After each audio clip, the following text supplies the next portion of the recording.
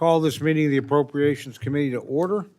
We have a very busy day and week ahead of us. Today, the committee will be marking up the Commerce, Justice, Science, Interior and Environment, and Energy and Water Development Appropriations bills for fiscal year 2025. Tomorrow, we'll be marking up our remaining three bills: Labor, Health, and Human Services, and Education, Transportation and Housing, and Urban Development, and Agriculture, Rural Development, and Food and Drug Administration. This is a large amount of material to get through in 2 days, but I'm confident we can do so with your cooperation. As with our previous markups, it's my intention that we will be here until we are finished, however late that may be. As a reminder, we will observe our committee rule that requires 1/5 of members present to support a request for recorded vote. So if an amendment's offered and you would like to support a request for recorded vote, please hold up your hand and hold it high so that the members and staff can see it and count it. I thank you for your cooperation. With that, in the interest of setting a good example for brevity and remarks, we'll turn to our first measure for today. Our first measure of business today is consideration of the Commerce, Justice, and Science and Related Agencies Appropriation Bill for fiscal year 2025. I now recognize Chairman Rogers to present the bill.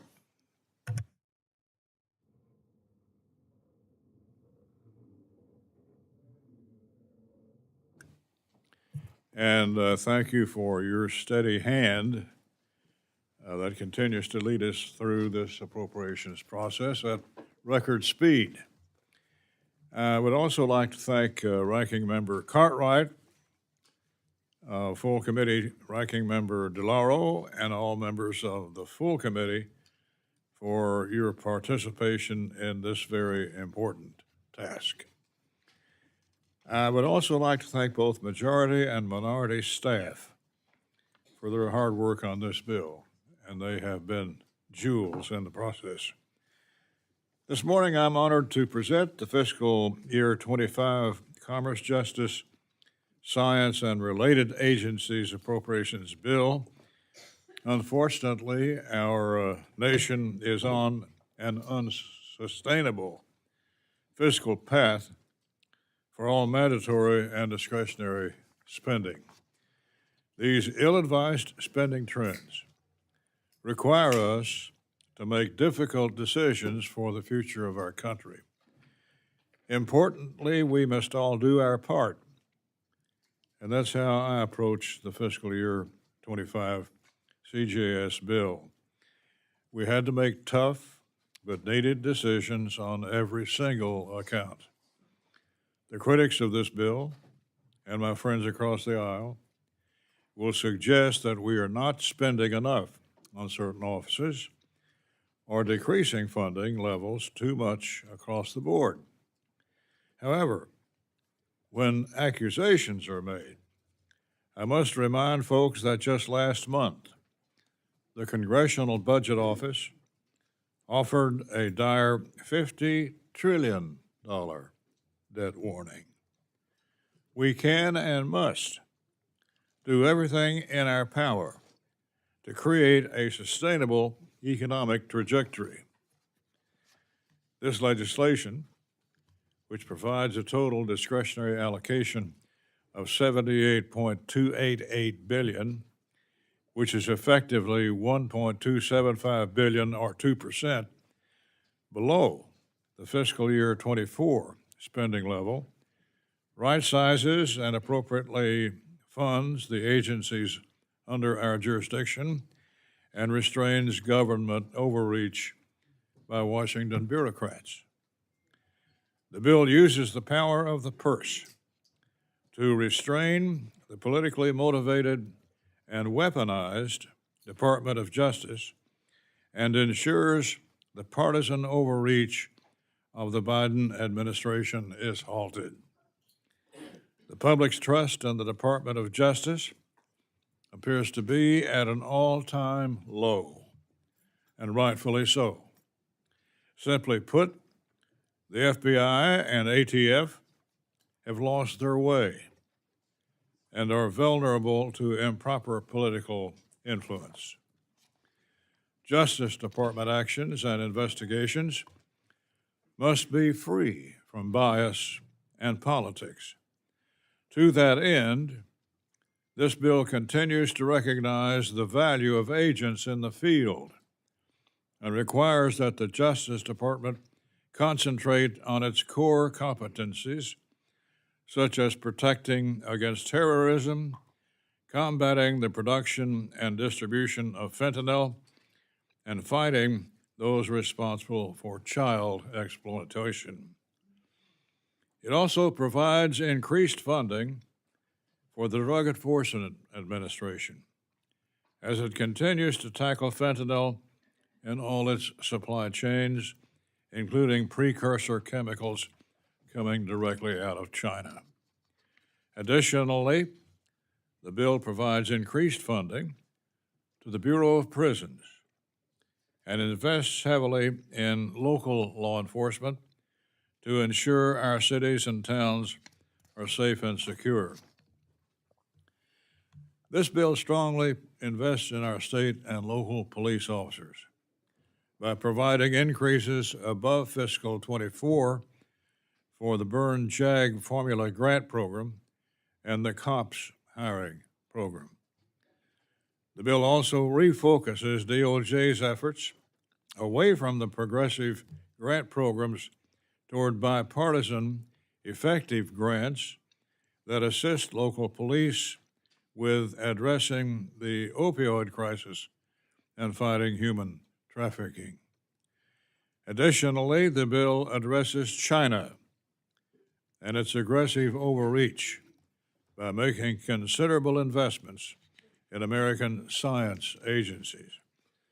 The bill makes strong investments in NASA, providing an increase of $303 million above fiscal 24. As China continues to advance their ambitious expedition to the moon and beyond, it's more vital than ever that the United States maintain its leadership in space exploration, scientific research, and technology advancement. In short, the fiscal year 25 CJS bill is an important step in the right direction and makes the right investments for our country, our economy, our competitiveness, our security, and for the American public. Mr. Chairman, I yield back. Thank you very much. I'd now like to recognize Mr. Cartwright for remarks on the bill. Thank you, Mr. Chairman. Good morning, my brothers.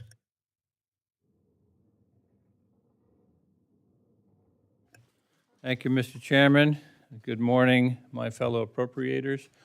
I want to begin by thanking our subcommittee chairman, Hal Rogers, for his continued friendship, for all of his hard work this year as chair of the subcommittee, and in particular for his long-standing hard work in the war against opioids and fentanyl. I also want to recognize that this will be the last CJS markup for two of our valued CJS subcommittee members, Dutch Ruppersberger and David Trone. It's going to be a sad day when we see the end of you around here as a member. I want to say also I am extraordinarily grateful for the Herculean efforts made by the staff on our side of the aisle. Bob Bonner as our clerk, Shannon McCulley, Faye Cobb, Nora Fay. They all got about 1 hour of sleep last night. And Chris Bigelow has been punching above his weight class all year. And I thank you, Chris. I've tremendously enjoyed working with each of you, and you've greatly enhanced the work of this subcommittee. Thank you for your many contributions to making good policy and making careful, thoughtful funding decisions. Regrettably, Mr. Chair, I must strongly oppose the appropriations bill that is before us this morning. This is a bill that significantly reduces support for law enforcement and other efforts to ensure the safety and the prosperity of the American people. It would greatly reduce the number of FBI special agents and analysts These are outstanding public servants who keep us safe by preventing and investigating everything from human and narcotics trafficking to public corruption and kidnappings, mass attacks, cyber crimes, and much, much more. The FBI's ability to catch criminals would definitely be damaged and public safety correspondingly compromised as a result of this bill. This bill also cuts funding for the Justice Department's National Security Division, which works to protect the American people against terrorism, espionage, and other national security threats. It weakens the Bureau of Industry and Security's critical work to prevent advanced American technologies from bolstering the military capabilities of Russia and the People's Republic of China. This bill would reduce the number of ATF agents working with state and local law enforcement to fight gun violence and illegal firearms trafficking, while adding several policy riders that would make it easier for firearms to end up in the hands of the wrong people. This bill would reduce the number of federal prosecutors, curbing our nation's ability to prosecute dangerous criminals. It's also worth emphasizing the damage this bill does to our state and local law enforcement officers who work closely with federal law enforcement every single day. They participate in federal task forces, collaborate on investigations, receive training from federal agencies. When federal law enforcement is cut, our state and local law enforcement suffers. The burden on their resources is increased, and their efforts and effectiveness are crippled. For this reason, several national law enforcement organizations have already written to the committee expressing serious concerns with the law enforcement cuts in this bill. In addition, the bill sharply reduces grants that prevent juvenile delinquency and violence against women. It completely eliminates funding for community violence intervention and prevention grants, as well as for grants to prevent and respond to hate crimes. And the Justice Department's Community Relations Service, which for nearly 60 years has worked to mediate and end community conflicts across the country, is essentially canceled out in the bill we have before us today. I believe all of this is the wrong approach for a CJS bill. A better approach would be funding levels that make lawbreaking harder in this country. Some other steps in the wrong direction are large cuts to programs aimed at empowering distressed communities and individuals. Economic Development Administration grants, which help create jobs and revitalize local economies, particularly in rural areas, are gutted by more than 35%. This bill also cuts funding for federal agencies that help promote American exports and fight unfair trade practices of other nations. The Legal Services Corporation, which provides critical, basic civil legal aid to the poorest of American families, seniors, and veterans, is cut by $71 million in this bill. The Equal Employment Opportunity Commission, which helps protect Americans against job discrimination and sexual harassment, is cut by $35 million. And last but not least, the budget of the National Oceanic and Atmospheric Administration is cut by well over $600 million below current level. This is where the best climate science research on this planet is accomplished. It's the wrong thing to cut. NOAA advances our scientific understanding of changes to the Earth's climate and how these changes affect our economy and our safety. America needs to continue to lead the research into climate science. We can talk all day about the debt and the deficit, but make no mistake, these harmful cuts are made in this bill to pay for the huge tax cuts for the wealthy, the well-connected, and the hugest of American corporations. For all of these reasons, I urge my colleagues to oppose this bill. But as we all know, this process does not end with the committee's action today. As this process moves forward, we need to do much more in all of these important areas to come together and form an agreement. I thank you, Mr. Chairman. I yield back. Thank you, gentlemen. Chair now recognizes himself for opening statement on the bill. Fiscal year 2025 Commerce, Justice, Science, and Related Agencies bill before us lays out clear priorities. We are elevating the protection and security of our communities and advancing our nation's leadership in innovation and economic opportunity. All this is done while enhancing government accountability and saving taxpayer dollars. How do these investments translate to daily impacts for our constituents? Our streets are made safer for our children and neighbors. From confronting the scourge of fentanyl and supporting our local law enforcement, we combat threats, violence, and crime. We also make sure localities have other critical safety tools, including access to important weather prediction services. The safeguarding of people and property against natural disasters is a concern felt across the country. These types of innovative capabilities reflect the ingenuity that has always moved America forward. And this measure further builds on that trajectory. We enable new advancements in research and ensure NASA can continue its work beyond the bounds of Earth. Importantly, we defend American research and development from being stolen and exploited by China. The bill limits executive overreach, preventing President Biden's administration from finalizing disruptive regulations that impede citizens and businesses. It provides key protections for the constitutional rights of Americans, including the right to bear arms and freedom of speech. It also halts the Justice Department from weaponizing the justice system for political purposes. Each investment makes America safer, stronger, and more prepared for the future. I thank Chairman Rogers for his thoughtful approach, and I strongly support this measure. With that, I yield back. I now recognize Ranking Member DeLauro for her opening remarks. Thank you, Mr. Chairman, for yielding, and I thank Chairman Rogers and Ranking Member Cartwright and the majority and the minority staff for their work on this bill, especially Bob Bonner, Nora Fay, Fay Cobb, and Shannon McCulley. The majority's Commerce, Justice, Science, and Related Agencies bill for fiscal 2025 is dangerous, it's reckless, and make Americans more vulnerable to violence and to crime in their homes and in their communities.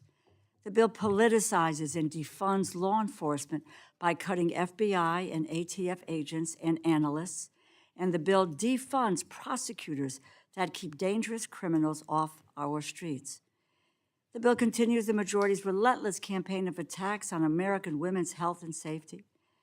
This bill attacks law enforcement and threatens U.S. national security. It hurts rural communities, and it tilts the economic playing field against everyday Americans. And the bill is full of roughly 100 inappropriate and harmful riders that do everything from loosen public safety laws to regulate women's health. The majority's bill defunds the FBI by nearly $1 billion, inevitably leading to a loss of thousands of positions at the Bureau, severely obstructing the Bureau's ability to keep Americans safe and keep dangerous criminals off our streets. I'm baffled as to why the majority's bill would obstruct federal law enforcement's ability to keep the American people safe and administer the rule of law. The FBI works day in and day out, year-round and around the world, keeping American families safe and bringing dangerous criminals to justice.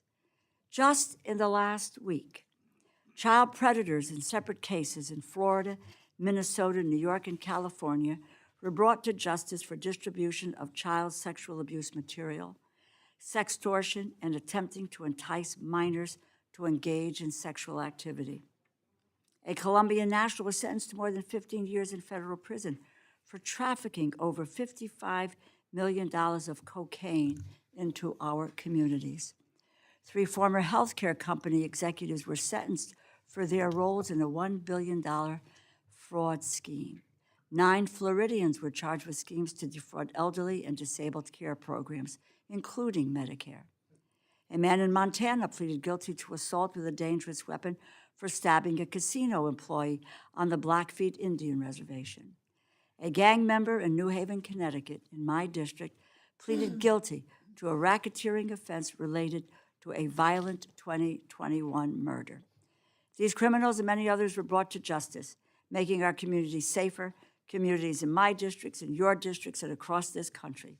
Since the calendar turned July, thanks to public servants at the FBI, whose workforce will be reduced under this bill. The FBI is helping to prosecute each of these crimes and take criminals off the streets, as they do across the country every single day without concern for politics. And defunding law enforcement is not the only way this bill jeopardizes American safety. Far from it. The majority's bill leaves schools, grocery stores, churches, concerts, and communities vulnerable to more devastating mass shootings by making it easier for dangerous individuals to get guns.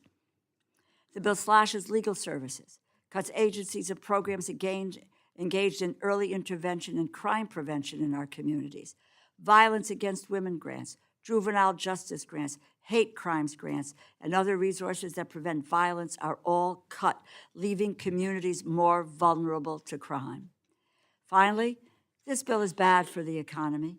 It is bad for rural Americans, as the majority's bill cuts economic development administration programs that create jobs, predominantly in rural communities. And this bill is bad for everyday, hardworking Americans across the country who cannot keep up with the high cost of living by cutting funding for the Department of Justice's Antitrust Division, after years of mergers across industries allowed the biggest companies, from grocery and home goods stores to airlines, to acquire their closest competitors. These corporations have relentlessly and shamelessly pursued and acquired record profits by price gouging Americans out of every dollar they can. Corporations have limitless resources for lawyers and lobbyists to fight for their interests. We must ensure that the Department of Justice can go toe-to-toe and fight to keep the economy fair for everyday Americans. Because this bill defunds and politicizes law enforcement, harms women, hurts the economy, and makes our communities less safe from violence and crime, I cannot support this bill. Democrats are at the table. We are ready to pass legislation that protects American safety.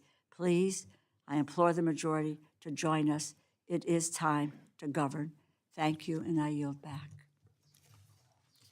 Are there any other members wishing to make general comments about the bill?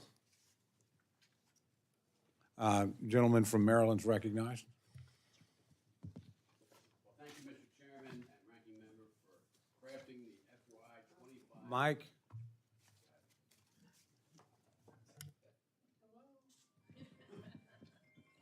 Thank you, Mr. Chairman and Ranking Member, for crafting the FY25 Commerce, Justice, Science, Appropriations Bill. I rise, unfortunately, in opposition to this bill. We face real and significant competition to our economic growth, strategic advancements, and our national security. The bill, because it's always under-resourced, doesn't allow us to stay ahead of the threats and competition we face. For example, we're looking at steep cuts to law enforcement. Because of this budget, the FBI is facing real damage, and we could lose hundreds of agents, which means our efforts to fight crime and our counterintelligence effectiveness is diminished. Did anyone catch 60 Minutes Sunday night and their update on Havana Syndrome? The agents impacted by this attack are pointing their fingers right at Russia. The 60 Minutes piece said a Russian intelligence officer came to the States, pretended to be a chef, and used that cover to attack a U.S. government agent working on countering Putin. Unfortunately, this bill slows the investigations into these attacks and the FBI's counterintelligence efforts. When we cut the Department of Justice, we impact our efforts to combat crime at the state and local level. If gangs are a problem, we don't continue cutting ATF, which tasks with setting up our gang strike forces. With the rise of cyber crimes and the attack hospitals and schools, we don't cut FBI agents. When crimes are becoming more and more sophisticated, we don't cut federal law enforcement. When it comes to NASA, the majority of this bill's efforts is placed solely on exploration when we need a wider engagement in space. China is our biggest competitor, and they are fully funding their space efforts. China matches the U.S. in the number of space launches. They have their own space station, their own satellite constellation to provide GPS. China's science missions, both on the moon and Mars, are discovering new information about water on the moon and dark matter that invigorates and strengthens China's science expertise.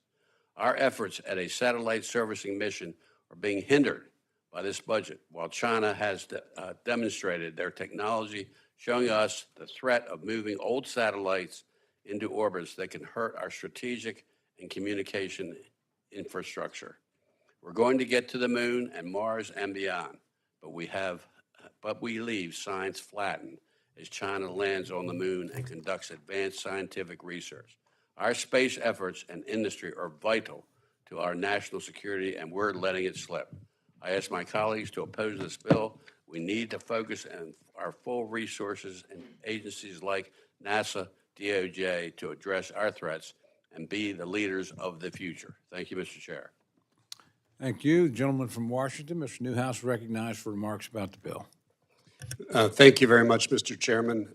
Chairman Rogers, I rise to express my appreciation to you and to your team's efforts in putting together this year's Commerce, Justice, and Science Appropriations Bill. There's two things that I'd like to focus on in the bill regarding fentanyl and China. Over the past year and a half, I've been running a fentanyl task force in my district, and more recently have been leading the Select Committee on the CCP's fentanyl working group to address the overdose epidemic that is facing our nation. You know, throughout these efforts, we found some amazing things. 97% of the fentanyl precursors in the world come from China.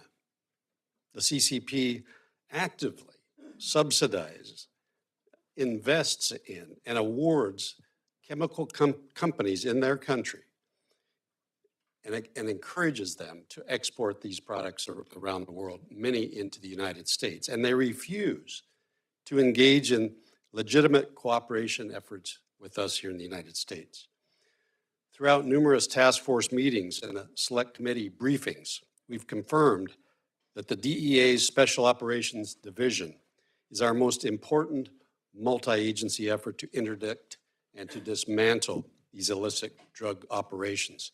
So I'm pleased to see in this bill, it responsibly funds the Drug Enforcement Administration at $3.4 billion, which is 8% more than Congress appropriated last fiscal year. And I'm just positive that these funds and related counter-narcotic operations will give our law enforcement officers the resources they need to protect as many American lives as possible. Additionally, the bill increases funding for programs that are used in each of our communities, such as the Office of Justice Programs, Burn JAG grants, the COPS program, and so much more. So again, thank you, Chairman Rogers, for your leadership in securing these law enforcement resources, and I certainly stand ready to help in any way that I can as the appropriation process continues here in committee, into the floor, and also into conference. Thank you, Mr. Chairman. I yield back. Thank you. The gentleman from Wisconsin, Mr. Bocan, is recognized for opening remarks about the bill. Thank you, Mr. Chairman. While there are many problems with this bill, I want to highlight one small but extremely significant problem that not only really has me disappointed, but I have to admit a bit disgusted. It's a new low, I think, in Congress in terms of discrimination and division. Last year, during this process, there were 2,400 earmarks in one line of the THUD bill, and 3 were removed. And guess what? Those 3 affected one group of people, the LGBTQ community, and we moved forward with that. During this process, we heard that they were going to outright ban LGBT earmarks, but obviously you would have been sued for doing that because that's discriminatory, in case anyone doesn't understand. So you banned all nonprofits on that T-HUD line from getting money. Ridiculous, but accomplished the problem for a few people in Congress who this seems to be a significant issue. This year, we put an earmark into a line in CJS, because that was not banned for nonprofits, to a faith-based organization, $125,000 to support the creation of a juvenile justice prevention and education for at-risk LGBTQ plus youth program. And through the process, we were told that if we would remove any reference to LGBTQ plus and change the public-facing description, the earmark would be all right. That is ridiculous. I am not going to throw a group of people under the bus that already have higher incarceration rates, worse experiences going into the program, all documented, face bias and in mistreatment and abuse in confinement facilities, on and on and on. And yet this earmark wasn't allowed from a member of Congress, much less a member of the Appropriations Committee, Mr. Chairman, to be included in this budget. That's discrimination, plain, simple, no matter how you want to put lipstick on the pig. It is a pig, a really dirty, smelly one at that. Now, there are other earmarks in here I support. Mike Garcia has 2 earmarks, for example, identical purpose, Los Angeles Children's Project and the Piles Boys Camp. And we should help kids who are going to go into possible incarceration, help to give them different direction in life. Tim Burchard has one for Big Brothers Big Sisters, exactly the same thing about avoiding going into the criminal justice system. I was a big brother for years and years and years. I was matched at 8 years old with a child who was 8 years old. And to this day, we still keep contact. He texted me the day he said, "You're about to become a big uncle," when he and his wife had a child. And he's now in his early 40s. We still keep contact. It's a great program. I wish I could have money targeted towards the Big Brothers and Big Sisters on the T-HUD line, but we couldn't because we had to be discriminatory overall, so we had to do this. But specifically go after a population of kids who are more at risk for criminal justice, and literally to tell us if we just took out those words that the earmark could go through is honestly beyond ridiculous and beyond comprehension. You know, in the 1930s and 40s, in another continent, there was a country that did this. They specifically targeted certain populations. And then they went a little broader to other populations. And then they went a little broader to other populations. Look, we are so much better than this. And I understand in your party right now, there is a contingent, I hope a small contingent, that this is extremely significant to. But we don't target any other group of people in the appropriations process. There are no profiles in courage going to be awarded today here, all right? That's what I said. Not just disappointed, Mr. Chairman. It's kind of a bit of disgust. And when I look at things like Project 2025, which also targets this community, and other things, I am really fearful for the direction of your party and fearful for the direction of actions like this. A faith-based organization trying to help kids stay out of incarceration who are targeted more, and we couldn't come up with the money. Mr. Chairman, I think this is a terrible move for the committee, and I yield back.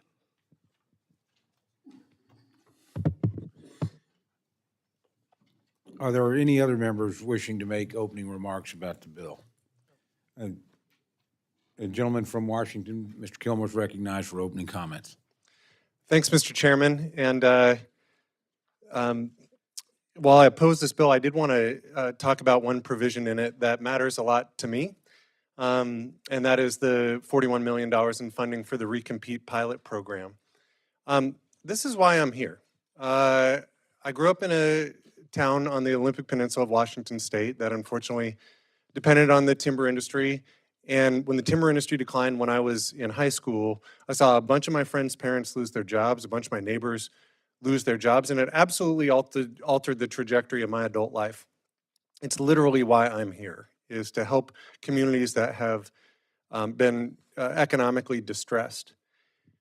Which is why we introduced something called the Recompete Pilot Program with a Republican appropriator in the last Congress.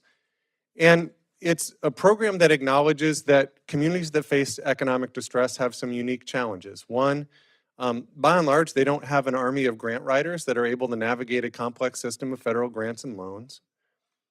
Two, while a one-year one-off grant can be successful, most of these communities didn't fall into economic distress in 1 year, and they're not going to get out in 1 year. And so prolonged, persistent, multi-year support matters. And three, it acknowledges that different communities have different needs. Even within my district, you know, there's towns like the one I grew up in that have a certain set of challenges. There's towns in the southern part of the district that have issues related to flooding. Different distressed communities have different needs. And so the Recompete program was really designed to provide flexible, long-term, multi-year support for communities that have faced persistent economic distress.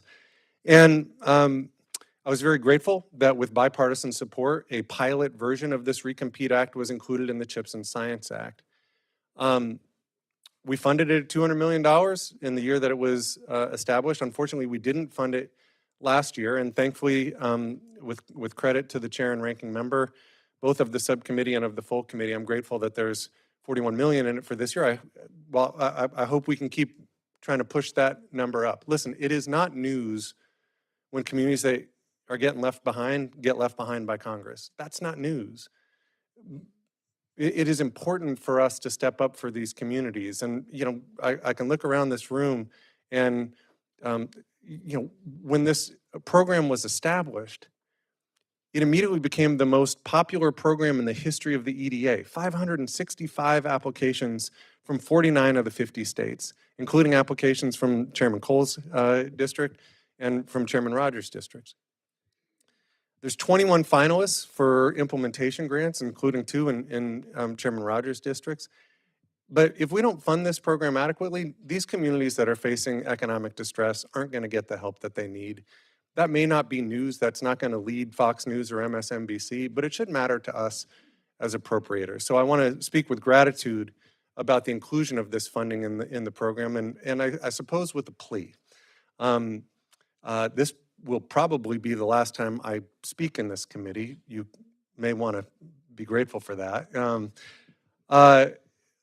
You know, and I think perhaps Chairman Rogers and Chairman Cole and Ranking Member Cartwright and Ranking Member DeLauro can speak to the fact that they probably considered putting out a restraining order out against me for the number of times I've talked to them about this Recompete program. My plea to you is 6 months from now, when I'm not here, people need to stand up for these communities that are facing economic distress. And I hope that you all will take up the gauntlet and champion these communities that need more champions. I do want to just say, since it is probably my last time speaking in this committee, gratitude to the chair and ranking member of the full committee and to the chair and ranking member of this subcommittee and to all the chairs and ranking members on the subcommittees on which I serve. I am grateful for your leadership. I'm grateful that this is a committee that really tries to chart a different course.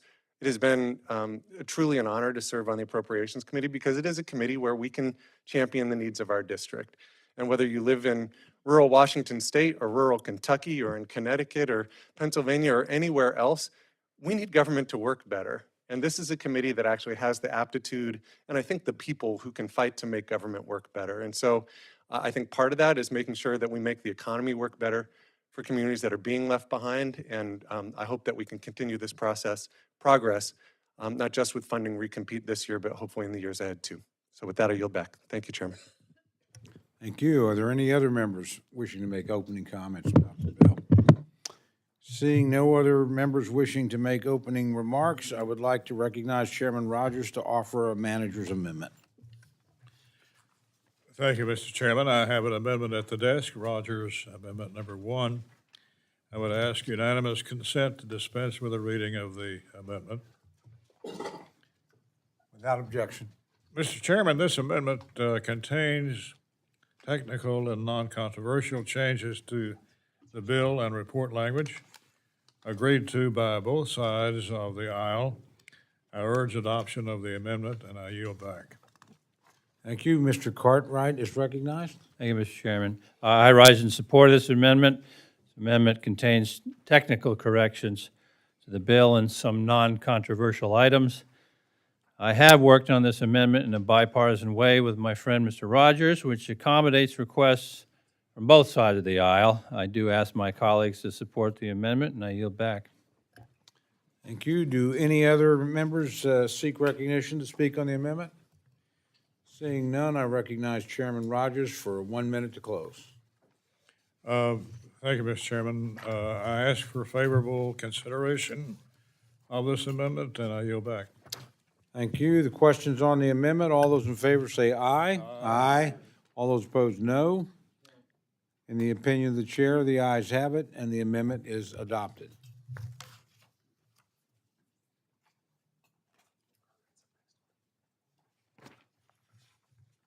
Mr. Cartwright is recognized for the purpose of an amendment. I ask for unanimous consent for the waiving of the reading of the amendment. Without objection. I rise in support of my amendment. As I mentioned in my opening remarks, the bill in its current form would limit DOJ's ability to prevent and investigate everything from human and narcotics trafficking to cyber crimes and terrorism. And to underscore just how misguided this attack on federal law enforcement is, let me remind my colleagues of what FBI Director Chris Wray said at the FBI's FY25 budget hearing before the CJS subcommittee. He said, quote, "Cuts to us are cuts to our partners, state and local law enforcement agencies and officers who are on the ground putting themselves in the line of fire, often quite literally. And that is just one way these cuts are going to have real impacts on the American people," unquote. For those who have not seen the letter to the committee from the nonpartisan U.S. Conference of Mayors dated 27 June 2024, let me highlight one passage in response to underfunding federal law enforcement that I think sums it up well. Quote, "America's mayors are shocked and concerned by the FY 2025 Commerce, Justice, Science Appropriations Bill. Just as we're making progress in reducing crime and violence in our cities, it would move us in the opposite direction," unquote. That's a pretty good indication to me that cuts to federal law enforcement only undermine our local communities, who are certainly not resourced in a way to tackle challenges such as drug trafficking and human smuggling on their own. And we've heard extensively about some of the impacts the funding cuts contained in the bill will have on the ability of agencies like the FBI, the Marshal Service, and the U.S. Attorney's Office to keep personnel on board. I say enough is enough. My amendment would restore the funding that I believe is critical for federal law enforcement to keep our communities safe from violent criminals and terrorists, and ensure the Department of Justice has the resources it needs fully to prosecute these offenders. This amendment is fully offset, specifically from a rescission from the Department of Commerce's non-recurring expenses fund, which was enacted last year and was contemplated as part of the deal on the Fiscal Responsibility Act. I support this amendment, and I urge my colleagues to vote yes. Do any other members seek recognition to speak on the amendment? Chair recognizes Mr. Rogers. I rise in opposition to the amendment. This amendment would increase funding for multiple components within the Department of Justice. The fiscal 25 bill was crafted to ensure that agencies would be funded sufficiently to perform their core obligations while staying within our subcommittee's allocation. That process required difficult decisions that I hope will ultimately better focus some of these components. Funding these increases by taking such a large rescission, essentially a budget gimmick, is not the appropriate way for us to proceed. For that reason, I oppose this amendment, urge my colleagues to do the same, and I yield back. Ranking member of the full committee is recognized for comments on the amendment. Thank you, Mr. Chairman. I rise in support of Representative Cartwright's amendment, which provides $1.7 billion in additional funding for several critical law enforcement agencies, including the FBI, the U.S. Attorney's Office, the U.S. Marshals, and DOJ's, the Department of Justice National Security Division. In my opening remarks, I spoke about how FBI agents are working hard every day to keep Americans safe and how many criminals they have brought to justice this week alone. But the FBI is only one part of the federal law enforcement apparatus. They work alongside and in support of many brave men and women in other agencies. The U.S. Marshals are the oldest law enforcement agency in the country, created by George Washington and the Judiciary Act of 1789. They ensure the smooth operation of our justice system, the efficacy of judges' orders, including locating fugitives and protecting witnesses. Just this week, the Department of Justice announced that the Marshals had completed a 6-week operation that successfully located over 200 missing children, including one barely 5 months old. But catching criminals does no good if we cannot effectively prosecute them, and that is where the U.S. attorneys come in. They are responsible for prosecution, and just this week, they secured guilty pleas against 3 Indiana residents who trafficked a kilogram of methamphetamine across state lines. Each one of these agencies fills a vital role in the process of our law enforcement, and cutting funding for one of these agencies necessarily undermines the ability of all the others to do their jobs effectively. I continue to be aghast at how eagerly my Republican colleagues have sought to defund these vital law enforcement agencies. They've ignored the needs of Americans who are concerned about crime, especially by well-organized criminal groups and international syndicates that these federal agencies are dedicated to disrupting. We must fund our federal law enforcement agencies adequately, or we will all pay the price. Our streets, our homes, and our children will be less safe, and success stories like the ones I shared today will be rarer and rarer to find. I urge my colleagues to support this amendment, and I yield back. Do any other members seek recognition to speak on the amendment? If there are no further debate, the gentleman from Kentucky is recognized for 1 minute to close. Oh, I'm sorry, excuse me. Actually, the gentleman from Pennsylvania is recognized to close. My mistake, I apologize. Well, I do like Kentucky, Likes the bourbon. but I am from Pennsylvania. I'm very proud of that.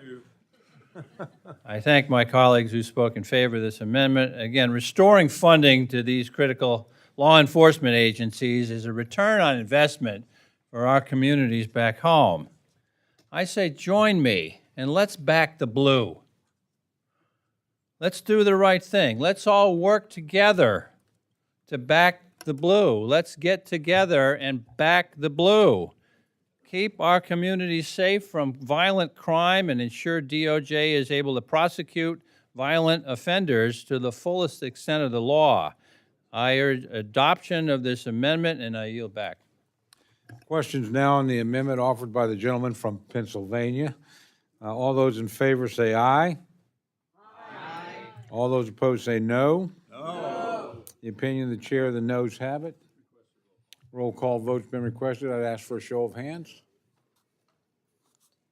Sufficient number having been raised, recorded vote has been requested, and the clerk will call the roll. Mr. Adderholt? No. Mr. Adderholt, no. Mr. Aguilar? Mr. Amadei? No. Mr. Amadei, no. Mrs. Bice? Mr. Bishop? Mr. Calvert? No. Mr. Calvert, no. Mr. Carl? No. Mr. Carl, no. Mr. Carter? No. Mr. Carter, no. Mr. Cartwright? Aye. Mr. Cartwright, aye. Mr. Case? Mr. Siscomani? Mr. Klein? No. Mr. Klein, no. Mr. Cloud? Mr. Cloud, no. Mr. Clyde? Mr. Clyde, no. Mr. Cole? No. Mr. Cole, no. Mr. Cuellar? Mr. Cuellar, aye. Ms. DeLauro? Ms. DeLauro, aye. Mr. Diaz-Balart? Mr. Edwards? Mr. Edwards, no. Mr. Elzey? Mr. Elzey, no. Mr. Espaillat? Mr. Fleischman? Mr. Fleischman, no. Ms. Frankel? Mr. Franklin? Mr. Franklin, no. Mr. Garcia? Mr. Garcia, no. Mr. Gonzalez? Mr. Gonzalez, no. Ms. Granger? Mr. Guest? Mr. Harder? Dr. Harris? Dr. Harris, no. Mrs. Hinson? Mrs. Hinson, no. Mr. Hoyer? Mr. Joyce? Mr. Joyce, no. Ms. Capter? Ms. Capter, aye. Mr. Kilmer? Mr. Kilmer, aye. Mr. LaTurner? Mr. LaTurner, no. Ms. Lee of California? Ms. Lee of California, aye. Ms. Lee of Nevada? Ms. Letlow? Ms. Letlow, no. Ms. McCollum? Ms. McCollum, aye. Ms. Ming? Ms. Ming, aye. Mr. Molinar? Mr. Molinar, no. Mr. Morelli? Mr. Morelli, aye. Mr. Newhouse? Mr. Newhouse, no. Ms. Pingree? Ms. Pingree, aye. Mr. Pocan? Mr. Pocan, aye. Mr. Quigley? Mr. Quigley, aye. Mr. Reschenthaler? Mr. Rogers? Mr. Rogers, no. Mr. Ruppersberger? Mr. Ruppersberger, aye. Mr. Rutherford? Mr. Rutherford, no. Mr. Simpson? Mr. Simpson, no. Mrs. Torres? Mr. Trone? Ms. Underwood? Ms. Underwood, aye. Mr. Valadeo? Ms. Wasserman Schultz? Mrs. Watson Coleman? Ms. Wexton? Ms. Wexton, aye. Mr. Womack? Mr. Womack, no. Mr. Zinke? No. Mr. Zinke, no. Does any member wish to record their vote or change their vote? Gentlelady from Florida? Ms. Frankel, aye. Are there any, gentlelady from Oklahoma? The gentlelady's not recorded. Mrs. Bice, no. Are there any others? Seeing none, the clerk will tally.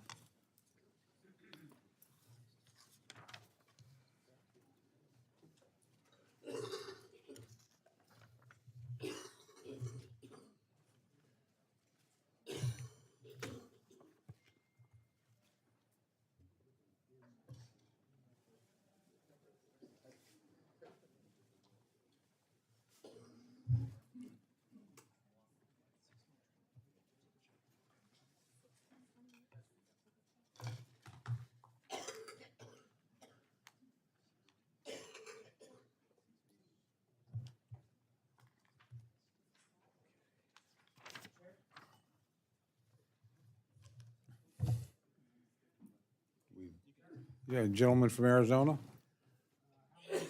Gentleman's not recorded. Mr. Siscomani, no.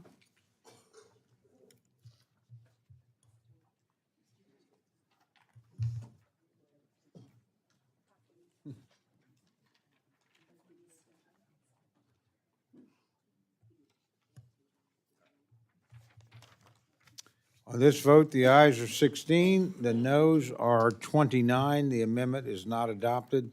Is there any further amendment or discussion? I now recognize Chairman Rogers to offer a Republican amendment en bloc. Thank you, Mr. Chairman. I have an amendment at the desk, Rogers Amendment Number 2.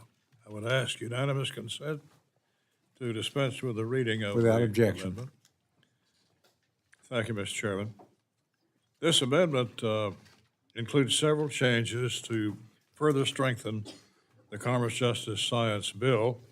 A few highlights: support for the FBI's investigation of transnational criminal organizations and counter-narcotics efforts in Central America.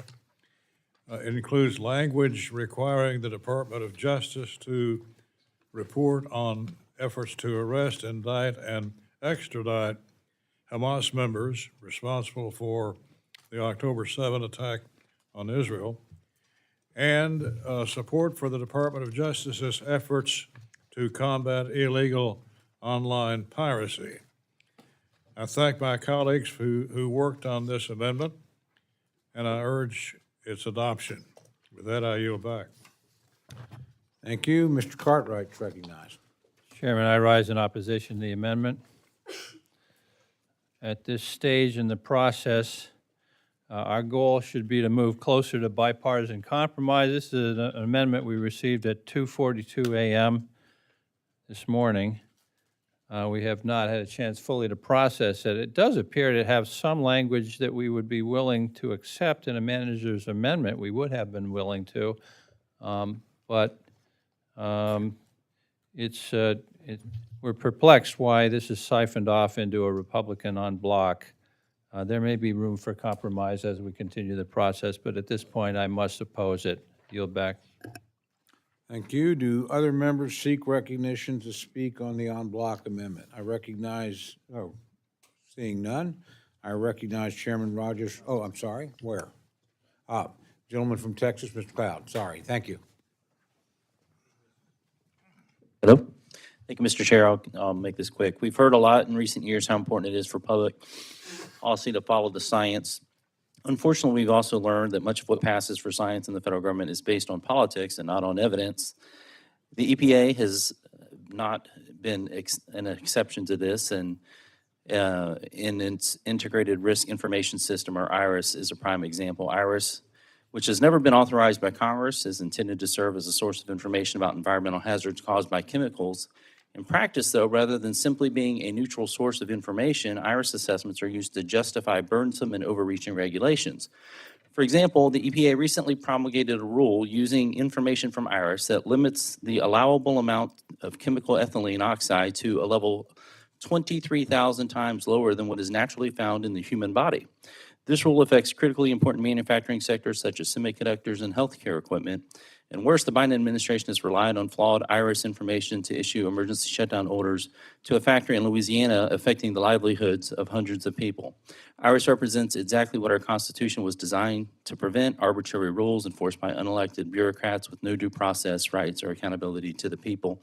My amendment would prohibit those funds, and I appreciate the fact that it was included in the en bloc.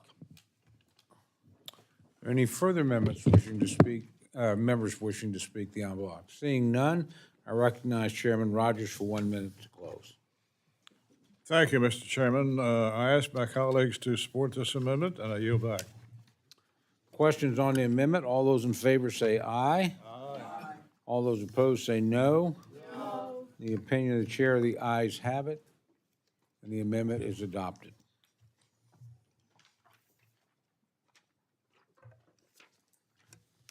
Ms. DeLauro is recognized for the purpose of an amendment.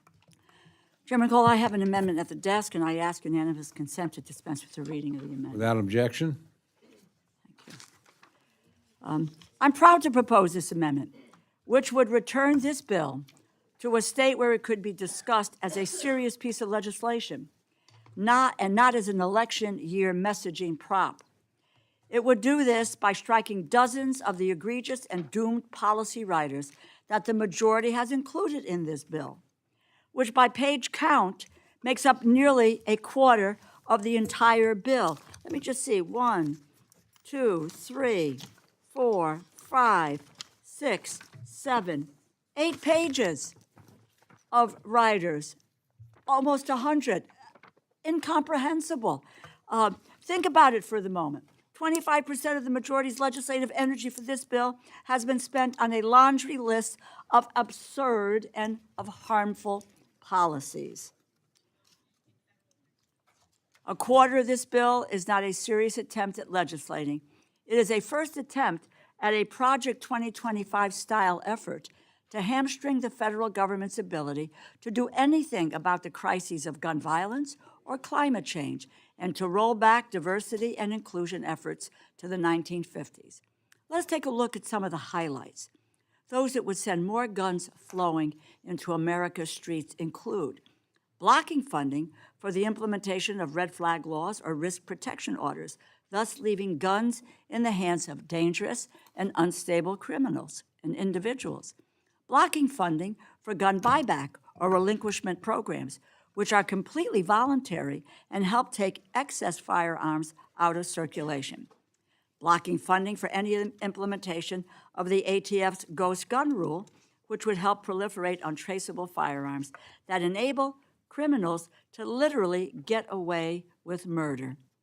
There are also the usual grab bag of anti-diversity, pro-pollution, and culture war riders as well, including prohibiting any funding for implicit bias training for federal employees, enabling discrimination against LGBTQ+ individuals, prohibiting any use of funds for environmental, social, or governance investments, and prohibited any funding for the NIST Center of Excellence in Climate Change, which would help coordinate research to develop standardized methods and metrics for forecasting climate impacts in our communities.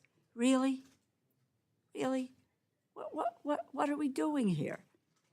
None of these riders have any chance of passing the Senate. All we are doing is wasting time and energy on ideas that have been proven to make Americans less safe, our climate more dangerous and unpredictable, and our government agencies less responsive to and representative of the diverse country that we serve. Democrats are ready to have a serious discussion about this legislation, how best to protect Americans and to ensure that we are able to respond to the pressing economic and climate issues of our time. I urge my colleagues to support this amendment, and I yield back. Thank you. Mr. Rogers is recognized to speak to the amendment. I rise in opposition to the amendment. The fiscal 25 bill includes numerous general provisions that hold this administration accountable and prohibit them from taking harmful action. This amendment guts the bill by striking 3 appropriations provisions and 84 sections from the bill's general provisions titles. If this amendment was adopted, important measures reining in executive branch overreach would be lost. This ranges from requiring performance metrics for immigration judges, to reduce the immigration case backlog, to restricting the ATF's ability to go after law-abiding gun owners, to prohibiting funding for wasteful offices in the federal government. For that reason, I oppose the amendment, urge my colleagues to do the same, and I yield back. Thank you. Mr. Cartwright is recognized to address the amendment. Thank you, Mr. Chairman. I want to associate myself with the remarks of 2 of my colleagues, Mr. Pocan of Wisconsin, Mr. Kilmer of Washington. They spoke this morning of the importance for us to remember that we are appropriators, and we are the people who are expected to rise above the regular din of gratuitous partisanship. I hope we can find a way to do that ultimately with this bill. You know, we call these riders poison pills. There are over 100 of these controversial, problematic policy riders that we call poison pills in this bill. My goodness, this bill has so many poison pills, it is the Lucretia Borgia of appropriations measures. These range from divisive culture war policies to dangerous attacks on women's reproductive rights to prohibitions on climate research that are based on ideology rather than scientific rigor. This amendment would strike many of the most divisive and controversial provisions in this bill. It gets rid of the poison pills, and adoption of this amendment would move us closer to the bipartisan compromise that will be required actually to get this bill done on behalf of the American people. We should be focused on funding law enforcement, boosting economic opportunity for American businesses, and investing in American STEM talent, not using appropriations bills further to push a divisive policy agenda. So because of all of those things, I urge my colleagues to vote yes on this amendment. I yield back. Are there additional members wishing to speak on the amendment? Seeing none, if there's no further debate, the gentlelady is recognized for 1 minute to close. Thank you, Mr. Chairman. I want to say a thank you to my colleagues who joined in supporting this amendment and really shining a light on this absurd amount of poison pill riders that have really been jammed into this bill. I love Lucretia Borgia. That's really great, Mr. Cartwright. Americans are worried about gun violence in their communities, and they're watching what we're doing here today. LGBTQ Americans and their families are watching. Americans who have lost their homes or loved ones to increased natural disasters from climate change are watching. And they're all seeing what policies that this Republican majority is prioritizing in their bill today. And they know that these will only make their lives worse. And I urge my colleagues to support this amendment, and I yield back. Questions now on the amendment offered by the gentlelady from Connecticut. All those in favor say aye. Aye. All those opposed say no. No. The opinion of the chair, the noes have it. Recorded vote. Recorded vote has been requested. All those in favor raise their hand. A sufficient number having raised their hand, the recorded vote is ordered. The clerk will call the roll. Mr. Adderholt? No. Mr. Adderholt, no. Mr. Aguilar? Mr. Amadei? No. Mr. Amadei, no. Mrs. Bice? Mrs. Bice, no. Mr. Bishop? Yes. Mr. Bishop, aye. Mr. Calvert? Mr. Calvert, no. Mr. Carl? No. Mr. Carl, no. Mr. Carter? No. Mr. Carter, no. Mr. Cartwright? Aye. Mr. Cartwright, aye. Mr. Case? Mr. Siscomani? Mr. Klein? Mr. Cloud? Mr. Cloud, no. Mr. Clyde? Mr. Clyde, no. Mr. Cole? No. Mr. Cole, no. Mr. Cuellar? Mr. Lauro? Aye. Mr. Lauro, aye. Mr. Diaz-Balart? Mr. Edwards? No. Mr. Edwards, no. Mr. Elzey? No. Mr. Elzey, no. Mr. Espaillat? Mr. Espaillat, aye. Mr. Fleischman? No. Mr. Fleischman, no. Ms. Frankel? Aye. Ms. Frankel, aye. Mr. Franklin? No. Mr. Franklin, no. Mr. Garcia? No. Mr. Garcia, no. Mr. Gonzalez? No. Mr. Gonzalez, no. Ms. Granger? Mr. Guest? Mr. Harder? Dr. Harris? Dr. Harris, no. Mrs. Hinson? Mrs. Hinson, no. Mr. Hoyer? Mr. Joyce? No. Mr. Joyce, no. Ms. Capter? Aye. Ms. Capter, aye. Mr. Kilmer? Aye. Mr. Kilmer, aye. Mr. LaTurner? No. Mr. LaTurner, no. Ms. Lee of California? Aye. Ms. Lee of California, aye. Ms. Lee of Nevada? Aye. Ms. Lee of Nevada, aye. Ms. Letlow? No. Ms. Letlow, no. Ms. McCollum? Aye. Ms. McCollum, aye. Ms. Ming? Aye. Ms. Ming, aye. Mr. Molinar? No. Mr. Molinar, no. Mr. Morelli? Aye. Mr. Morelli, aye. Mr. Newhouse? No. Mr. Newhouse, no. Ms. Pingree? Aye. Ms. Pingree, aye. Mr. Pocan? Aye. Mr. Pocan, aye. Mr. Quigley? Aye. Mr. Quigley, aye. Mr. Reschenthaler? No. Mr. Reschenthaler, no. Mr. Rogers? No. Mr. Rogers, no. Mr. Ruppersberger? Aye. Mr. Ruppersberger, aye. Mr. Rutherford? No. Mr. Rutherford, no. Mr. Simpson? No. Mr. Simpson, no. Mrs. Torres? Mr. Trone? Ms. Underwood? Aye. Ms. Underwood, aye. Mr. Valadeo? No. Mr. Valadeo, no. Ms. Wasserman Schultz? Mrs. Watson Coleman? Yes. Mrs. Watson Coleman, aye. Ms. Wexton? Ms. Wexton, aye. Mr. Womack? Mr. Zinke? No. Mr. Zinke, no. Does any member wish to record their vote or change their vote?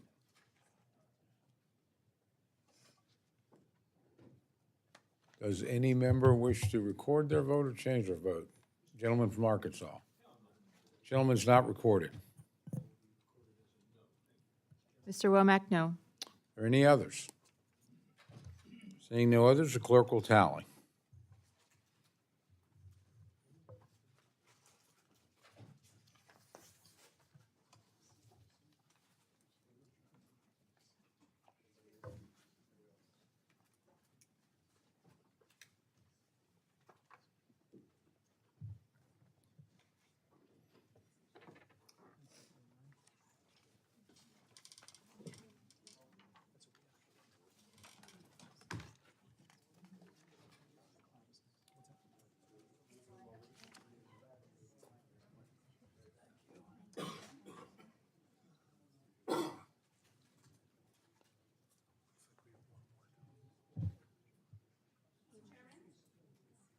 A gentlelady is recognized.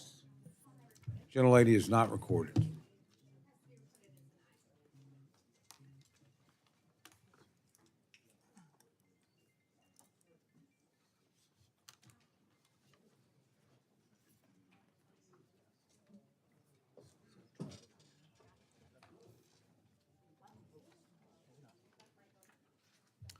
Gentleman is recognized.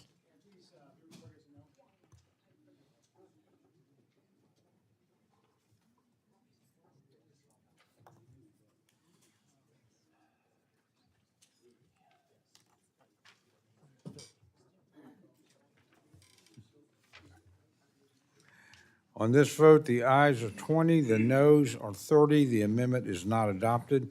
Is there any further amendment or discussion?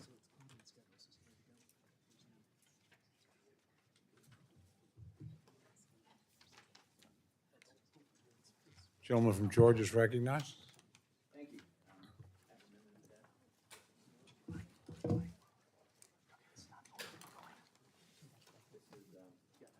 We'd ask the gentleman which amendment?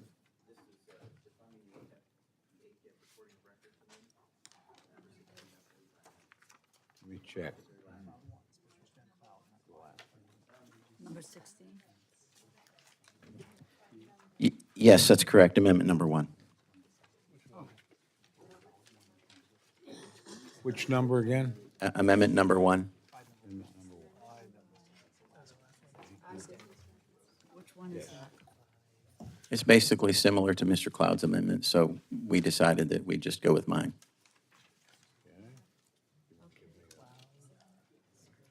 He's got almost two that are very similar. Save us a little bit of time. We're all for that. Okay, Thank you, Mr. Chairman. you bet. Gentleman, Mr. Clyde is recognized for his amendment. Thank you, sir. I ask unanimous consent that the amendment be considered Without as read. objection? Thank you, sir. 2 weeks ago, Mr. Cloud and I visited the ATF Out of Business Records Processing Center in West Virginia, and I met some very dedicated and amazingly talented people at ATF. But I also saw what they have been directed to do, and so I'm introducing this amendment to bring the ATF into compliance with the law as it is written and passed by Congress in 1986, called the Firearms Owners Protection Act, which is now 18 U.S.C. 926 Alpha 3. The law required out-of-business federal firearms licensees to transfer to ATF all their records less than 20 years old. Hence, the Out-of-Business Records Division at ATF was established. Well, that same law that requires out-of-business FFLs to send those records to ATF also prohibits the government from recording those records. The law, as now recorded in 18 U.S.C. 926 Alpha 3, says, no such rule or regulation prescribed after the date of the enactment of the Firearms Owners Protection Act may require that records required to be maintained under this chapter or any portion of the contents of such records be recorded at or transferred to a facility owned, managed, or controlled by the United States or any state or political subdivision. That's part 1. Nor that any system of registration of firearms, firearm owners, or firearm transactions be established. That's part 2. And that's current law. This prohibition was supposed to prevent the recording of these records, in part or in whole, at any government facility and to prevent the records from being recorded at a private facility and then being transferred to the government. The law covered all bases. In 2021, Rep. Cloud inquired in a letter to the ATF, and in their response dated February of 2022, they acknowledged that they have recorded in digital format almost 900 million records. And they are on their way to 1 billion firearm transaction records from out-of-business federal firearms licensees. So this law prohibits ATF from recording transactions or any part of them and from using those records to establish a registration database. That is a 2-part prohibition. Now, ATF claims that because their database is not a name-searchable database, that they're not creating a registry. But I think that actually is irrelevant, as the first part prohibited the recording of paper transaction records, and they are now doing that with high-speed scanners. I cannot see how this is not a violation of the law.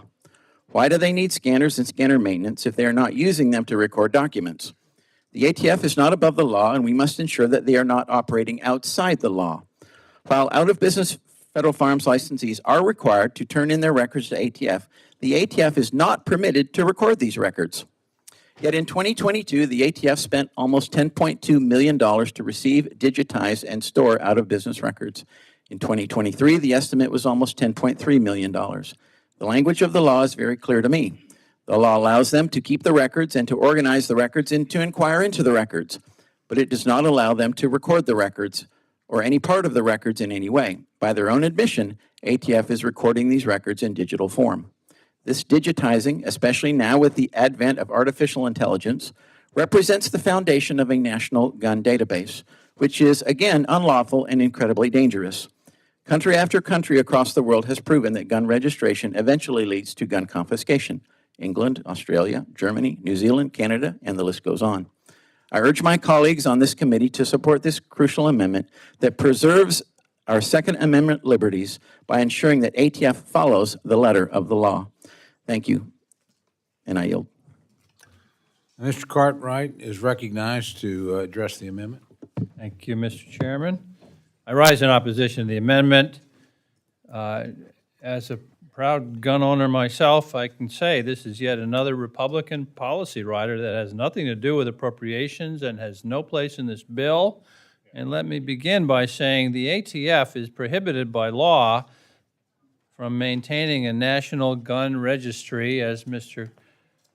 Clyde, the proponent of this amendment, pointed out. Congress did that. Congress did that. Congress has also mandated that federal firearm licensees must give transaction records to ATF upon going out of business. When ATF receives out-of-business records, they are scanned into an image. This does not amount to the creation of a gun registry. They have to be manually searched. This amendment would prevent ATF from utilizing this system for future records. It would also require ATF to purge those existing records that are used in the important crime gun tracing work that is done today, which is critical to supporting state and local law enforcement crime investigations. Our local police rely on this work when crimes are committed. From 2000 to 2023, ATF indicates that crime gun trace requests have surged by 208%, jumping from roughly 200,000 in 2000 to over 645,000 last year. All this amendment would really do is undermine the ability of law enforcement to solve crimes. I support ATF and the critical role it plays in combating crime. I oppose this amendment, and I urge my colleagues to do the same. Yield back. Thank you. Mr. Rogers is recognized to address the amendment. Thank you, Mr. Chairman. I rise in opposition. I understand some members' concern with the possibility that ATF may be maintaining a gun registry or simply requiring too many records that would be collected from federal firearms licensees, rather than address the requirement that records be collected in the first place. This amendment would hamstring ATF when carrying out activities that would still be required by law and could cost the agency more in the long run. I'm also concerned with the idea of potentially limiting or harming law enforcement's ability to conduct valid traces on firearms that may have been used in the commission of a crime. Finally, in recognition of the belief that ATF could develop a gun registry, the bill already includes language clearly prohibiting the agency from doing so. For these reasons, I oppose the amendment, urge my colleagues to do the same, and I yield back. Do any other members seek to speak to the amendment? Mr. Yes, Cloud's Mr. recognized. Chairman, thank you for working with us. I had a similar amendment, and for the sake of time, we have joined our efforts into this one. As has been mentioned, Title 18, Section 926 of the U.S. Code prohibits the federal government from maintaining such a federal gun registry. And our research has led us to find that virtually a billion gun records are now being stored in a digital database at the ATF. What has been especially concerning has been the ATF's recent efforts to enlarge this database.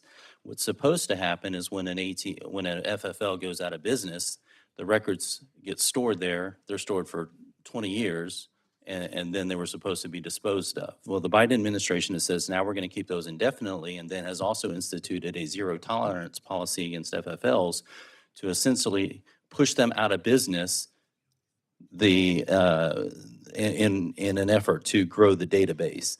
This is very troubling and something that people who are very concerned about their Second Amendment rights are very concerned about, and we should support this amendment to make sure that this practice has not. I will say also, in my efforts to communicate with ATF on this issue, we have asked for information on traces that lead to prosecutions. They are not able to provide that sort of information. I am still trying to drill down on this. I have a couple more amendments coming up that will introduce some report language to help us get more information on this. But in the meantime, I do support this amendment. Thank you. Do any other members wish to address the amendment? The gentleman from Maryland is recognized. Thank you very much, Mr. Chairman. The gentleman from Georgia and the gentleman from Texas have it exactly right. What this amendment does is this stops the federal government from making a registry of firearms. And it's a technology registry. Because to say that, well, you know, we can't do traces if we don't have this is ridiculous, because we've done traces for decades.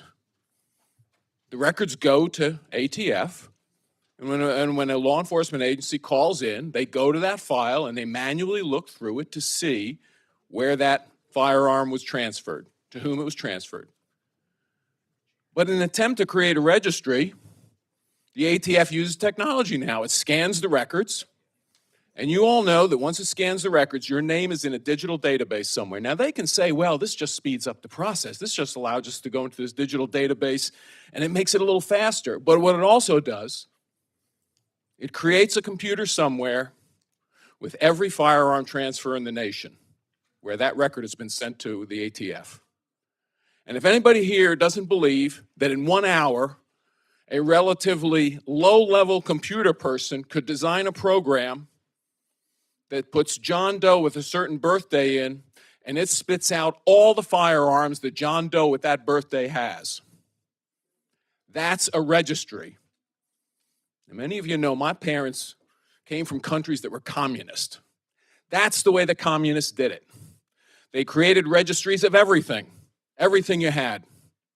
And then when they wanted to go after you, they knew whether you had a firearm. They knew whether you had a rifle because you were a hazard to the state. And they confiscated it, or worse. Look, that Second Amendment is pesky to some people.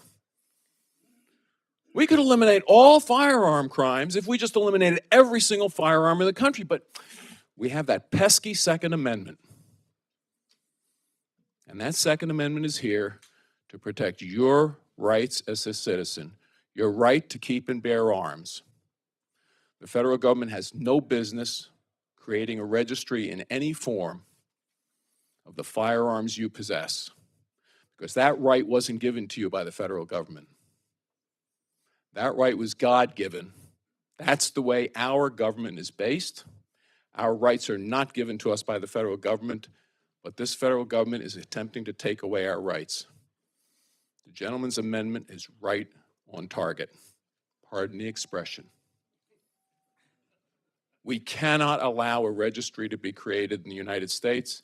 The ATF is doing it, and this is an appropriate place to put a stop to it. I yield back. Do any other members wish to address the amendment? Seeing none, the gentleman is recognized. Oh, I'm sorry, where? I beg your pardon. Gentlelady is recognized. Welcome back, Bonnie. Pardon me? Welcome back. Welcome back. Oh, thank Thank you. Thank you. I'm glad to be back.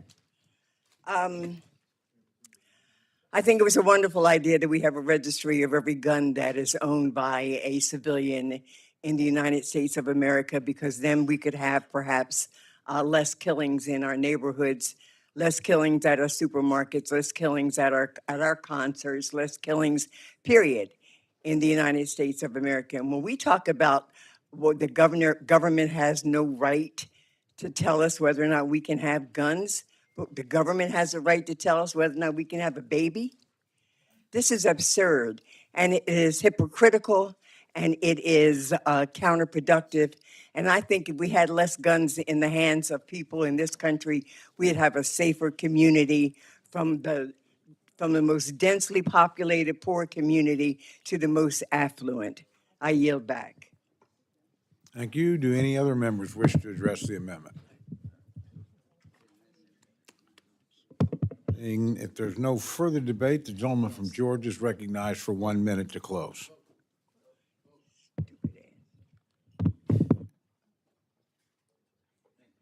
Thank you, Mr. Chairman. You know, my amendment is simply the defunding of what I see as a violation of the law. It simply restates the existing law, and the law is very clear. How can we say that it's okay to record when the law specifically says no such rule or regulation prescribed after the date of the Firearms Owners Protection Act may require that records be recorded at or transferred to a United States facility? I mean, this is really clear, and it's very clear that when you photocopy something or that when you digitize something, you are recording it. And when you record it, you're violating 18 U.S.C. 926. So with that, I ask all members to support this amendment, and I yield back. Questions now on the amendment offered by the gentleman from Georgia. All those in favor say aye. Aye. All those opposed say no. Opinion of the chair, the noes have it. The noes have it. A recorded vote's been requested. All those in favor, please raise their hand.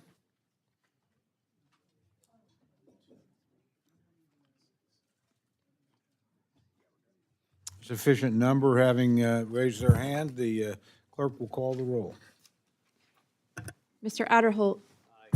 Mr. Adderholt, aye. Mr. Aguilar. Mr. Amade. Mr. Amade, aye. Mrs. Bice. Mrs. Bice, aye. Mr. Bishop. Mr. Bishop, no. Mr. Calvert. Mr. Calvert, aye. Mr. Carl. Mr. Carl, aye. Mr. Carter. Mr. Carter, aye. Mr. Cartwright. Mr. Cartwright, no. Mr. Case. Mr. Case, no. Mr. Siscomani. Mr. Siscomani, no. Mr. Klein. Mr. Klein, aye. Mr. Cloud. Mr. Cloud, aye. Mr. Clyde. Mr. Clyde, aye. Mr. Cole. Aye. Mr. Cole, aye. Mr. Cuellar.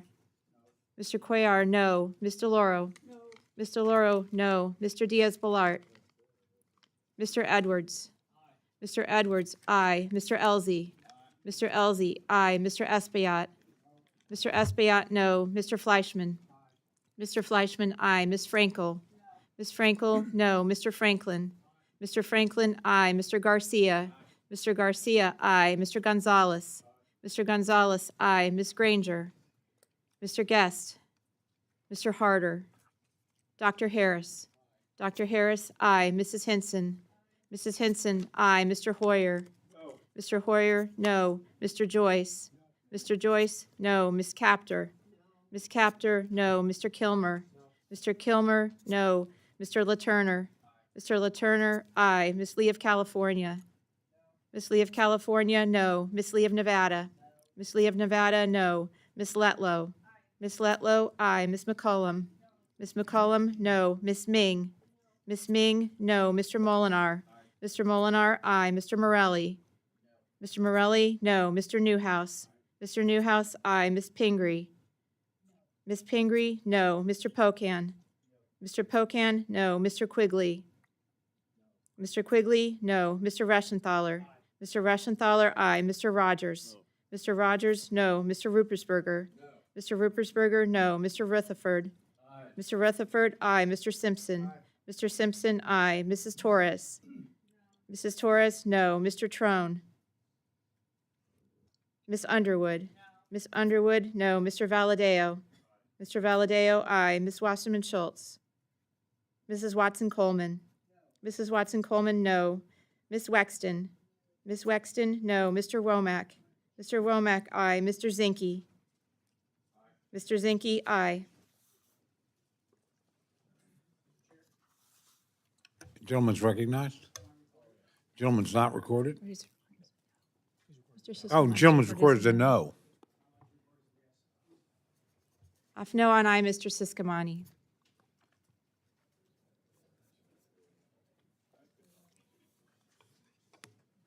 Clerk will tell him.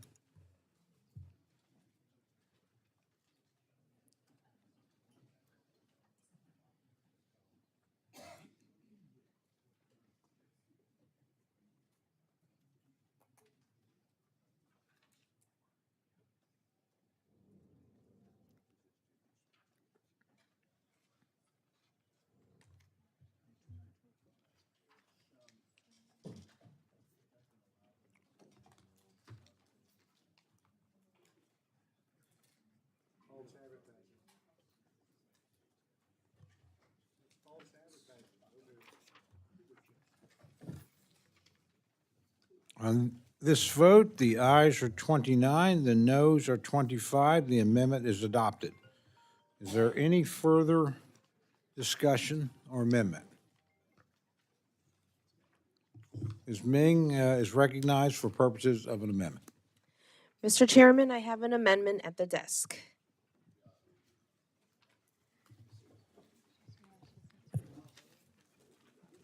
There's an amendment to desk. Clerk will read the amendment. An amendment offered by Ms. Ming of New York in the bill Would the strike gentlelady section like to dispense with- 559. Request unanimous consent that the amendment be considered as read. Gentlelady is recognized to explain her amendment. Thank you, Chairman Cole and Ranking Member DeLauro and Subcommittee Chair Rogers and Ranking Member Cartwright. I rise to speak in support of my amendment. My amendment would strike Section 559, yet another extreme policy rider in this bill. If enacted, this policy rider would prevent the United States Census Bureau from doing the work that our government has done year after year for centuries, according to the U.S. Constitution, which is counting the whole number of persons in each state. I want to say clearly this provision is unconstitutional. There have been multiple attempts like these to exclude non-citizens from the census in our nation's history, and the courts have ruled against them every single time. Yet here we are again discussing the same rider that our Republican colleagues added to the last fiscal year's bill, which ultimately failed to become law.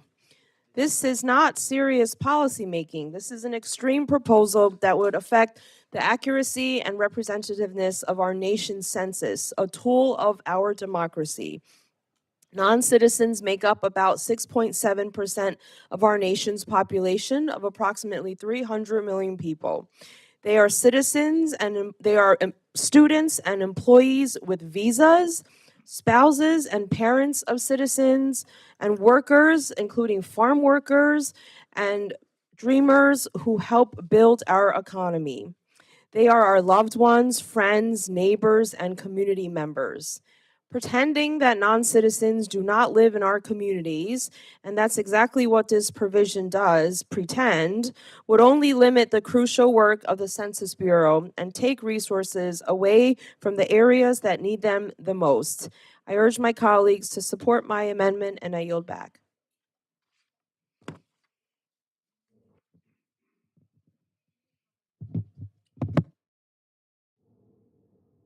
Mr. Clyde, recognized to speak on this amendment.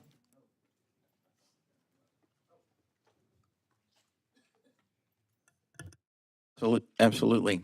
I rise in opposition of this amendment. You know, past censuses have excluded categories of individuals from the apportionment base. Why in the world would we ever have a non-citizen included in apportionment? They don't have the right to vote. I mean, this would create an incentive for states and localities to draw non-citizens unto them to increase their population so that they can get more congressional seats. And that's exactly what I think is happening right now. Citizens are the only ones who determine who our representatives are. So therefore, citizens must be the ones that allow the apportionment to be fair. I mean, including illegal aliens in the apportionment base is just wrong.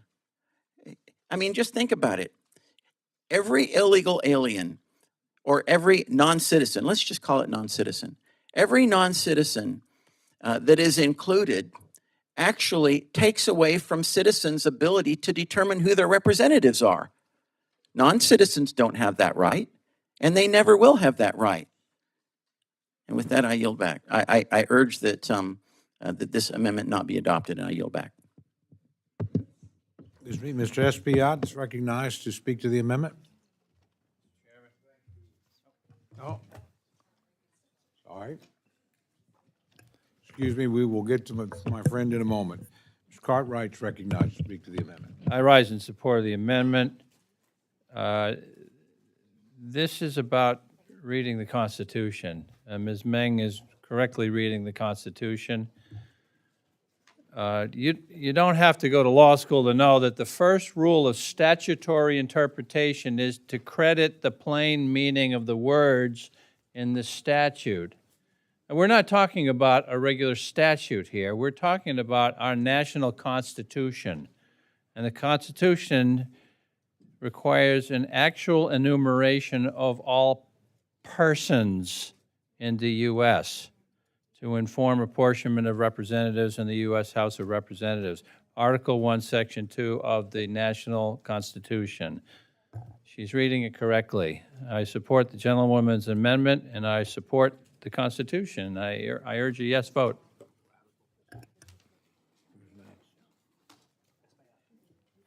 Gentleman from New York, Mr. Espiat, is recognized to address the amendment. Thank you, Mr. Chairman. I stand in strong support of my colleague Grace Meng's amendment.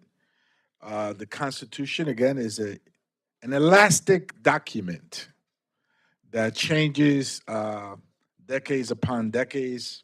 At one point, it didn't allow women to vote. At another point, it allowed slavery. At one point, it only allowed white men property owners to have the right. So it's an elastic document that shifts. And of course, it mandates a census count. And a census count is not just of voters or citizens. It is of residents, of people that reside within a particular region across the country, across our congressional districts.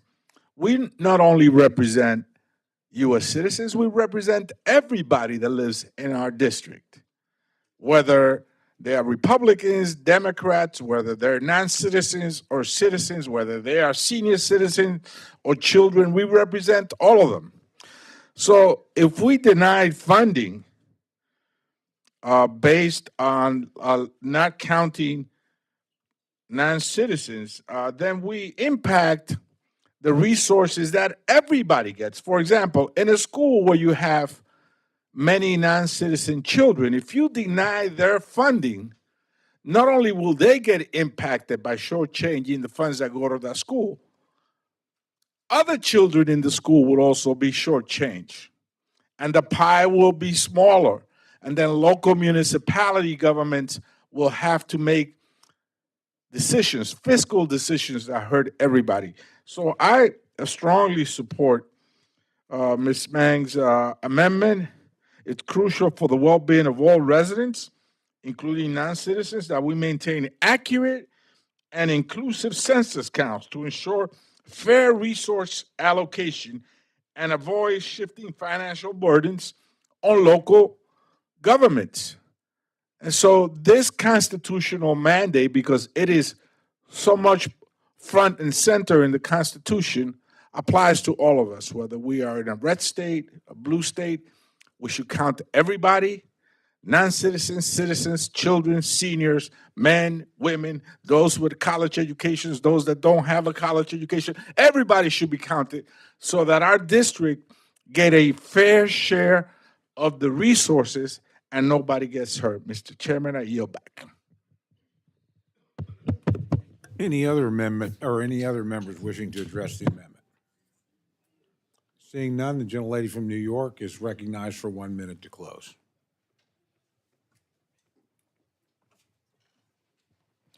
Thank you, Mr. Chair. All I ask is that we adhere to the U.S. Constitution, not some of it, but all of it. I yield back. Questions now on the amendment offered by the gentlelady from New York. All those in favor say aye. All those opposed say no. No. Opinion of the chair, the noes have it, and the amendment is not adopted.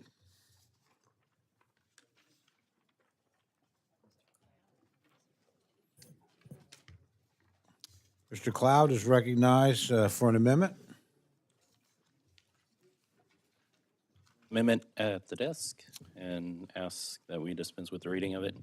Without objection, the reading of the amendment dispensed with, and the members recognized for remarks on the amendment. This amendment should be pretty easy to support for everyone in here, regardless of what you thought on the last amendment regarding the ATF. Us having essential information on what's going on in that system is really important. And so this amendment just requires that the Bureau of Alcohol, Tobacco, and Firearms provide to this committee the number of records maintained by the ATF's Out-of-Business Records Center and the percentage of which records have been put into a digital format. And so this is important for information for us to have as we continue to provide oversight and weigh the value of this on behalf of the American people. And I yield back. Mr. Cartwright is recognized to address the amendment. I rise in opposition to this amendment. All of the same points I made previously about the ATF not having a registry.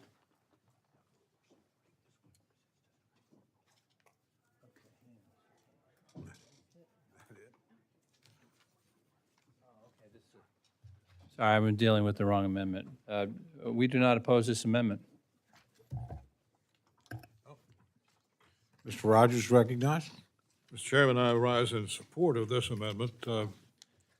This amendment requests additional information from ATF regarding the out-of-business records system.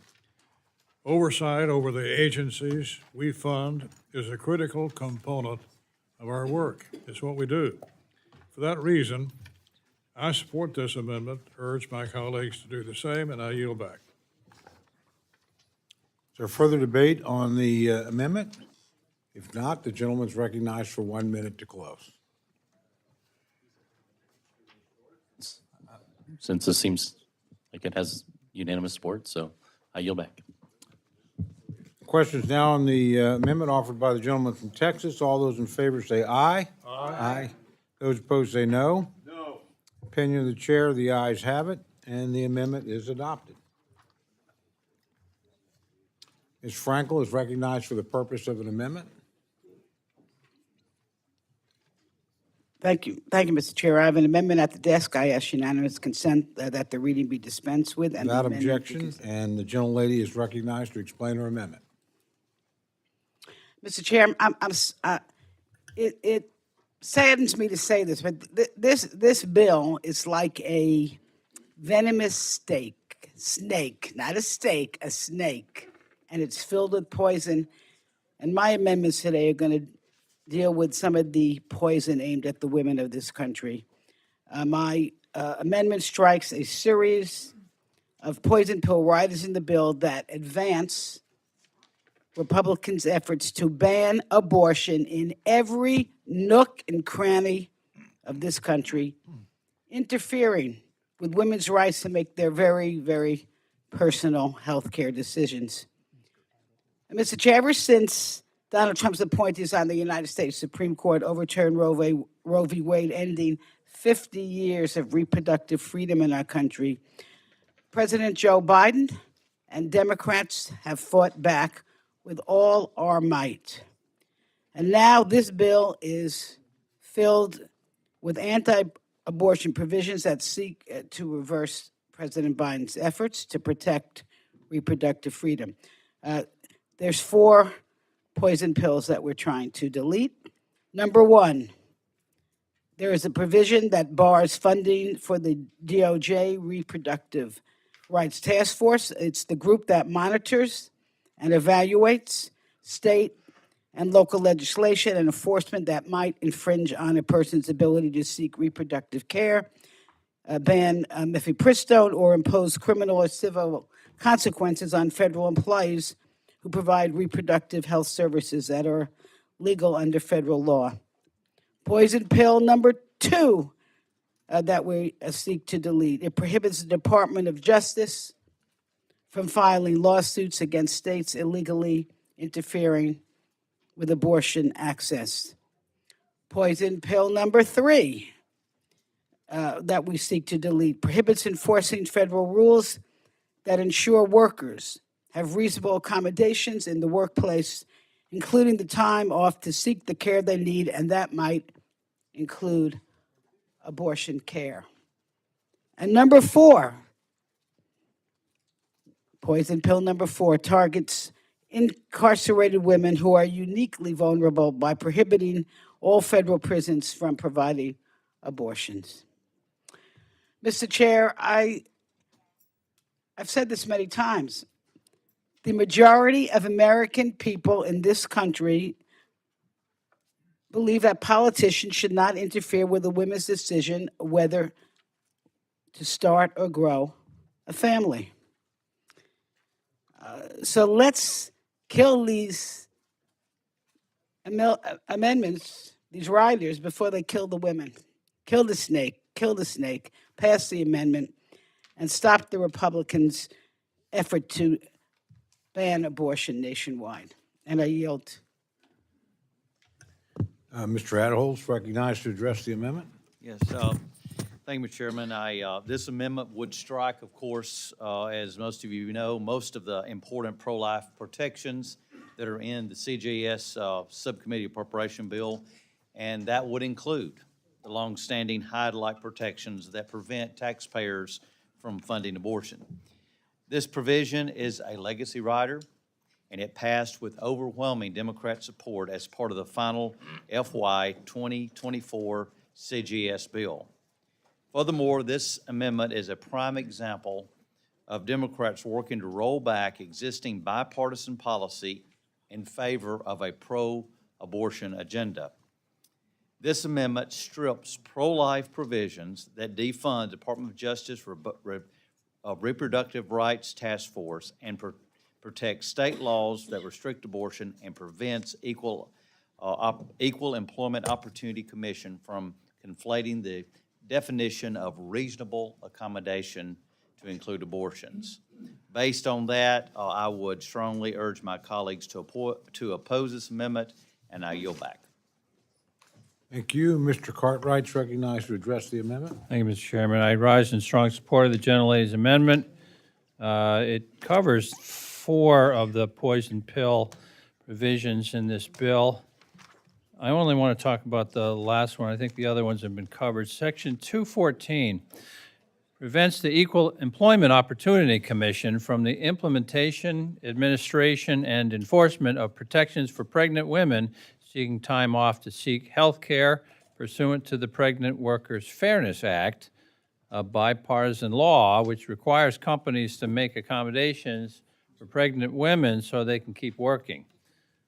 And I want to remind my colleagues that that bill that we passed on a bipartisan basis, the Pregnant Workers Fairness Act, does not require any employee to have or not to have an abortion, does not require taxpayers to pay for any abortions, does not compel health care providers to provide any abortions.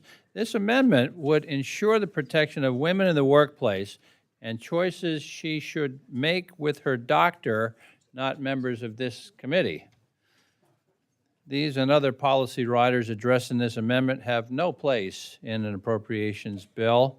I support the amendment. I urge my colleagues to vote yes. Yield back. Do any other members wish to address the amendment? Gentlelady from California is recognized. To thank the gentlelady from Florida for her amendment to strike the anti-abortion policy riders in this bill. And I want to also thank all of those who have fought over the years, of course, as pro-choice caucus co-chair, for the right for people to make their own healthcare decisions. All people should be able to access safe and abortion and effective abortion services.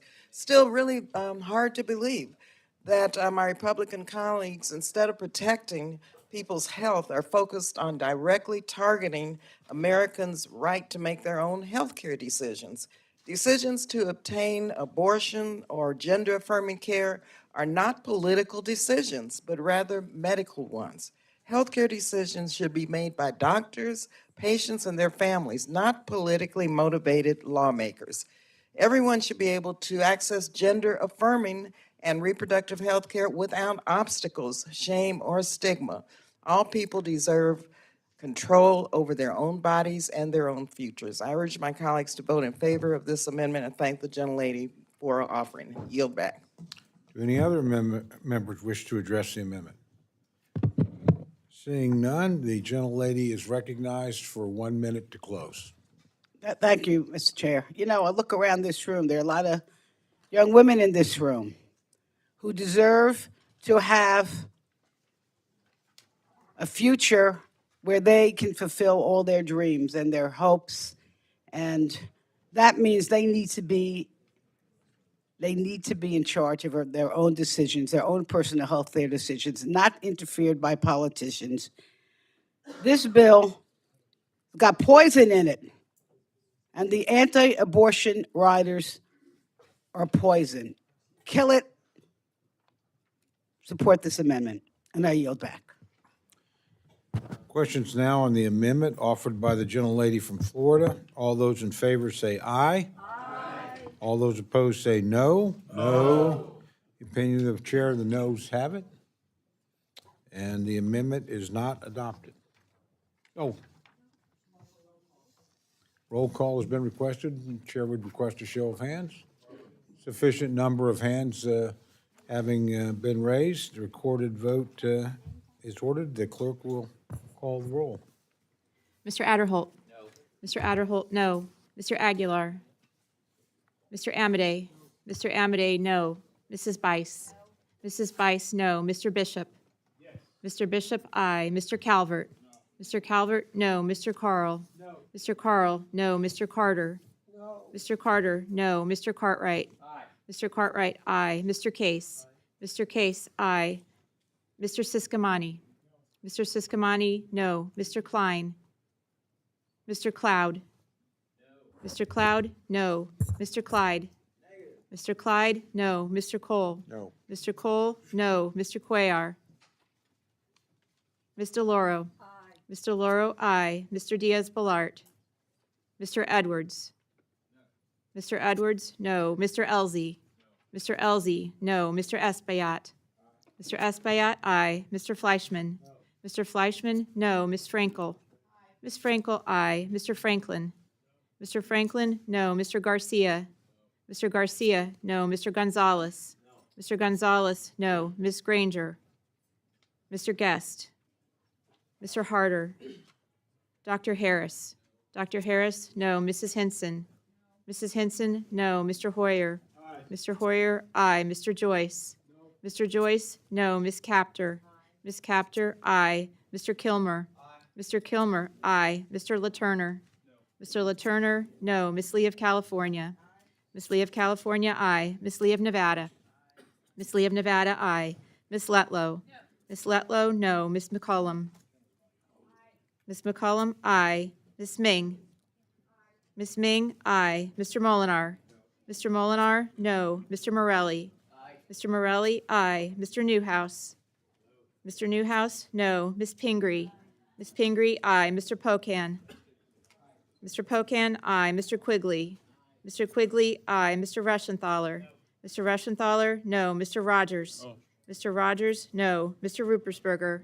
Mr. Ruppersberger, aye. Mr. Rutherford. Mr. Rutherford, no. Mr. Simpson. Mr. Simpson, no. Mrs. Torres. Mrs. Torres, aye. Mr. Trone. Mr. Trone, aye. Ms. Underwood. Ms. Underwood, aye. Mr. Valadeo. Mr. Valadeo, no. Ms. Wasserman Schultz. Ms. Wasserman Schultz, aye. Mrs. Watson Coleman. Mrs. Watson Coleman, aye. Ms. Wexton. Ms. Wexton, aye. Mr. Womack. Mr. Womack, no. Mr. Zinke.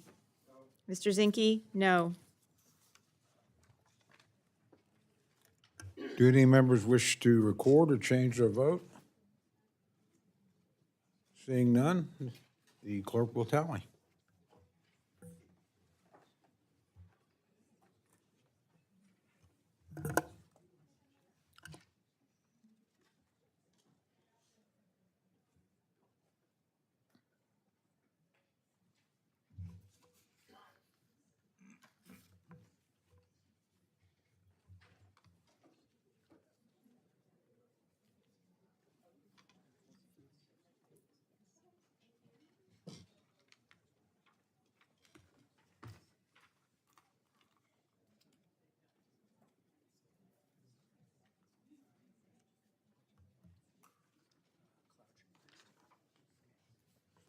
On this vote, the ayes are 24, the noes are 30. The amendment is not adopted.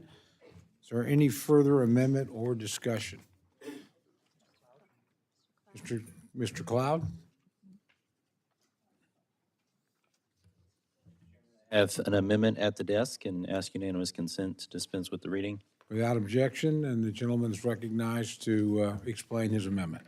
This, I think, is in a similar effort as the last one, asking for reporting language on the database. We recently had the opportunity to visit the ATF's out of business facility, and we asked them questions regarding the database and the traces, and did not have that information available. So this would require the ATF, it would insert reporting language that would require the ATF to report on which agencies are requesting the information and how frequently they are doing so. So basically, they do traces for a number of agencies, local and federal.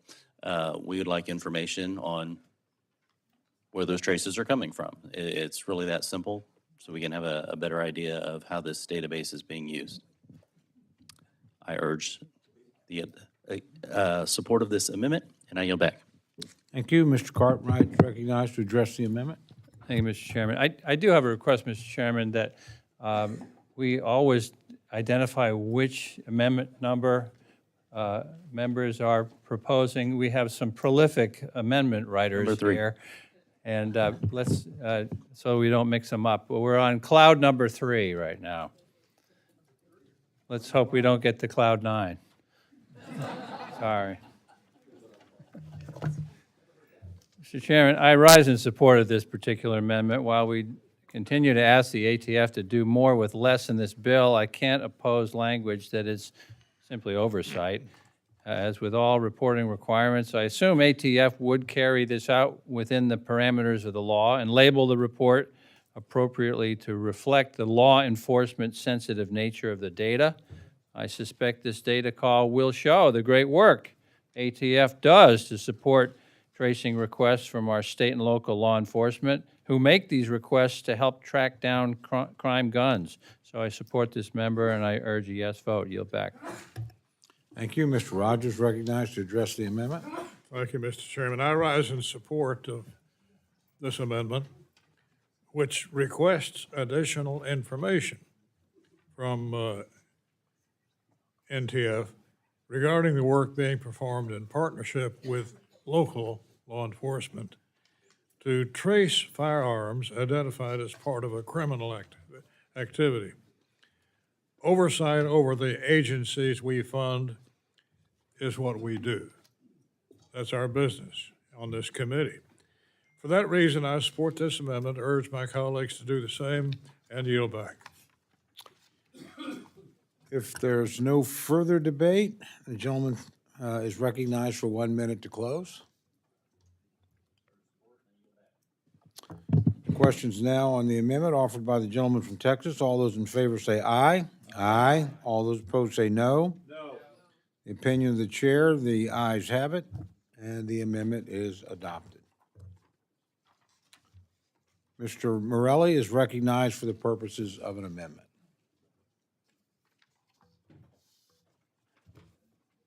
Mr. Chairman, I have an amendment at the desk and ask unanimous consent to dispense. Without objection, the reading of the amendment is dispensed with, and the member, Mr. Morelli, is recognized for remarks on it. Thank you, Mr. Chairman. While there are several provisions in this legislation that I strongly oppose, my amendment strikes 6 particularly egregious policy riders that restrict the efforts of law enforcement to combat gun violence in our communities. Just last year alone, 35,000 lives were lost due to gun violence, a tragic but undeniably preventable epidemic. The situation has become so dire that the United States Attorney General has declared gun violence as a national public health crisis. What's the majority's response to the crisis? To double down on their extreme actions, inserting a series of policy riders that will further exacerbate the scourge of gun violence in our communities. For example, Section 568 of the bill would prevent the temporary removal of deadly weapons from the hands of those who are a clear and present danger to themselves or others, otherwise known as red flag laws. To state the obvious, states have implemented red flag laws to take lethal weapons out of the hands of dangerous individuals. This ban sends a clear message. The House majority is unconcerned with the needs of women, children in classrooms, women and other men from suffering from domestic abuse, and those in the midst of a mental health crisis.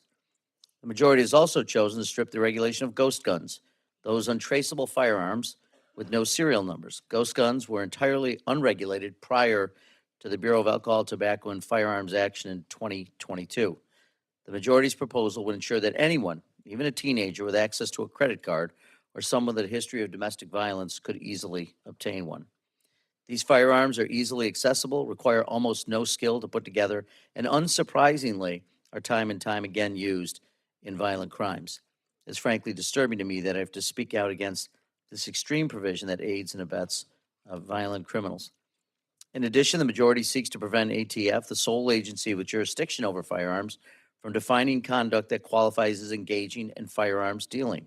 Talking about the law, helping our nation's licensed firearms dealers safely sell firearms. Another point I'd like to raise, the majority's attempt to prohibit a federal firearms registry. We register automobiles as a measure to ensure accountability and safety to those on the roads. Creating a registry of lethal weapons is hardly an infringement on the Second Amendment. In yet another amendment, rider, the majority has literally reversed an executive order titled Reducing Gun Violence and Making Our Communities Safer. I think that effort speaks for itself. The misguided provisions in this legislation target important agency actions that seek to help, not hurt, responsible gun owners and licensed firearms dealers.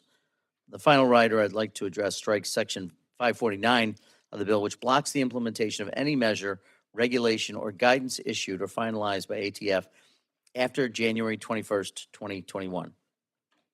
Let me repeat that. Any measure, regulations, or guidance finalized by an agency that we as Congress have given the authority to issue measures, regulations, and guidance.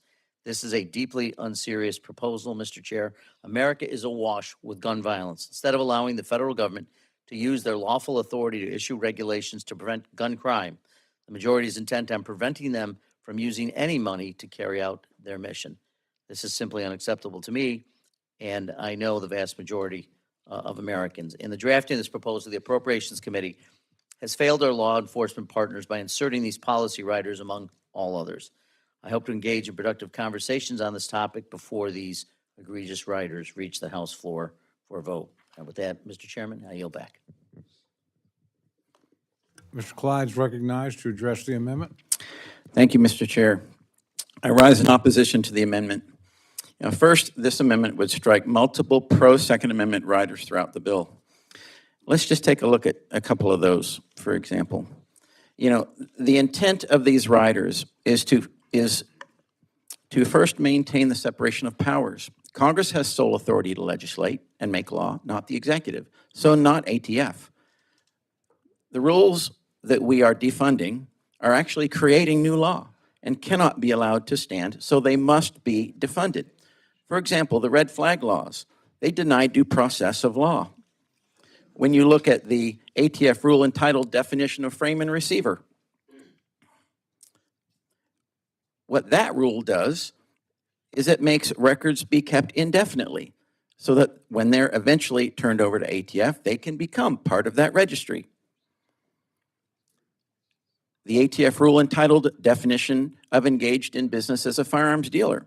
This rule further pushes people toward having every firearm transfer documented with paperwork that, again, will eventually end up in ATF's possession, giving the opportunity to create, and as we have discussed already, ATF is creating a registry. And let me, I remind my colleagues of the law, 18 U.S.C. 926, where it says, nor that any system of registration, firearms, firearm owners, or firearm transactions or dispositions be established. That's the law, ladies and gentlemen. We need to ensure that our executive abides by the law. What the intent of these riders are to do by the ATF is to ensure that the exercise of a person's Second Amendment rights goes through government. That's it. Every exercise of your constitutional right will end up going through government permission. That's infringement, ladies and gentlemen. That's infringement. And I stand against this amendment. And these riders, or the striking of these riders, would strike our effort to cut back the regulatory burdens that the administration has placed on this constitutional right. It is a constitutional right, not given by government, but given by our Creator, as it mentions in our Declaration of Independence. Thank you, and I yield back. Mr. Cartwright is recognized to address the amendment. Mr. Chairman, I rise in support of Mr. Morelli's amendment to strike a number of divisive and dangerous policy riders that weaken common sense gun safety laws in this country. As a gun owner myself, as I've mentioned, I believe in sensible, well-considered gun safety policies. We should all be able to recognize that we're facing a gun violence crisis in this nation. An increasing majority of Americans believe that gun violence is a major national problem. Firearm injuries are the leading cause of death among children and teenagers in America. It's unacceptable. We have to try something different. The rate of firearm fatalities among children increased by 87% between 2011 and 2021, while at the same time, car accident fatalities fell by almost half. Sensible policies to protect children from car accident deaths, including mandatory seat belts, booster seats, and better airbags, save lives. Sensible and thoughtful approaches to gun safety can too. In considering this bill, we shouldn't tack on policy riders that undermine sensible gun safety laws and policies and may have unintended or ill-considered consequences. It's reckless. It has no place in the appropriations process. I support the amendment. I urge my colleagues to vote yes. Yield back. Are there any further members wishing to address the amendment? Mr. Espiat is recognized. Thank you, Mr. Chairman. I rise also in support of my colleague's amendment that strikes down dangerous policy riders in this bill. Specifically, the sections stop our ATF from enforcing firearms regulations that make our communities safer. This is crucial because this last holiday weekend, gun violence affected nearly every state in our country, with over 500 shootings resulting in at least 180 deaths and over 525 gun violence injuries. Now is not the time to go backwards. We've shown our ability to move forward with the passage of the Bipartisan Safe Community Act, and we have the opportunity to do this again. So let's not go backwards. Let's keep our communities safe. Thank you, Mr. Chairman. Is there any other amendment or any other members wishing to address the amendment? If there's no further debate, the gentleman's recognized for 1 minute to close. Thank you, Mr. Chair. I strongly disagree with my colleague and friend, Mr. Clyde, that the elimination of these riders infringes on Second Amendment. It simply requires of all of us that we abide by common sense gun safety measures and try to keep all Americans safe. It's a privilege to support our law enforcement partners and keep our communities safe through our work on this subcommittee, which I'm proud to say I'm a member of. I am sad, though, that this budget does not do that. Although I'm disheartened by the provisions included in the legislation, I certainly hope we can continue to work towards a budget that protects public safety. I urge a yes on the amendment. I yield back. Questions now on the amendment offered by the gentleman from New York. All those in favor say aye. All those opposed say no. No. Opinion of the chair, the noes have it. The amendment is not adopted. Roll call has been requested. Request a show of hands. Sufficient number of hands having risen, the clerk will tally. Mr. Adderholt. Mr. Aguilar. Mr. Aguilar, aye. Mr. Amedee. Mr. Amedee, no. Mrs. Bice. Mrs. Bice, no. Mr. Bishop. Mr. Bishop, aye. Mr. Calvert. Mr. Calvert, no. Mr. Carl. Mr. Carl, no. Mr. Carter. Mr. Carter, no. Mr. Cartwright. Mr. Cartwright, aye. Mr. Case. Mr. Case, aye. Mr. Siscomani. Mr. Siscomani, no. Mr. Klein. Mr. Cloud. Mr. Cloud, no. Mr. Clyde. Mr. Clyde, no. Mr. Cole. No. Mr. Cole, no. Mr. Cuellar. Mr. Loro. Mr. Loro, aye. Mr. Diaz-Balart. Mr. Edwards. Mr. Edwards, no. Mr. Elzey. Mr. Elzey, no. Mr. Espaillat. Mr. Espaillat, aye. Mr. Fleischman. Mr. Fleischman, no. Ms. Frankel. Ms. Frankel, aye. Mr. Franklin. Mr. Franklin, no. Mr. Garcia. Mr. Garcia, no. Mr. Gonzalez. Mr. Gonzalez, no. Ms. Granger. Mr. Guest. Mr. Harder. Dr. Harris. Dr. Harris, no. Mrs. Hinson. Mrs. Hinson, no. Mr. Hoyer. Mr. Hoyer, aye. Mr. Joyce. Mr. Joyce, no. Ms. Capter. Ms. Capter, aye. Mr. Kilmer. Mr. Kilmer, aye. Mr. LaTurner. Mr. LaTurner, no. Ms. Lee of California. Ms. Lee of California, aye. Ms. Lee of Nevada. Ms. Lee of Nevada, aye. Ms. Letlow. Ms. Letlow, no. Ms. McCollum. Ms. McCollum, aye. Ms. Ming. Ms. Ming, aye. Mr. Molinar. Mr. Molinar, no. Mr. Morelli. Mr. Morelli, aye. Mr. Newhouse. Mr. Newhouse, no. Ms. Pingree. Ms. Pingree, aye. Mr. Pocan. Mr. Pocan, aye. Mr. Quigley. Mr. Quigley, aye. Mr. Reschenthaler. Mr. Reschenthaler, no. Mr. Rogers. Mr. Rogers, no. Mr. Ruppersberger. Mr. Ruppersberger, aye. Mr. Rutherford. Mr. Rutherford, no. Mr. Simpson. Mr. Simpson, no. Mrs. Torres. Mrs. Torres, aye. Mr. Trone. Mr. Trone, aye. Miss Underwood.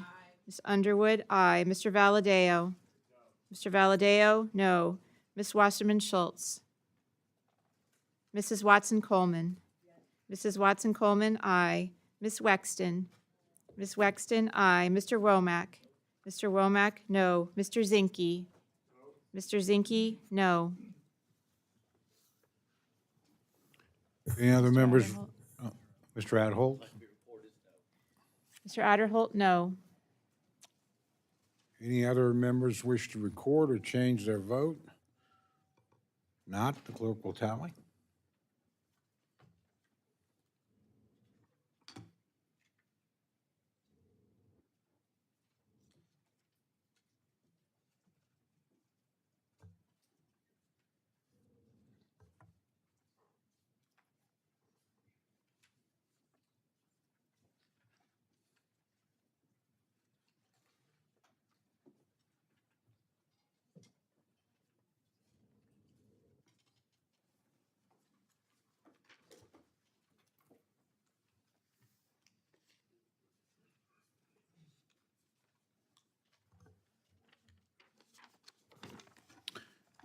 On this vote, the ayes are 24, the noes are 30. The amendment is not adopted. Is there any further amendment or discussion? Mr. Clyde is recognized for an amendment. Thank you, Mr. Chair. I have an amendment at the desk, and I ask unanimous consent that the amendment be considered as read. Without objection, the reading on the amendments dispensed with, and the gentleman is recognized to explain his amendment. Thank you, sir. This is Clyde number 3.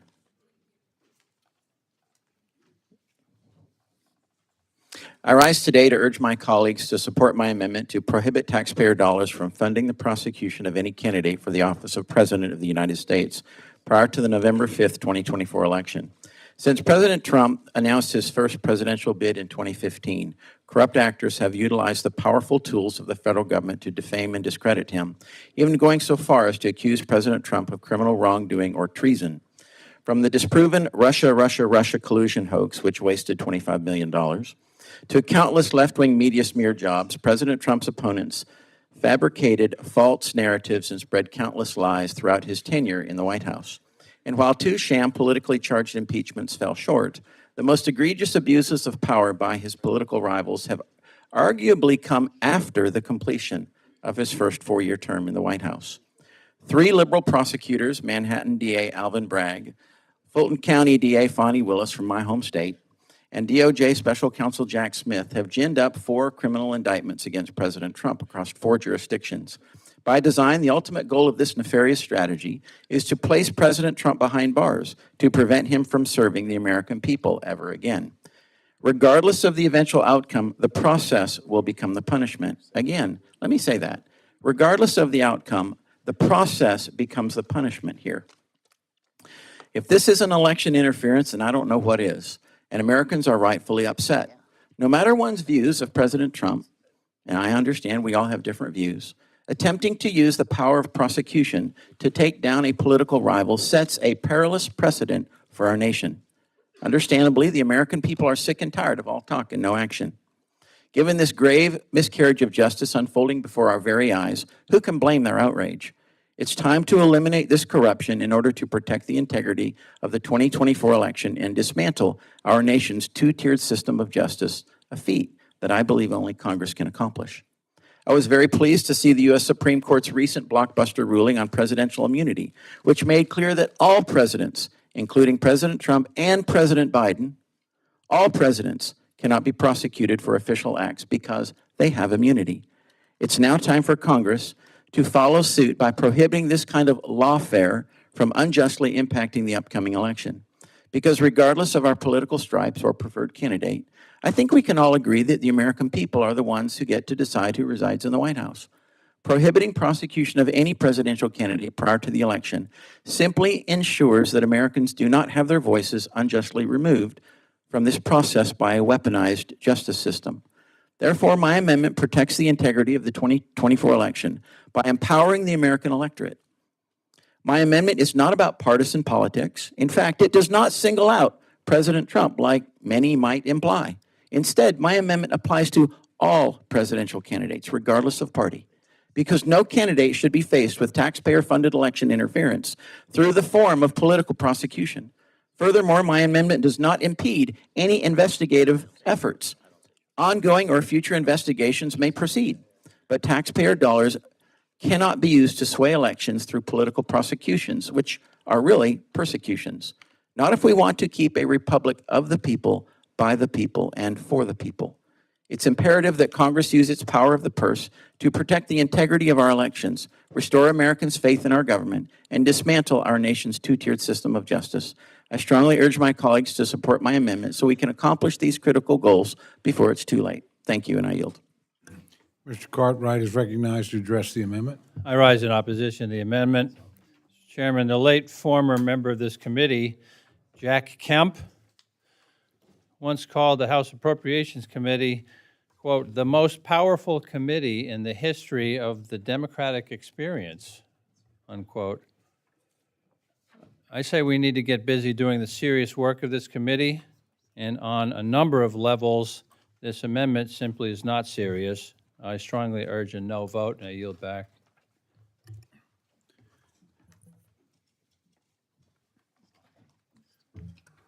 Mr. Rogers is recognized to address the amendment.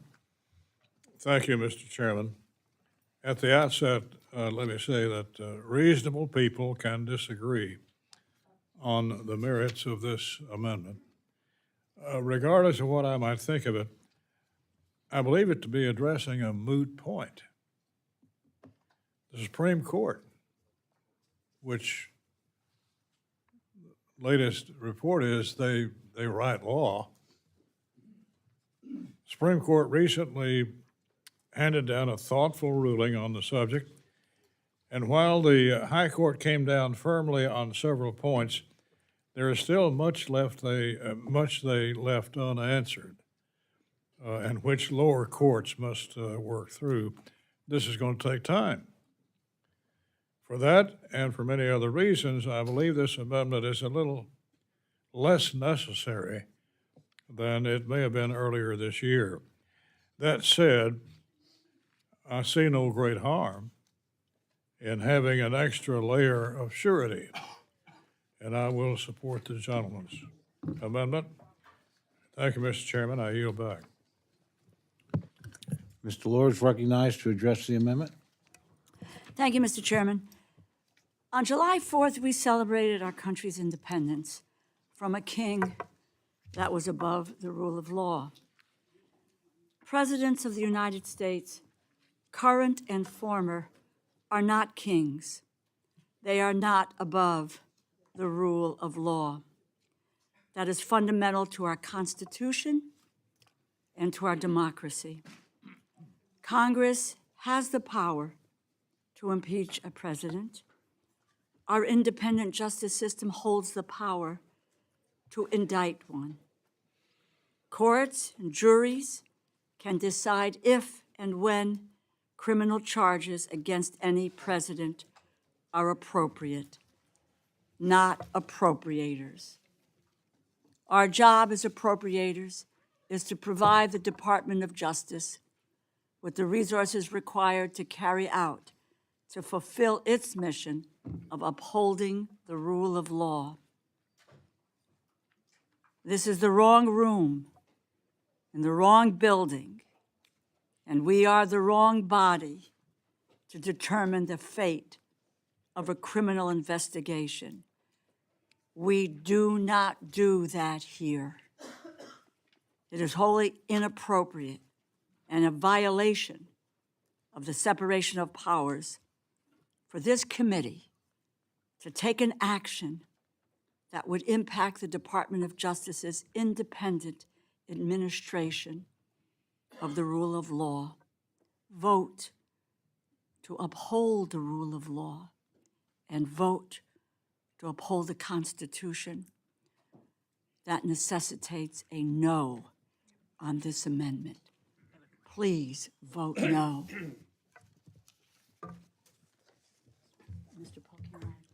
Mr. Hoyer is recognized to address the amendment.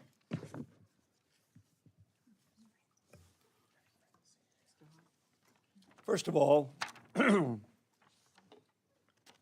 are no funds in this bill, which will undoubtedly not be adopted until at least December of this year, that will fund anything prior to November 24th.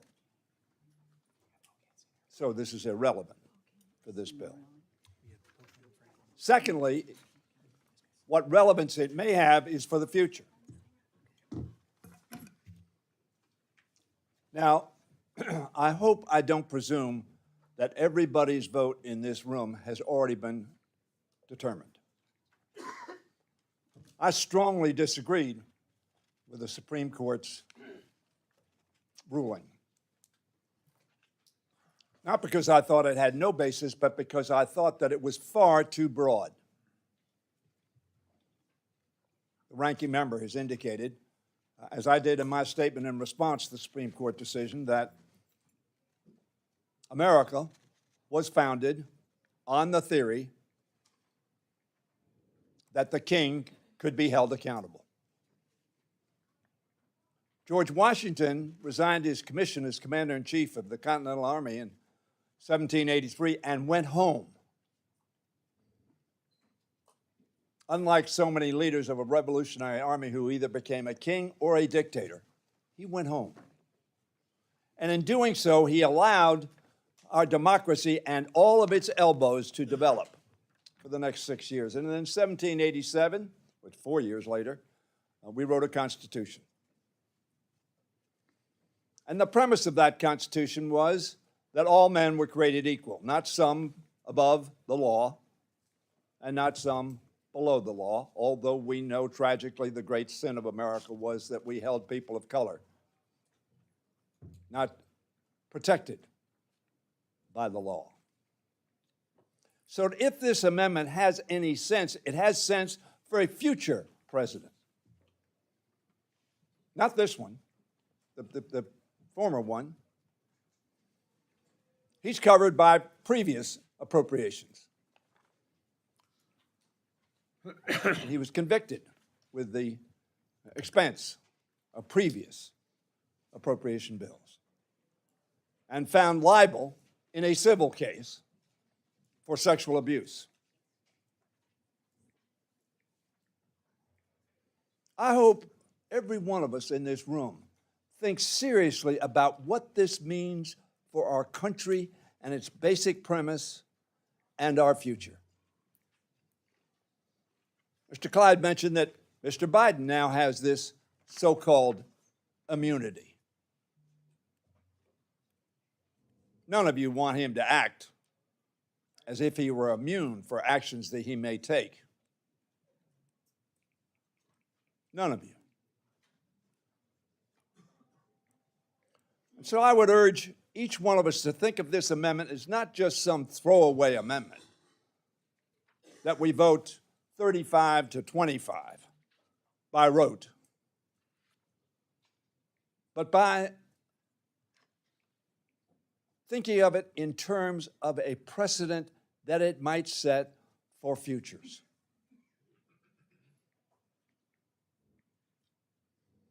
The king could do no wrong. Why? Because the king sets the law. In our form of government, that is not true. The president does not make the law, we make the law.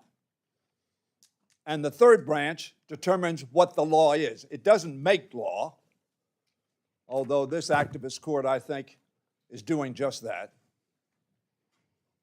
So I urge us thoughtfully to think of this underlying principle embodied in this amendment and the adverse message that it sends about who we are as a democracy of equals. Defeat this amendment.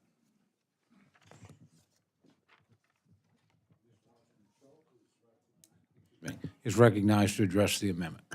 Thank you, Mr. Chairman.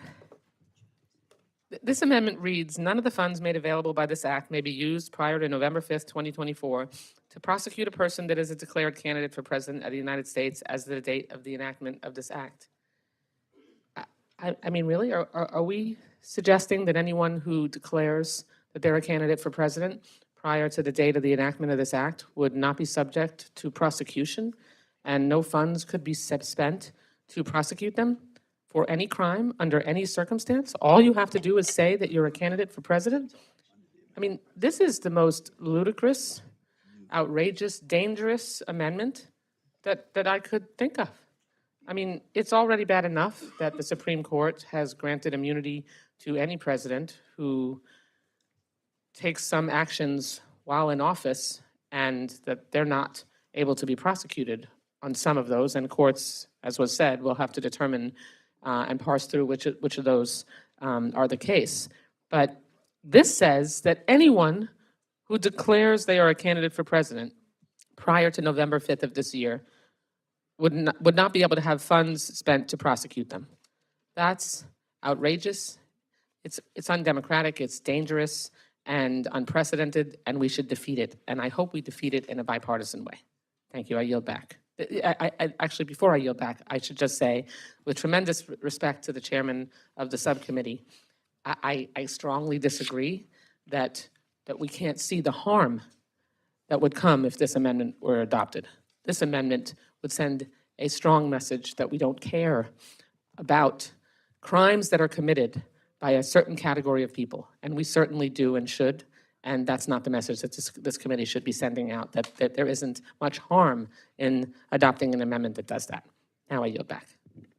Mr. Buchan is recognized to address the amendment. Thank you, Mr. Chair. I was just wondering if the author might yield to a question on the language. Declared candidate, what is the definition of declared candidate? I just couldn't find anything. And respond? Gentlemen say certainly respond. Certainly, a declared candidate is defined in the United States Code, all right, because it requires Secret Service.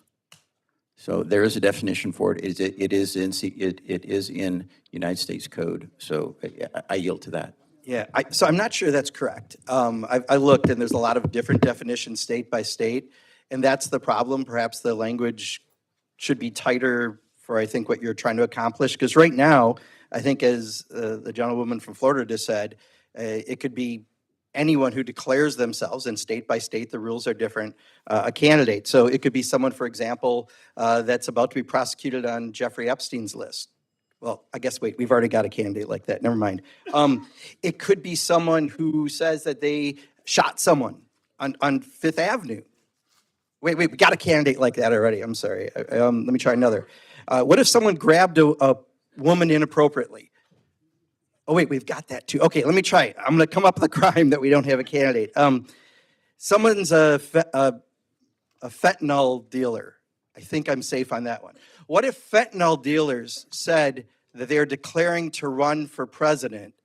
Does that mean we can't prosecute them until after the election? That's the problem. So I think, I know the gentleman's intent, but I'm not sure the language works. I've done a Google search, and I know you've got your Google search, but not having that language within here allows it to be any declared candidate, which anyone can in many states just say, I'm going to run as a write-in for president, and they are a declared candidate, and therefore that doesn't work. So I just, sometimes when we have these amendments, I know they're clever and they feel good, but if they're not written correctly, we are taking a really unprecedented action, and I would hope at least this language, we would defeat that. If the author has language that actually is workable, that's another issue, but this one clearly isn't workable. I yield back. Ms. Frankel's recognized to address the amendment. Thank you, Mr. Chair. I know it's not intended, but this amendment seems to, could create a crime spree. I'm going to tell you, now you all have your cell phone with you today. I want you to look up ballotpedia.org, Presidential Candidates 2024. There are hundreds and hundreds of candidates running across this country. I can't believe we would intend to say, hey, go at it, rob a bank, rape somebody, tax cheat, kill a dog. I know the Republicans are against that, okay? What? That's vice president. Listen, it would be much more honest if this amendment just narrowed it to Donald Trump, because I think that's the political point of my friend over there, his amendment. And I would just respectfully suggest that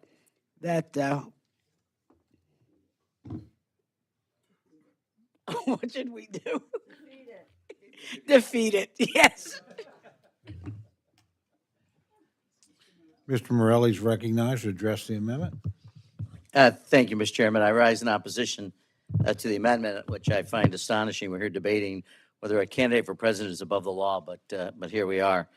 Just last week, the Supreme Court twisted itself into knots to reach the conclusion that the former president should not be held criminally liable for a wide range of conduct, providing special immunity not available to any other citizen in this country.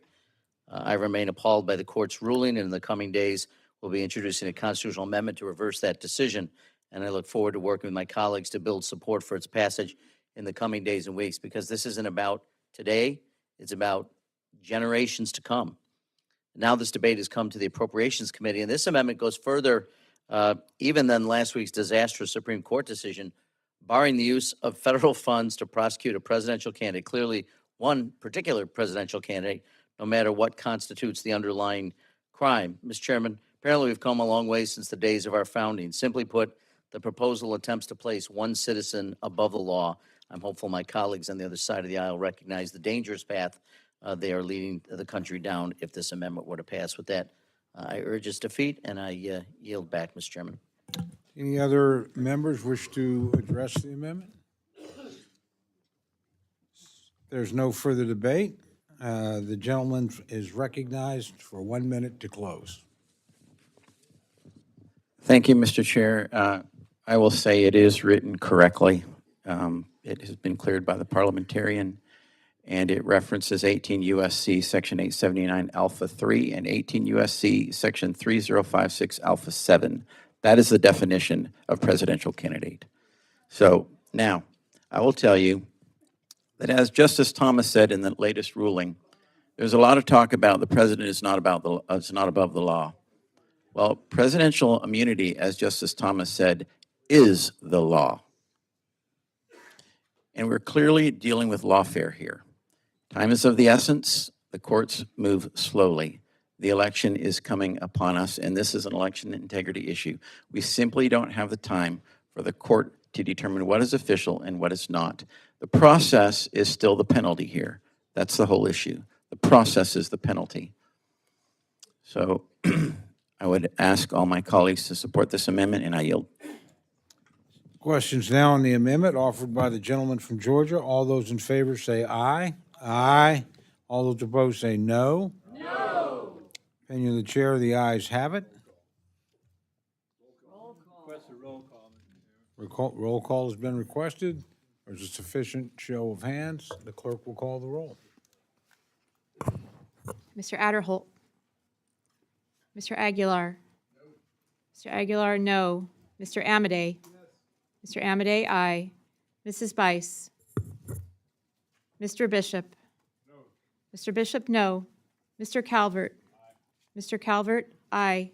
Mr. Carl. Aye. Mr. Carl, aye. Mr. Carter. Aye. Mr. Carter, aye. Mr. Cartwright. No. Mr. Cartwright, no. Mr. Case. Mr. Case, no. Mr. Siscomani. Mr. Klein. Aye. Mr. Klein, aye. Mr. Cloud. Mr. Clyde. Aye. Mr. Clyde, aye. Mr. Cole. Aye. Mr. Cole, aye. Mr. Cuellar. Mr. Loro. No. Mr. Loro, no. Mr. Diaz-Balart. Mr. Edwards. Aye. Mr. Edwards, aye. Mr. Elzey. Mr. Elzey, aye. Mr. Espaillat. Mr. Espaillat, no. Mr. Fleischman. Aye. Mr. Fleischman, aye. Ms. Frankel. Ms. Frankel, no. Mr. Franklin. Mr. Franklin, aye. Mr. Garcia. Mr. Gonzalez. Mr. Gonzalez, aye. Ms. Granger. Mr. Guest. Mr. Harder. Dr. Harris. Dr. Harris, aye. Mrs. Hinson. Mrs. Hinson, aye. Mr. Hoyer. Sadly, no. Mr. Hoyer, no. Mr. Joyce. Ms. Capter. No. Ms. Capter, no. Mr. Kilmer. No. Mr. Kilmer, no. Mr. LaTurner. Aye. Mr. LaTurner, aye. Ms. Lee of California. No. Ms. Lee of California, no. Ms. Lee of Nevada. No. Ms. Lee of Nevada, no. Ms. Letlow. Aye. Ms. Letlow, aye. Ms. McCollum. No. Ms. McCollum, no. Ms. Ming. No. Ms. Ming, no. Mr. Molinar. Aye. Mr. Molinar, aye. Mr. Morelli. No, thank you. Mr. Morelli, no. Mr. Newhouse. Ms. Pingree. No. Ms. Pingree, no. Mr. Pocan. Mr. Pocan, no. Mr. Quigley. No. Mr. Quigley, no. Mr. Reschenthaler. Aye. Mr. Reschenthaler, aye. Mr. Rogers. Aye. Mr. Rogers, aye. Mr. Ruppersberger. No. Mr. Ruppersberger, no. Mr. Rutherford. Aye. Mr. Rutherford, aye. Mr. Simpson. No. Mr. Simpson, no. Mrs. Torres. Mr. Trone. No. Mr. Trone, no. Miss Underwood. No. Miss Underwood, no. Mr. Valadeo. Miss Wasserman Schultz. Miss Wasserman Schultz, no. Mrs. Watson Coleman. Mrs. Watson Coleman, no. Miss Wexton. Miss Wexton, no. Mr. Womack. Mr. Womack, aye. Mr. Zinke. Mr. Zinke, aye. Are there members wishing to vote or change their vote? Mr. Cloud. Mr. Adholt? Mr. Adderholt, aye. Are there others wishing, Mr. Cloud? Mr. Cloud, aye. Gentlelady from Oklahoma? Mrs. Bice, aye. Are there other members wishing to record or change their vote? Gentlelady from California? Mrs. Torres, no. Are there other members wishing to record or change their vote?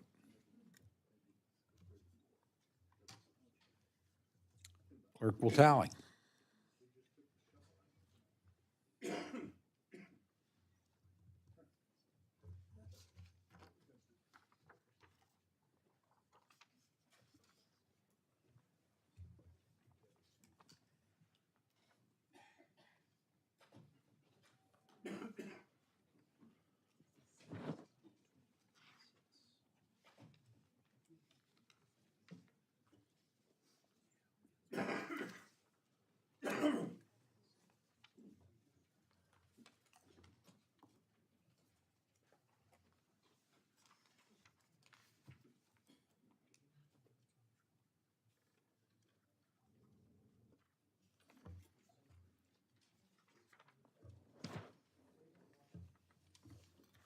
On this vote, the ayes are 25, the noes are 26. The amendment is not adopted. Is there any further amendment or discussion? Mr. Chair, I rise for a parliamentary inquiry. I'm sorry, gentlelady's recognized. Mr. Chair, on the previous amendment, and I'm not asking for it to be re-voted on or anything, I just want to be clear. I was handed a copy of the amendment. The copy read, none of the funds shall be made available in this act used. And then there's no definition, there's no legal citing to what a declared candidate is, yet the author said that he had written the amendment clearly, that it was clear as to what a declared candidate is. I would say for in the future, it failed, but I would say for in the future, if you're going to be citing something as law, should it not be included in the amendment as written rather than just say it's written correctly, this is what I meant? I mean, normally when we vote on things, it's really clear what we're voting on. Cites were given as to that this was what we were voting on for a declared candidate, yet it's not listed on this amendment. Should it had not been listed? Or if it's not listed, then the author just can't say what it is. I mean, I'm confused. Usually we're pretty technical when we're here voting on something, and it's not on this amendment. And I'm wondering if there's another amendment that I wasn't given that had the full detail that the author spoke to. Well, the chair appreciates the gentlelady's point, but since it failed, I'm not too worried about ruling on anything. Well, so. Mr. Chair, is In this going to fact, be had the the precedent gentlelady then? raised the amendment, it might well have helped it pass. Mr. Chair, I know it failed. I did not disrupt the roll call. I did not want to prolong the debate. But it's been custom and usage when we write an amendment that it's fully written and then we don't start rewriting it in plain air. With that, I yield back. I thank you for your kindness of hearing me out, but this is getting to be kind of ridiculous. Ms. Lee is recognized for the purpose of an amendment. An amendment at the desk, I believe it's amendment number 5.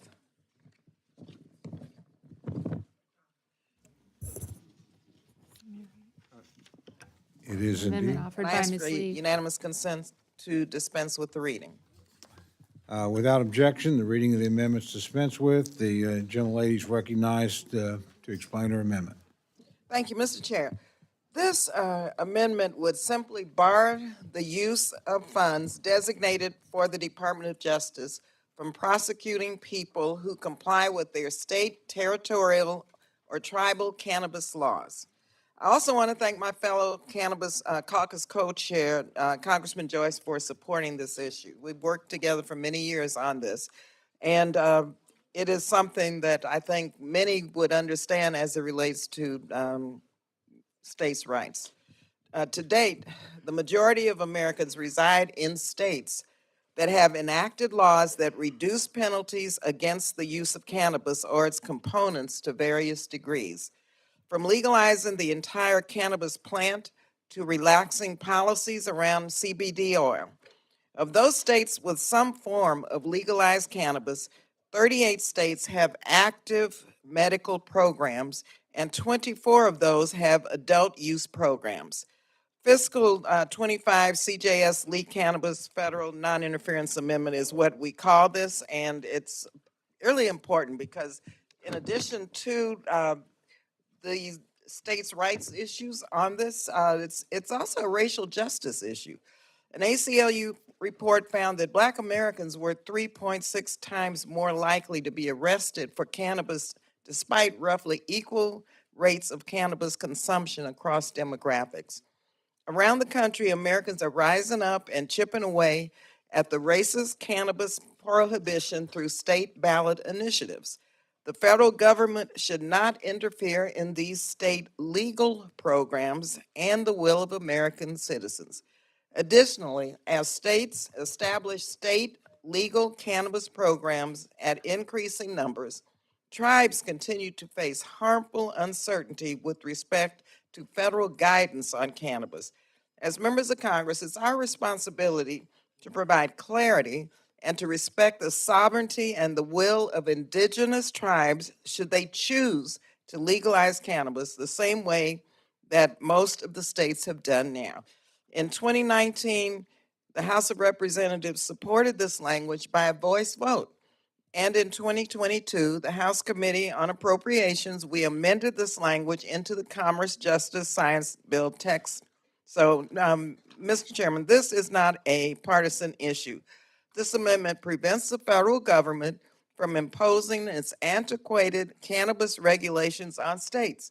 And it's time that the federal government keep up with the times and stop hindering progress. I urge my colleagues to vote yes on this amendment. Thank you, and I yield back.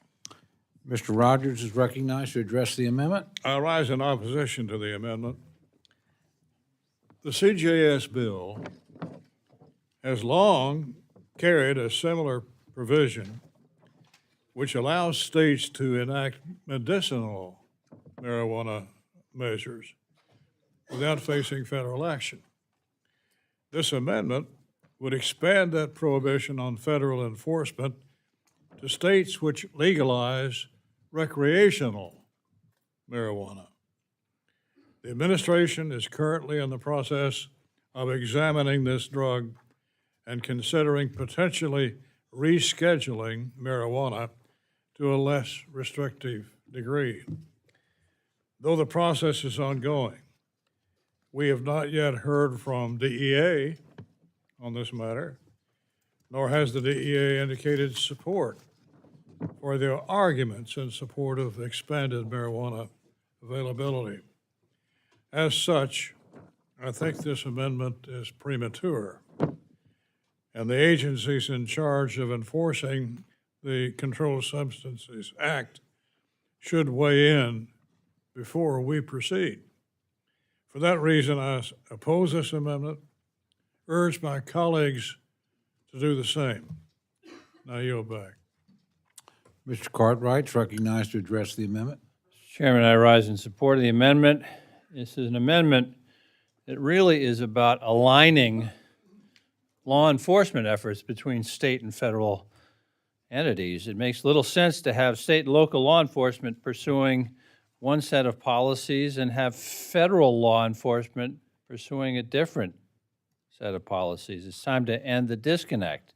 It's an amendment that prioritizes the rights of the states who choose to implement laws that best reflect the needs of their citizens. I also understand the concerns that the past enforcement of marijuana laws have had disproportionate impacts and is partially to blame for high rates of incarceration of the poor and minorities. I support states' rights on this account, and I support the amendment. Yield back. Are there any other members wishing to address the amendment? Gentleman from Maryland, Mr. Harris is recognized. Thank you very much, Mr. Chairman.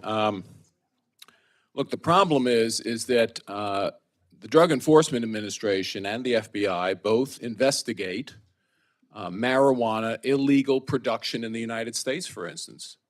There are cases, and you can look it up. There are cases, multiple cases, where the Chinese have come in and start growing marijuana in a state. Now, it's totally legitimate for the FBI to cooperate with local officials in implementing these laws. Why would we possibly want to handcuff the DEA from doing these sorts of investigations? Local law enforcement works with the DEA, they work with the FBI. Again, this money laundering through marijuana operations, this this billion-dollar business of growing marijuana is in fact being taken advantage of by international, I'll use the term, enemies, the Chinese. What this amendment does is this limits the interaction of the Department of Justice with state and local authorities. Why would we want to do that? Look, if this is an attempt to get around the prohibition that we have on the District of Columbia, for instance, enabling their recreational marijuana laws, it should have been much more narrowly written to include only the Anti-Deficiency Act. To just say that the federal government, Department of Justice, could not prosecute under Anti-Deficiency Act. And DC could go ahead and do whatever they want. But this is a broad nationwide prohibition on interaction between the Department of Justice, DEA and FBI, and state and local officials, law enforcement officials. I don't think it's the right way to proceed, and I oppose the amendment. Mr. Adholz recognized to address the amendment.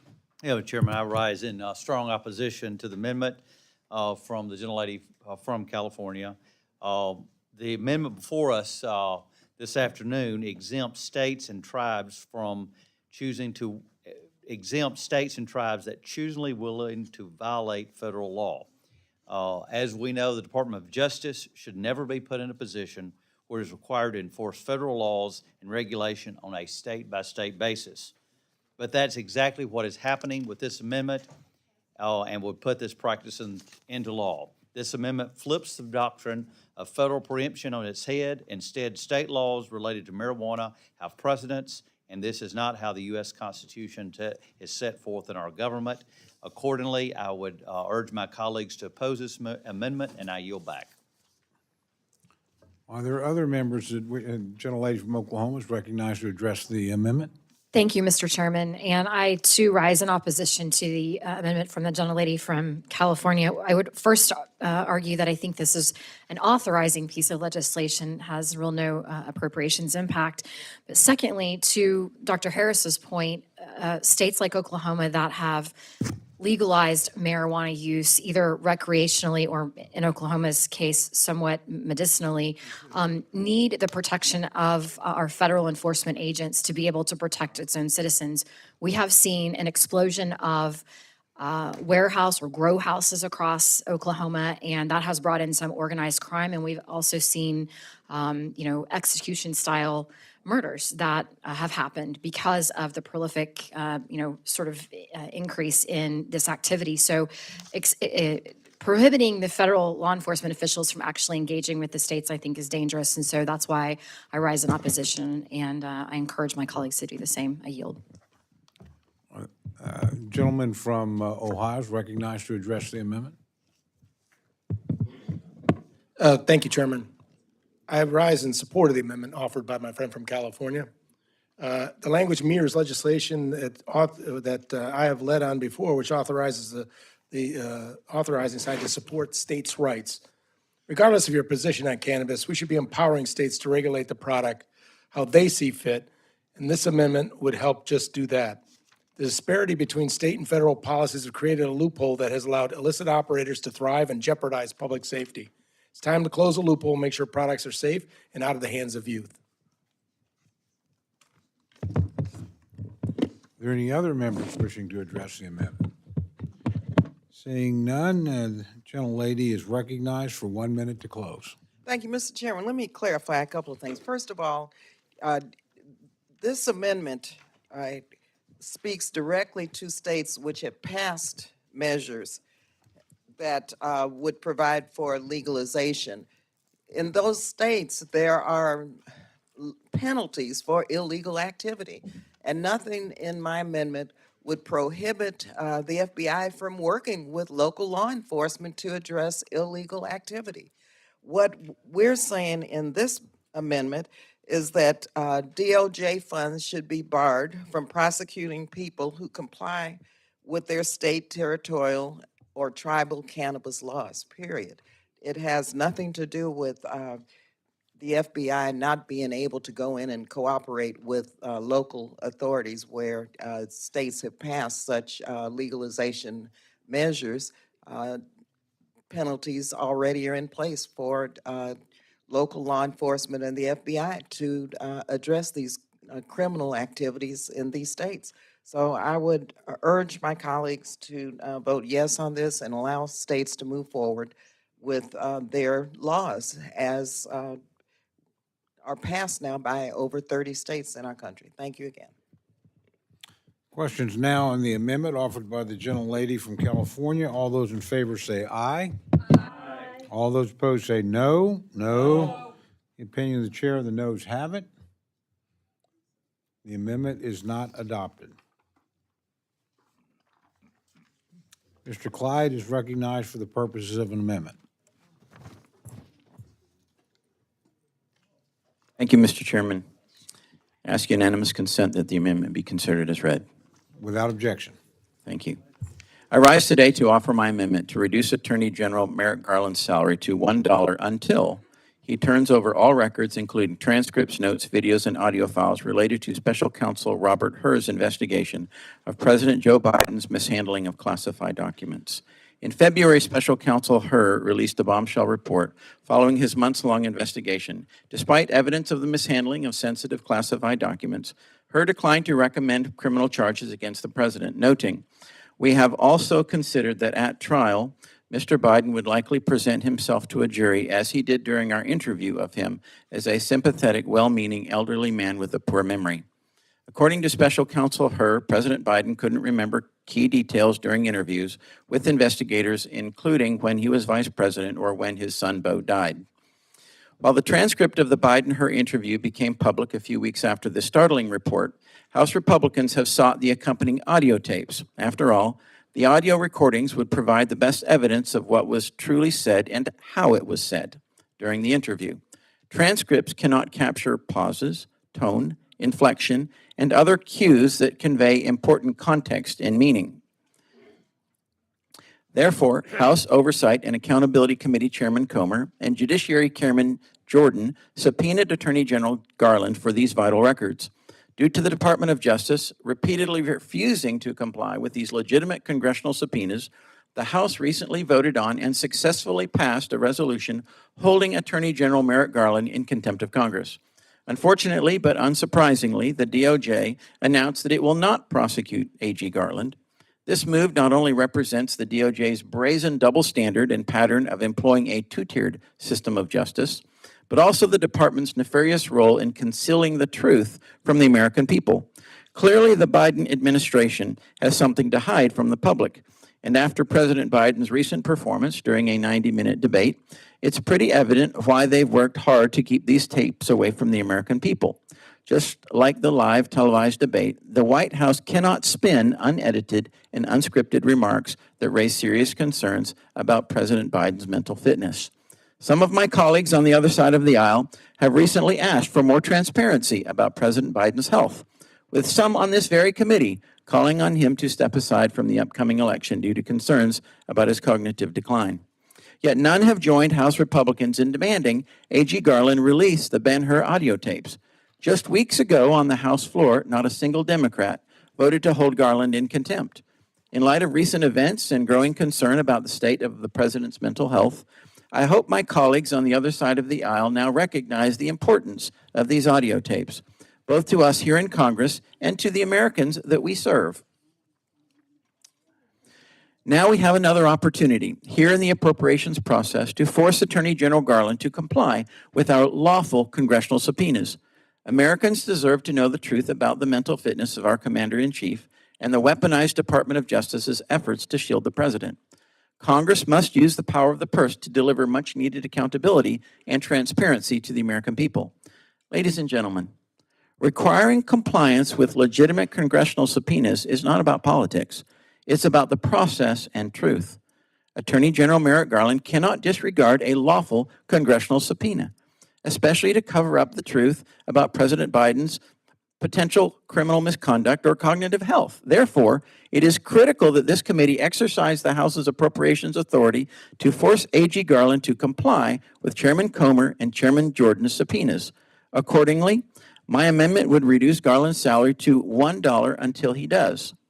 So, the AG can avoid all this by simply complying with the two subpoenas, per the direction and to the satisfaction of our two committee chairmen. I urge my colleagues on both sides of the aisle to support this amendment to show that they stand with the American people in demanding transparency and honesty from their Attorney General, and I yield. Mr. Cartwright is recognized to address the amendment. I rise in opposition to this amendment. The Attorney General of the United States is the chief law enforcement officer of this country. Attorney General Merrick Garland has served in his role admirably, as he has for decades of public service in both the executive and judicial branches of the government. This included his effort to pursue justice following the deaths of 168 innocent Americans, including 19 children, in a terrorist attack. That bombing of the Alfred P. Murrah Federal Building in Oklahoma City by two anti-government white supremacists is still the deadliest act of domestic terrorism in U.S. history.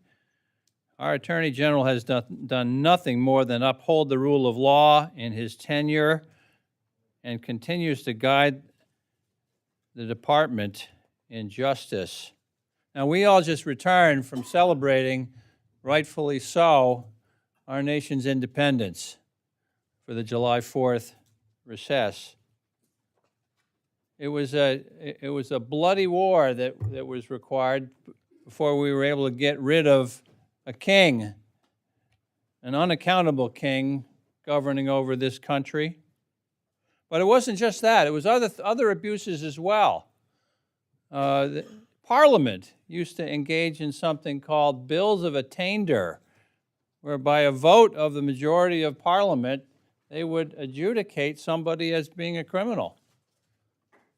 This amendment raises serious constitutional issues because our Constitution prohibits bills of attainder in this country. This may amount to an unconstitutional bill of attainder, this amendment, where we punish individuals without due process of law. And that's all this amendment really is, more punishment from my Republican colleagues who have already held him in contempt and are now suing the Justice Department for these tapes because they were told no, despite the transcripts being available and offered. This amendment prioritizes legislative theater over the American people. It has no chance of becoming law. I urge my colleagues to vote no on this harmful amendment, and I yield back. Mr. Rogers is recognized to address the amendment. Thank you, Mr. Chairman. I support the gentleman's amendment. The relevant authorizing committees have spoken with the issuance of a subpoena for this material, and the full House of Representatives has spoken with the passage of a contempt resolution. Recent events have highlighted the need for the People's House to receive this information. So I'll be voting yes, and I urge others to do the same. I yield back. Are there any other members wishing to address the amendment? Gentleman from Maryland is recognized. I'll be short. We've had a lot of these amendments on the floor reducing salaries to $1. That's not an appropriate way to achieve the objectives. I'm sure every member of Congress, all 435 of us, are upset with some decision that's made by the executive department and a member thereof. All of those amendments, when voted upon on roll call, I believe I'm correct, if not all, the overwhelming majority of, have been defeated. because in a bipartisan way, we have said this is not the way we ought to get to an objective. We still are a nation of laws. And there will be a determination as to whether or not the Attorney General is right or wrong in withholding those videotapes. But the way to achieve that objective, whether it's the Attorney General or the clerk in his office, reducing their salary by $1, a specious and inappropriate action should not be the policy that this committee pursues. I urge its defeat. Are there any other members wishing to address the amendment? Seeing none, the gentleman is recognized for 1 minute to close.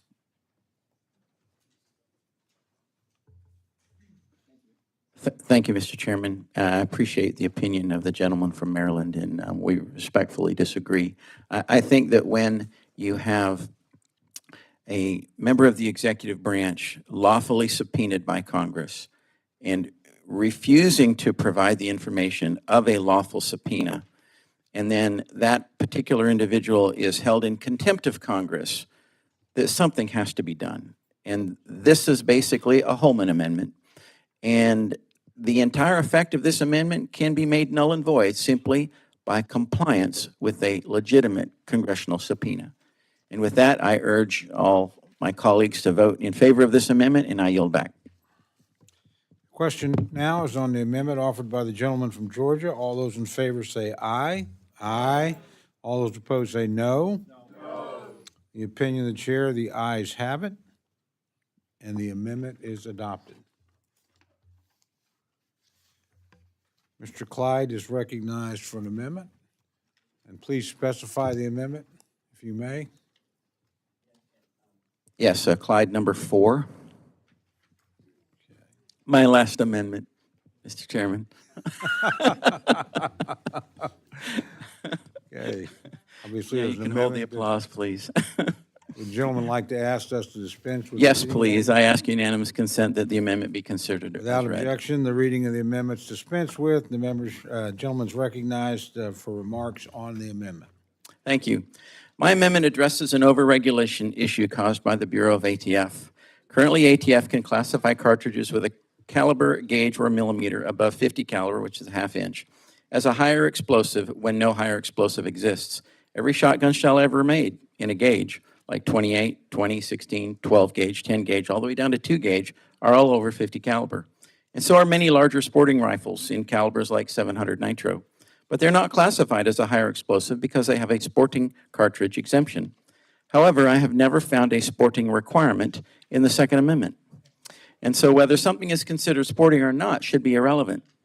This overregulation of a non-sporting cartridge over 50 caliber by the ATF has caused some federal firearms licensees, including manufacturers and dealers, as well as our very own military, to pay higher shipping costs and higher procurement costs, because when the ATF classifies ammunition as a higher level of explosive, then DOT must regulate it as such, and those higher costs of production and transportation are passed along to the consumer, which in this case is the military primarily. For ammunition classified as a higher level of explosive, there are more restrictive licensing requirements, more restrictive magazine storage requirements, and more costly transportation requirements, and there should be. If something is truly a higher explosive, then we should treat it as such, and I am sure we can all agree on that. But if something has no higher explosive in it, then it shouldn't be regulated as if it did. It doesn't make sense to me to overregulate, as it doesn't make sense to the firearms industry, and it certainly doesn't make sense to the defense industry manufacturers either. So my amendment expands the small arms ammunition exemption to include a specific larger cartridge called an M781 40 millimeter blue plastic nose training round with an inert projectile. An inert projectile means there's nothing dangerous in the projectile, and the blue plastic nose means the M781 is exclusively a training round. Making a cartridge-specific congressional exemption would not be the first of its kind either, for an exemption has been on the books for years for the 5.56 millimeter green tip M855 cartridge. The M781 training round is affectionately known in the military as the chalk round because the blue plastic nose cone is filled with an orange marking chalk. And the marking dye in the projectile is an environmentally friendly, biodegradable powdered chalk. The M781 is completely inert, and again, the blue plastic nose signifies that it is exclusively a training round. Yet within the last decade or so, ATF has decided to forcefully regulate it as a higher explosive because it is over 50 caliber, when no explosive exists in the projectile, and the propellant that drives it is smaller than a standard 38 caliber pistol blank. The entire manufacturers and military combined will potentially save millions of dollars in lower shipping and production costs, and the industry will certainly save significant amounts of money in lower regulatory costs, which should translate to lower prices for military contracts. This blue tip chalk round should be classified as small arms ammunition, where it belongs, and regulated as such. But because the projectile is larger than 50 caliber, ATF incorrectly classifies it as a higher explosive, again, when there is no higher explosive in it. My amendment provides an exemption, this exemption, and fixes this overregulation issue, putting the M781 tip chalk round into the proper classification of small arms. Thankfully, the military apparently in 2021 decided unilaterally to downgrade the classification of the M781 to that of regular small arms ammunition, 1.4S UN 0012. Unfortunately, privately owned manufacturers and suppliers cannot unilaterally do that. They must follow ATF regulation. My amendment would make sure that ATF follows the military's lead and downgrades the classification from explosive 1.4C and UN 0339 to small arms ammunition 1.4S UN 0012. I ask my colleagues to support the purpose of my amendment, which should save the military millions of dollars in future contract costs. You know, I realize that this is a very technical amendment. So in January of this year, I met with the ATF director, and this exact issue was on the agenda. It has been on my mind now for 6 months, and I have received no response. So, Mr. Chairman, I ask your assistance to ensure we get a response from ATF so that we can correct this issue and save our military millions of dollars. And with that, I withdraw my amendment.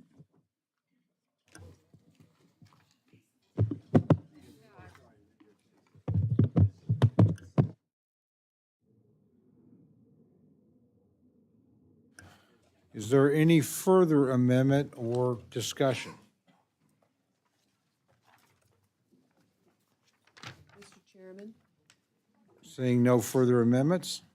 Oh, Madam, I recognize the gentlelady from Ohio. what was the ruling of the chair on that amendment, please? The amendment was Through withdrawn. it. I would like to place on the record, with unanimous consent, an article that was in the Business Insider regarding the gentleman's own investments, and to try to understand the connection between your amendment and your own business interests.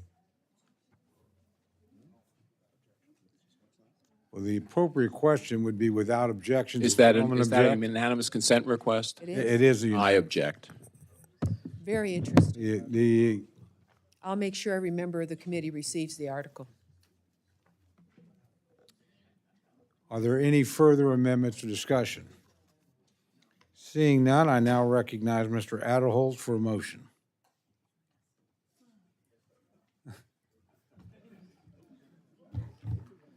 Is there lunch going on someplace here?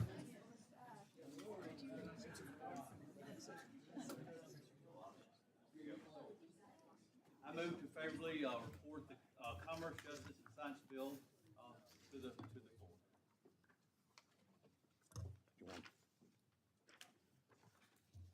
The question's now on the motion to favorably report the fiscal year 2025 Commerce, Justice, Science, and Related Agencies Appropriations Bill of the House. All those in favor say aye.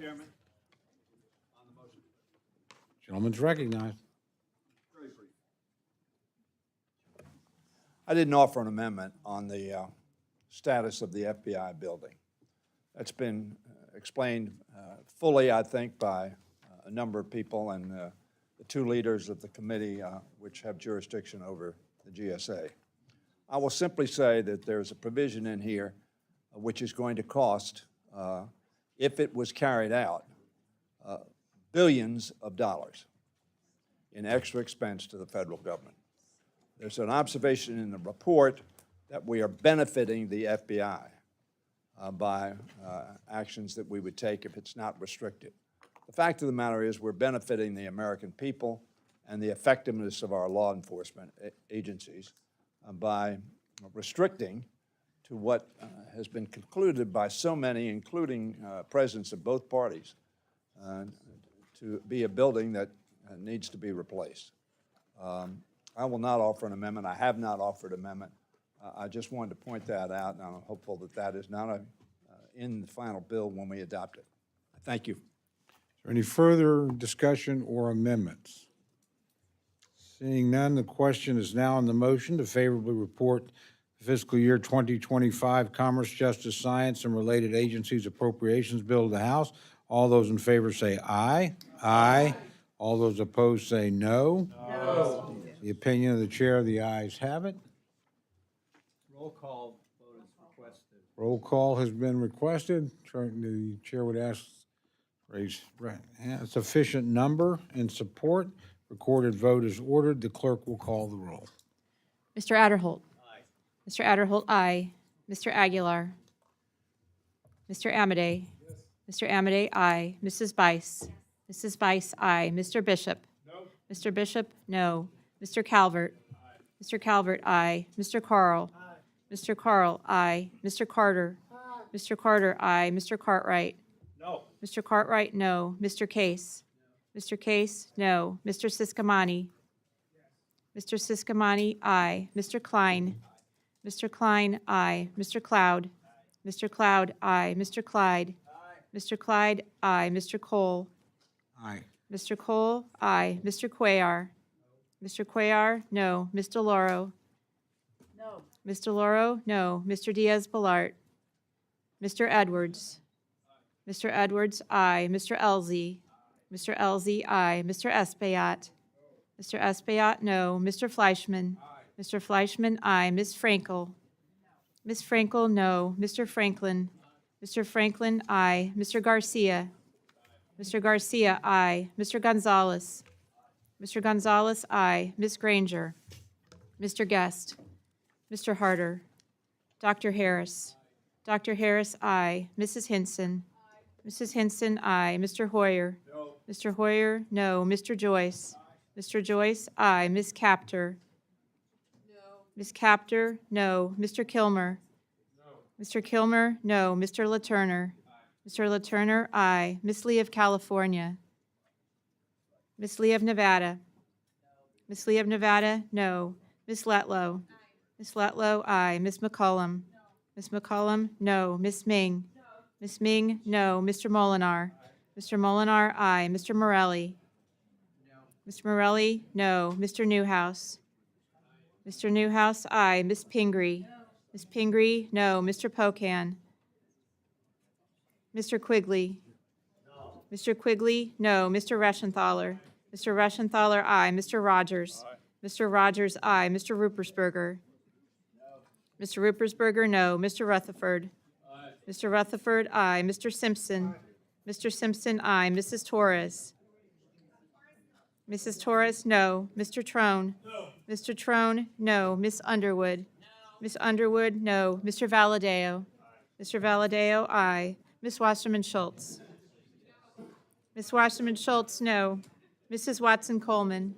No. Mrs. Watson Coleman, no. Miss Wexton. Miss Wexton, no.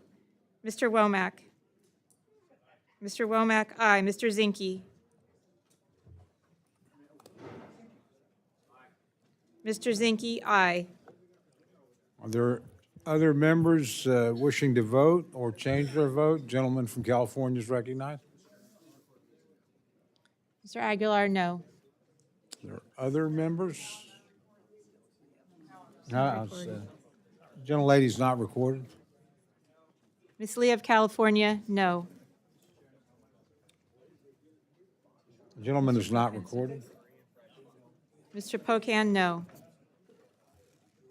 Do we have other members wishing to record or change their vote? Okay, so the clerk will tally.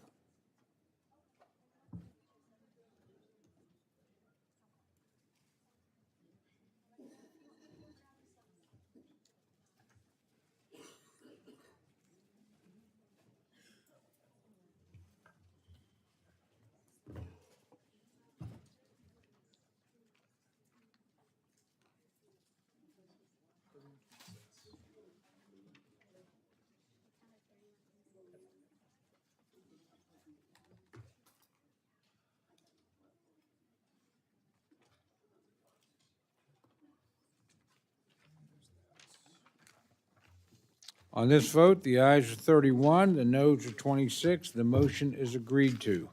I ask unanimous consent that staff be permitted to make technical and conforming changes to the bill and report just approved.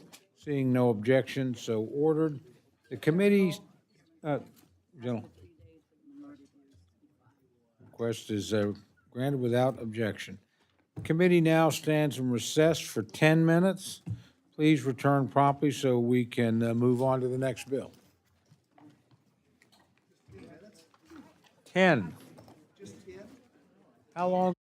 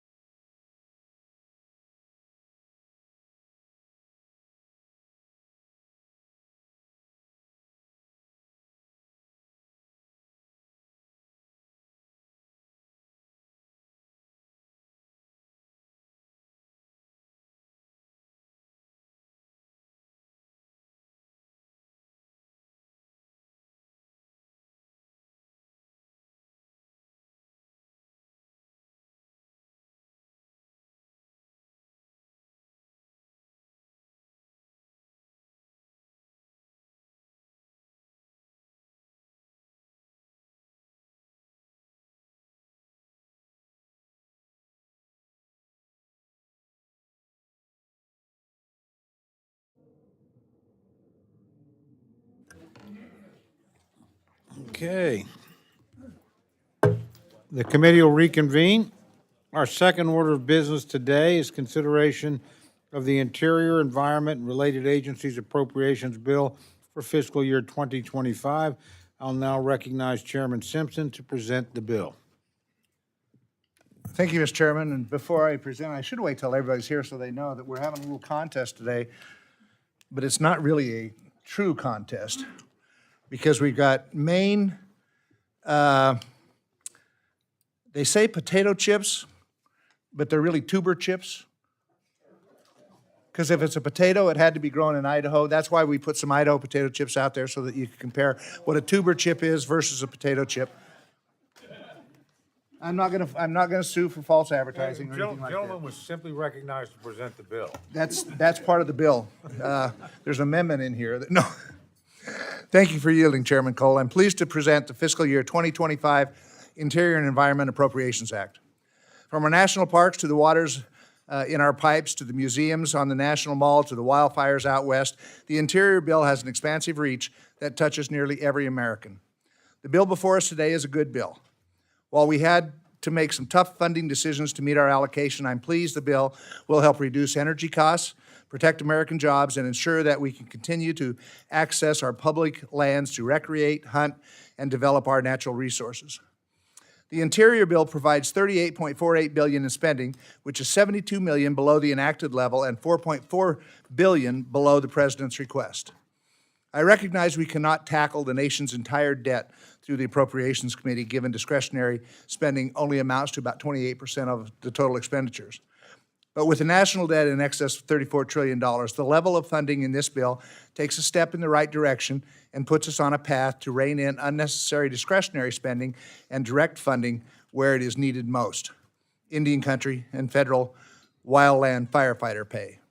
The bill provides a 14.5% increase for the Bureau of Indian Affairs and a 7.5% increase for the Bureau of Indian Education. This includes robust funding for law enforcement programs, including an additional $13.5 million for the Missing and Murdered Indigenous Women Initiative.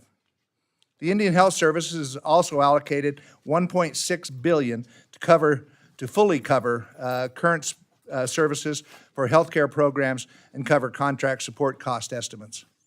The bill also provides over $330 million to permanently address the federal wildland firefighter pay and capacity.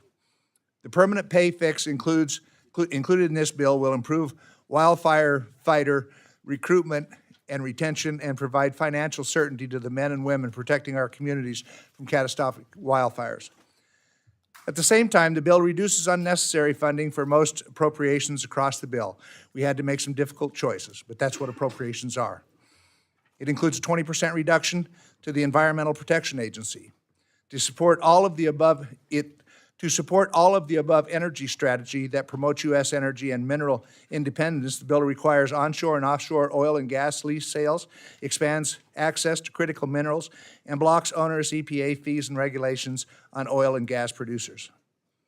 These critical provisions stop the administration's attempt to undermine the American energy sector and instead put American industries and businesses first. The bill also includes policies to limit the administration's regulatory regime by limiting abuse of the Endangered Species Act, ensuring chemical and pesticide manufacturers are not overburdened with requirements that would drive businesses overseas, blocking the administration's NEPA rules that give agencies broad leeway to incorporate climate change in permitting.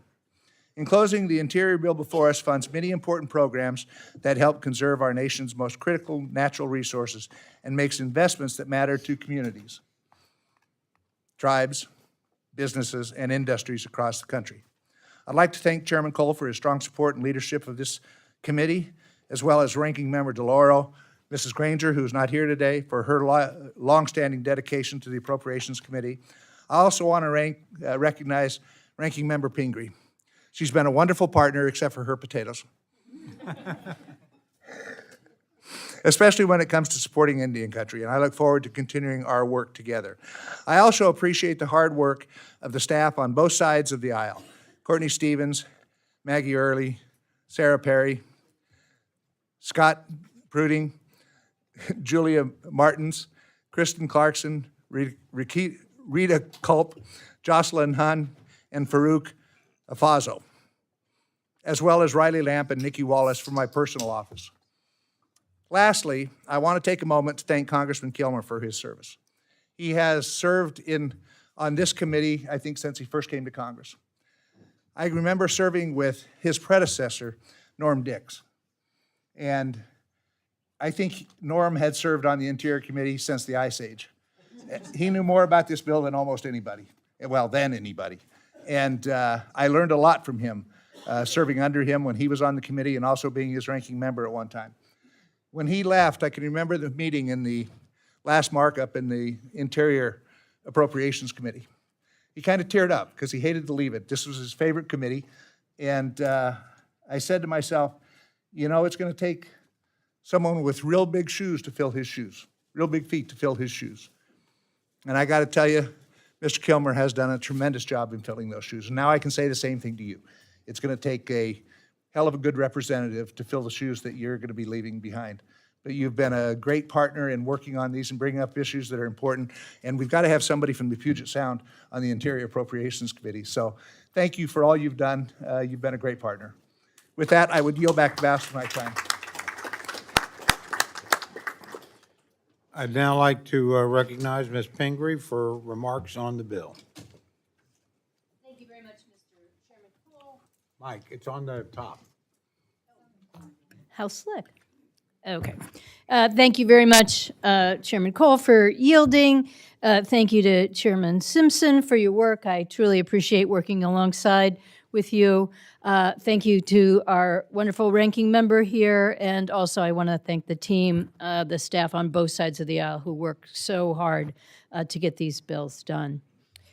Climate change is a clear and present danger, and the experts agree that we must take bold action to avoid major, irreversible catastrophe. It seems like every year when we meet to mark up this bill, there's a new record broken for extreme heat. June marked the 13th consecutive month of record-shattering temperatures across the globe. So I am greatly disappointed and frustrated by the bill before us that completely disregards the reality of a warming planet and ignores the need for us to do more, not less. With that understanding, cutting funding for the Environmental Protection Agency by $1.8 billion, or 20%, is irresponsible and severely impacts needed investments in environmental justice, enforcement, and climate change. If we are going to preserve the health of our environment and our economic well-being, we need to reduce greenhouse gas emissions and increase our efforts to respond to and mitigate against harmful climate impacts. The bill also slashes funding for land management agencies. The National Park Service alone is cut by $210 million. This cut will mean fewer park rangers to protect the park's natural and cultural resources and will negatively impact the visitor experience. Funding for cultural institutions such as the Smithsonian and the National Gallery of Art is also significantly reduced. The arts have incredible value as a positive tool for economic development, education, and community building, and I will strenuously oppose these cuts in the final spending arrangement. There are areas of bipartisanship, though, and I want to commend Chairman Simpson's work on wildland fire. The bill includes authorizing language necessary for the administration to carry out its permanent pay reforms for federal wildland firefighters. This is something we agree on, and I am pleased the bill addresses this important issue. I'm also proud of our work to address treaty and trust obligations on a bipartisan basis. Unfortunately, once again, House Republicans have loaded up the bill with wildly unpopular policy riders. This year, they've included a whopping 83 poison pill riders that cripple environmental protection, undermine climate change policies, and add to the national deficit. The riders in the bill give an open invitation to exploitive oil, gas, and mineral leasing by blocking rules that protect our public lands and resources, dictating the timing of onshore and offshore lease sales, overriding protections for preserving pristine water and undisturbed Arctic landscapes, and even prohibiting the implementation of recommendations to improve mining on public lands. And sadly, the bill also contains numerous discriminatory riders, targeting millions of American citizens, which have proven so divisive in numerous earlier markups. The majority of Americans support the United States taking steps to become carbon neutral by 2050, and they support taking responsibility for future generations. The austere and irresponsible cuts in this bill do not align with their values. We need to rise to this challenge and not squander this opportunity to make the planet better for our children and grandchildren. Before I close, I too want to acknowledge that this is Representative Kilmer's last full committee markup for an interior bill. He has been a wonderful colleague, a friend. We are truly going to miss him on this committee. As you've heard, he's beloved by all. He's passionate about the issues that he cares about. We heard him earlier defending one of the programs that he started. We've heard him working on tribal issues, helping to move a tribe that was in the flood zone, fighting for timber sales in his home district because he cared so much about the impact on the economy in his district. And many of us know him as the co-chair of the Select Committee on the Modernization of Congress. This committee came together, I think Representative Bice is now one of the co-chairs, but this committee came together on a bipartisan basis with 200 bipartisan recommendations, all things that we complain about and worry about every day and how this institution operates. Over a third of them have been adopted, and that's really a stellar record that none of us can come close to. So congratulations on your time here. You will be missed, and we will look forward to following you in whatever you choose to do in the future. And in closing, should there be any question about whose potatoes are more authentic, I'm happy to be able to have a potato challenge today. Many of you think about potatoes and think Idaho potato or stem tuber, as they may be called. These are truly potatoes from our state of Maine, where we're long known as a potato producer. We produce them, multiple companies produce them in our state in all flavors. And well, I have to say, all potatoes are honorable. Any potato chip is a great meal. And these are a really cute little bag. I know you will all find that ours are better. Thank you, and I yield back. The great potato wars have begun. I now recognize myself for remarks on the bill.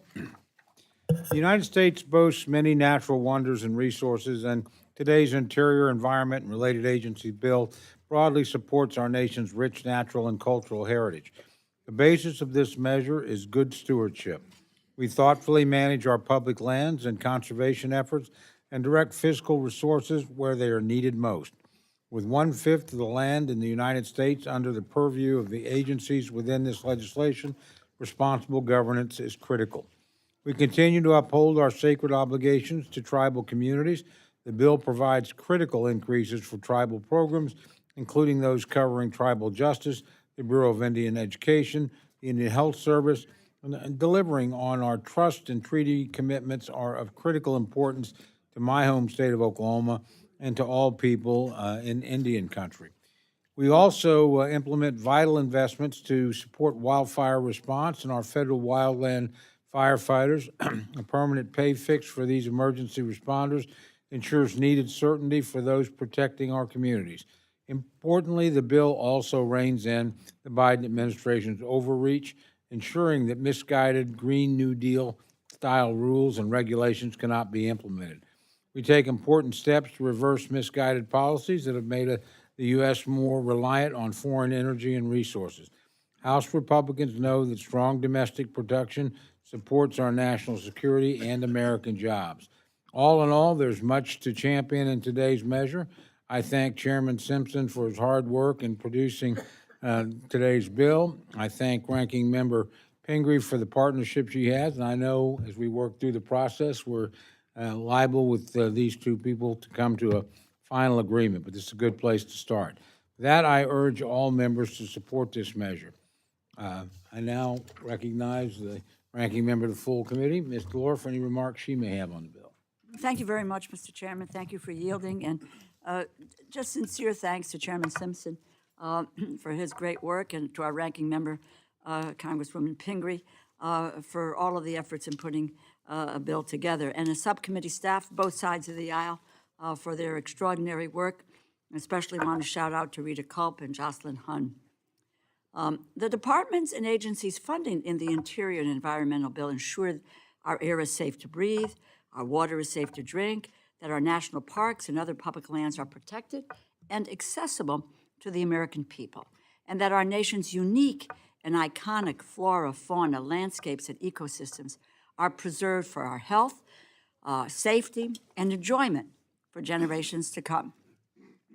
But rather than making sound investments to protect the air we breathe and the water we drink, preserve our national parks, ensure the environment we all share and live in remains clean and protected, the majority's bill benefits the most egregious polluters and climate science deniers, jeopardizes public health and safety, hinders our responses to the climate crisis, and endangers rural and low-income communities. The majority cuts to the EPA's Clean Water and Drinking Water State Revolving Funds by $678 million. This is funding for water we drink, we bathe, we cook with. It's a basic life necessity that we have a clear obligation to protect for the American people. And the bill zeroes out funds for environmental justice, worsening the impacts of environmental discrimination for rural and poor communities. Every American deserves to live in a healthy, clean, and a safe environment. But this bill abandons those who are most affected by environmental destruction and climate change. By cutting efforts to reduce carbon emissions, slashing community resiliency programs, requiring fossil fuels lease sales on public lands, while prohibiting clean energy projects, the bill unwinds our response to climate change and promotes dirty energy, taking the side of fossil fuel companies and those who deny the scientific reality rather than address the escalating risk to our economy and our national security that is presented by a changing climate and the growing number of extreme weather events. The impacts of climate change are deadly and costly, can be felt in communities around the world, including in each of our districts. We cannot put our heads in the sand and act like climate change will go away.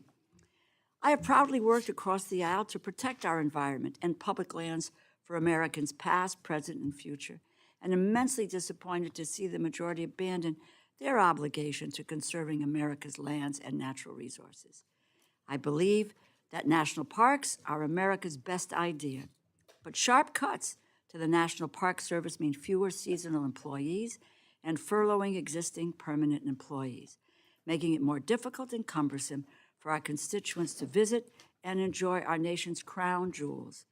Cuts to the Smithsonian Institution will likewise curb Americans' access to the world's largest museum, education, and research complex.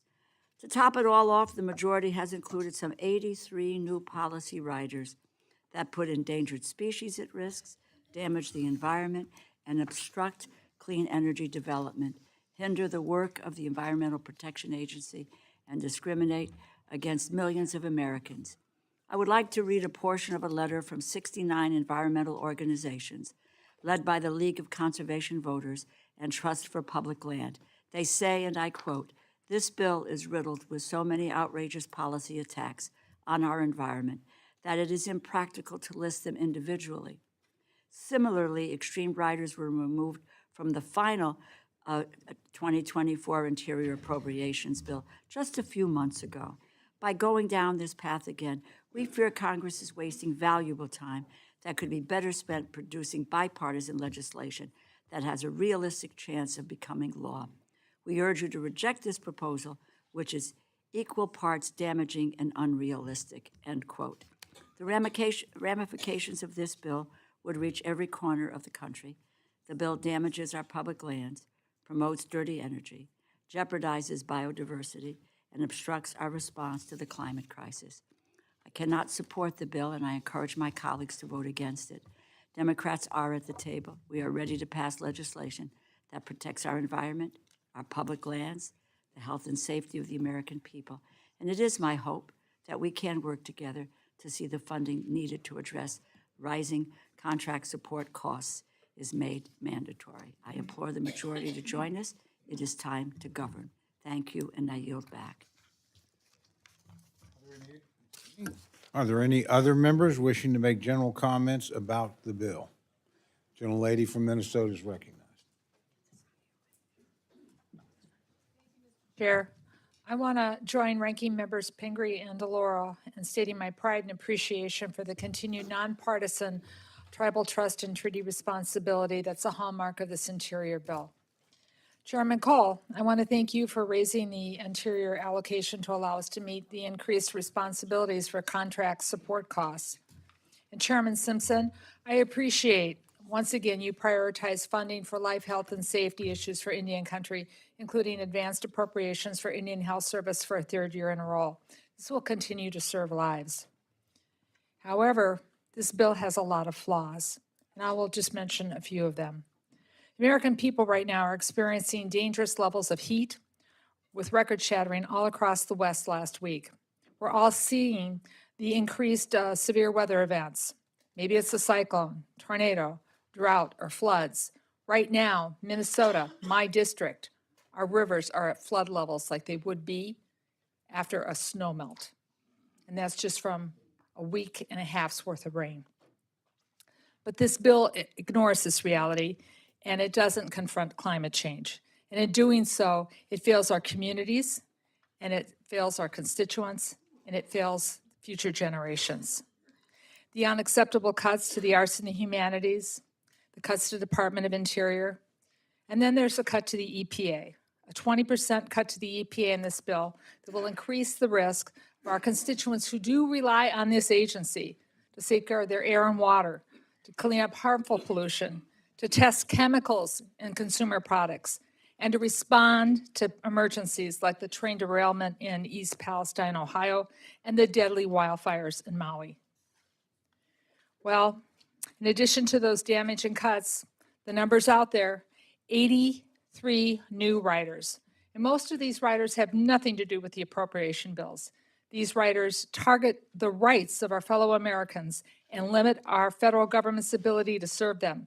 And they have no place in funding legislation. They are particularly harmful because they deny the core mission of our national parks. Our national parks tell America's story. They tell America's story when it's something to celebrate. They tell America's story when it's something that we need to reflect on that we should have done differently. These stories are stories of diversity, equity, and inclusion, and they must be told in order for us to understand ourselves as a nation. You can't change the history of the Stonewall Uprising by prohibiting the flying of a pride flag at a national monument. Burying these injustices of our past, ignoring the inequities of today, undermines the exact purpose of these important historic sites. The Belmont Paul Women's Equality National Monument, documenting the struggles for women's suffrage, women's rights. The Manzanan National Historic Site, where guns were pointed towards American, Japanese families that were held during World War II. They were held in remote internment camps. And then there's the Brown versus Board of Education National Historic Site, where the complex story of school desegregation and the struggles that continue today towards true equality are told. So, Mr. Chairman, at this point, I cannot support this bill, but I do know under the leadership of Chairman Simpson and Ranking Member Pingree, they're going to try to get this to a point when it comes back to the floor from a conference committee where we can support that. I yield back, and I thank you for the time. Are there any other members wishing to make general comments about the bill? See.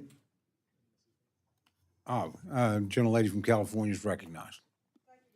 I rise in strong opposition to this bill. It's really a sad reality that the majority has sided with polluters and climate deniers over the American people. The public needs to know that this bill is dangerous to our health, our environment, and our economy. The legislation hinders the United States' response to the climate crisis and fails to address the growing number and severity of extreme weather events, by cutting efforts to reduce carbon emissions and community resiliency programs.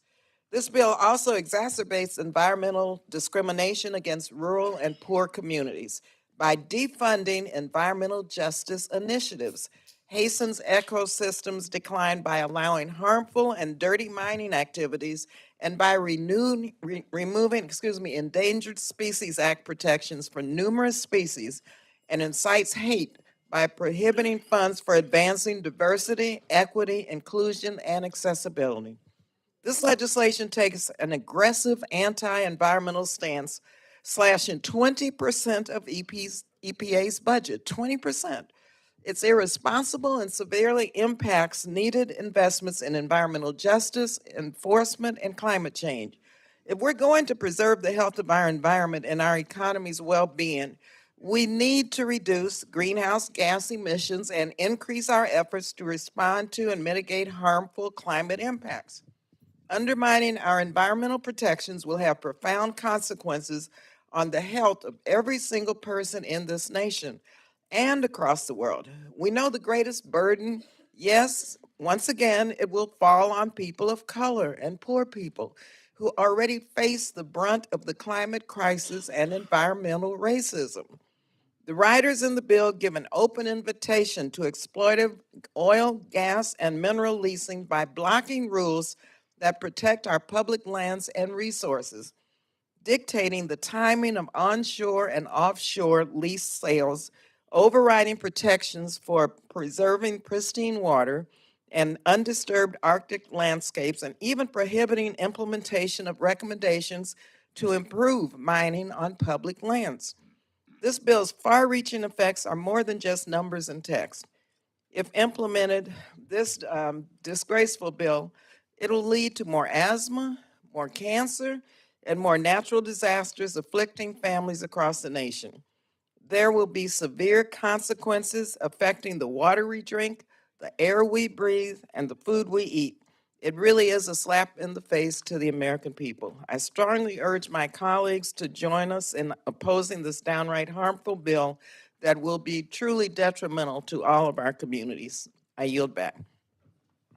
Mr. Bishop is recognized for general comments on the bill. Thank you, Mr. Chairman, for yielding. I'd like to thank Chairman Simpson and Ranking Member Pingree, as well as your staffs for your work on this bill.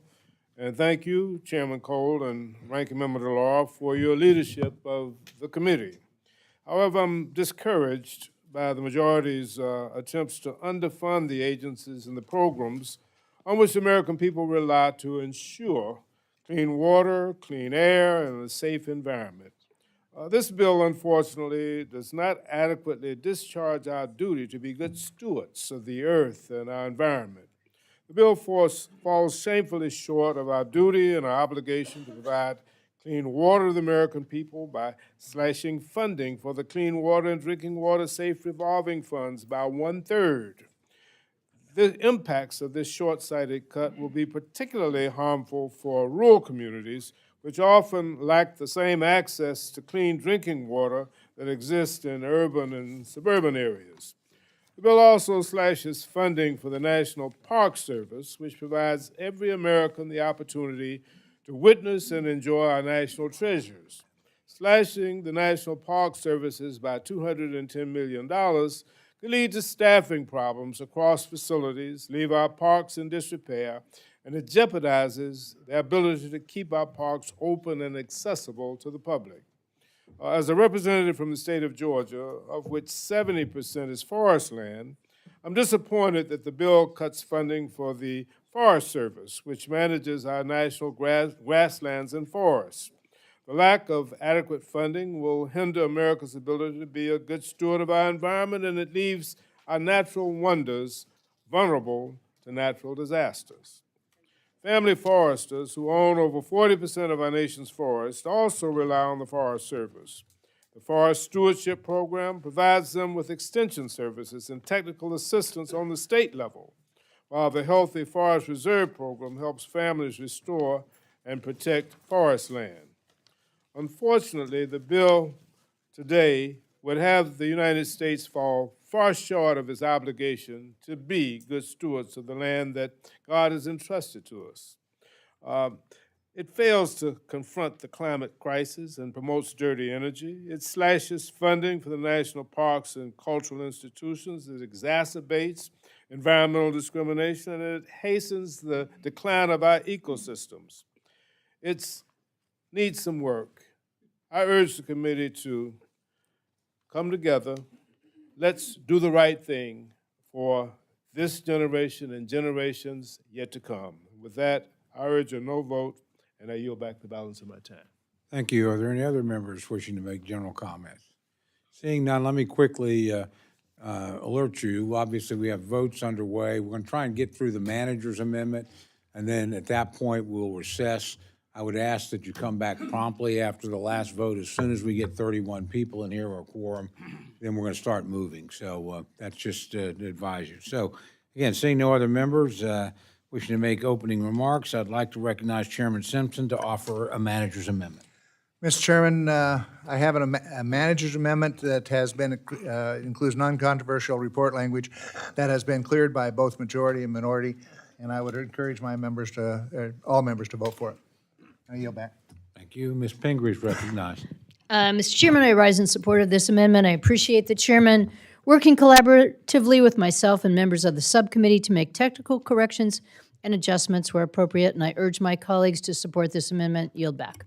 Do any other members seek recognition to speak on the amendment? I recognize Chairman Simpson for 1 minute to close. Oh, yes. Questions on the amendment? All those in favor say aye. Aye. All those opposed say no. Opinion of the chair, the ayes have it. The amendment's adopted. Committee will stand in recess and will immediately reconvene after the last vote.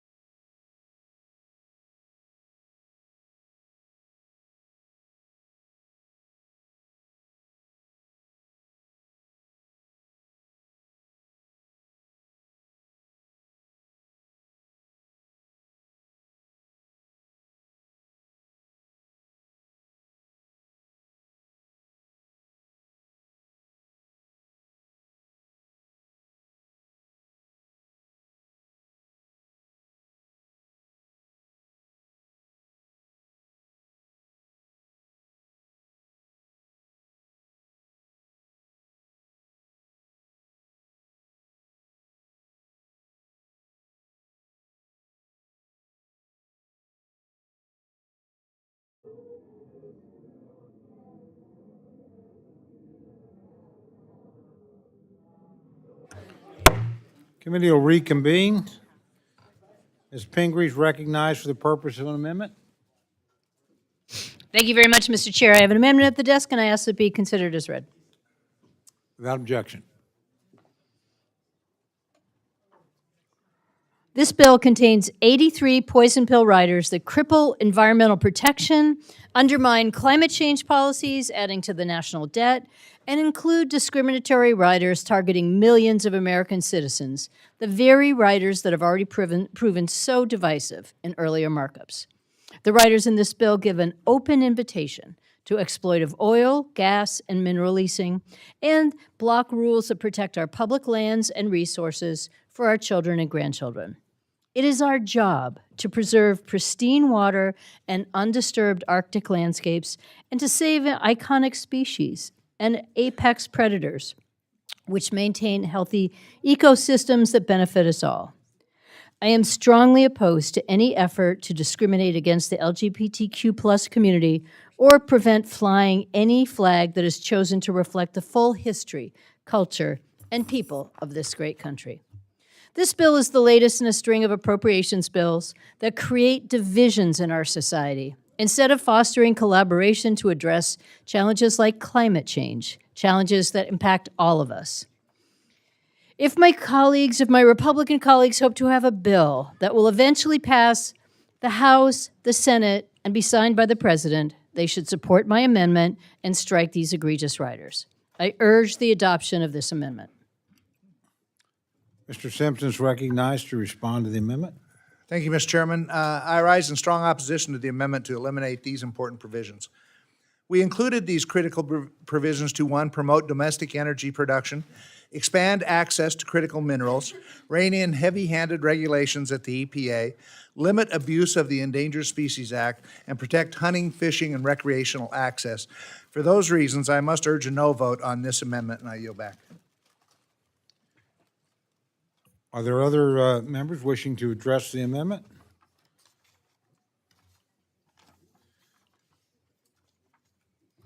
If there's no further debate, the gentlelady is recognized for 1 minute to close. These egregious riders, yes. These egregious riders have no place in this bill. I urge my colleagues to adopt my amendment, and I yield back my time. Questions now on the amendment offered by the gentlelady from Maine. All those in favor say aye. Aye. All those opposed say no. No. Opinion of the chair, the noes have it. Roll call has been requested.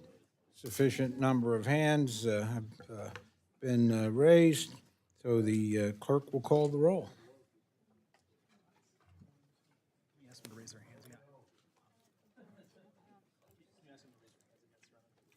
Could you raise your hands one more time? There were serious doubts evidently about the count.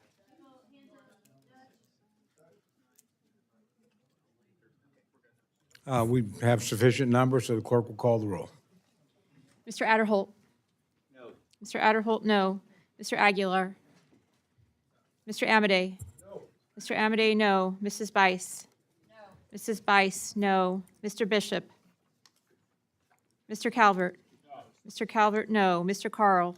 No. Mr. Carl, no. Mr. Carter? No. Mr. Carter, no. Mr. Cartwright? Aye. Mr. Cartwright, aye. Mr. Case? Mr. Siscomani? No. Mr. Siscomani, no. Mr. Klein? Mr. Cloud?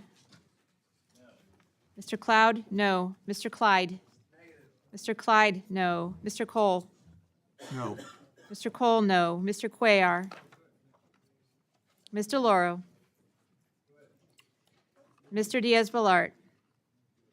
Mr. Edwards? No. Mr. Edwards, no. Mr. Elzey? No. Mr. Elzey, no. Mr. Espaillat? Mr. Fleischman? No. Mr. Fleischman, no. Ms. Frankel? Mr. Franklin? No. Mr. Franklin, no. Mr. Garcia? No. Mr. Garcia, no. Mr. Gonzalez? No. Mr. Gonzalez, no. Ms. Granger? Mr. Guest? Mr. Harder? Dr. Harris? Dr. Harris, no. Mrs. Hinson? Mrs. Hinson, no. Mr. Hoyer? No. Mr. Hoyer? Mr. Hoyer, aye. Mr. Joyce?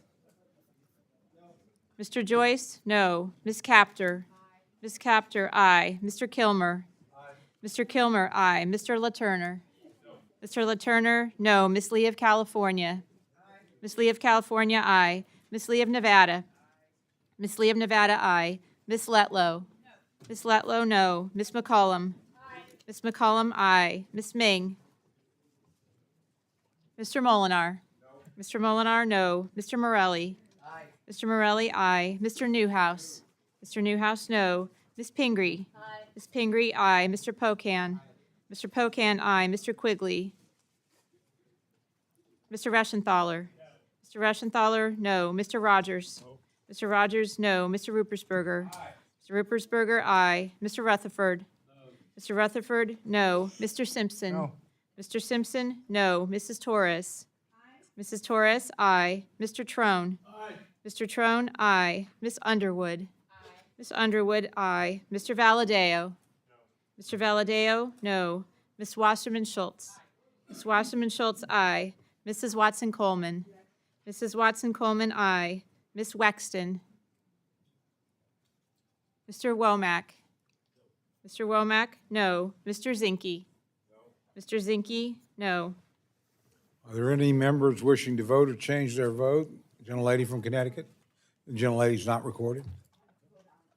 Mr. Lauro, aye. Gentleman from New York's recognized. Gentleman's not recorded. Gentlelady from New Yeah. York. The gentlelady's not recorded. Gentlelady from Aye. Florida. Ms. Frankel, Gentleman from Virginia. aye. Mr. Klein, no. Are there any others wishing to vote or change their vote? Clerk will tally.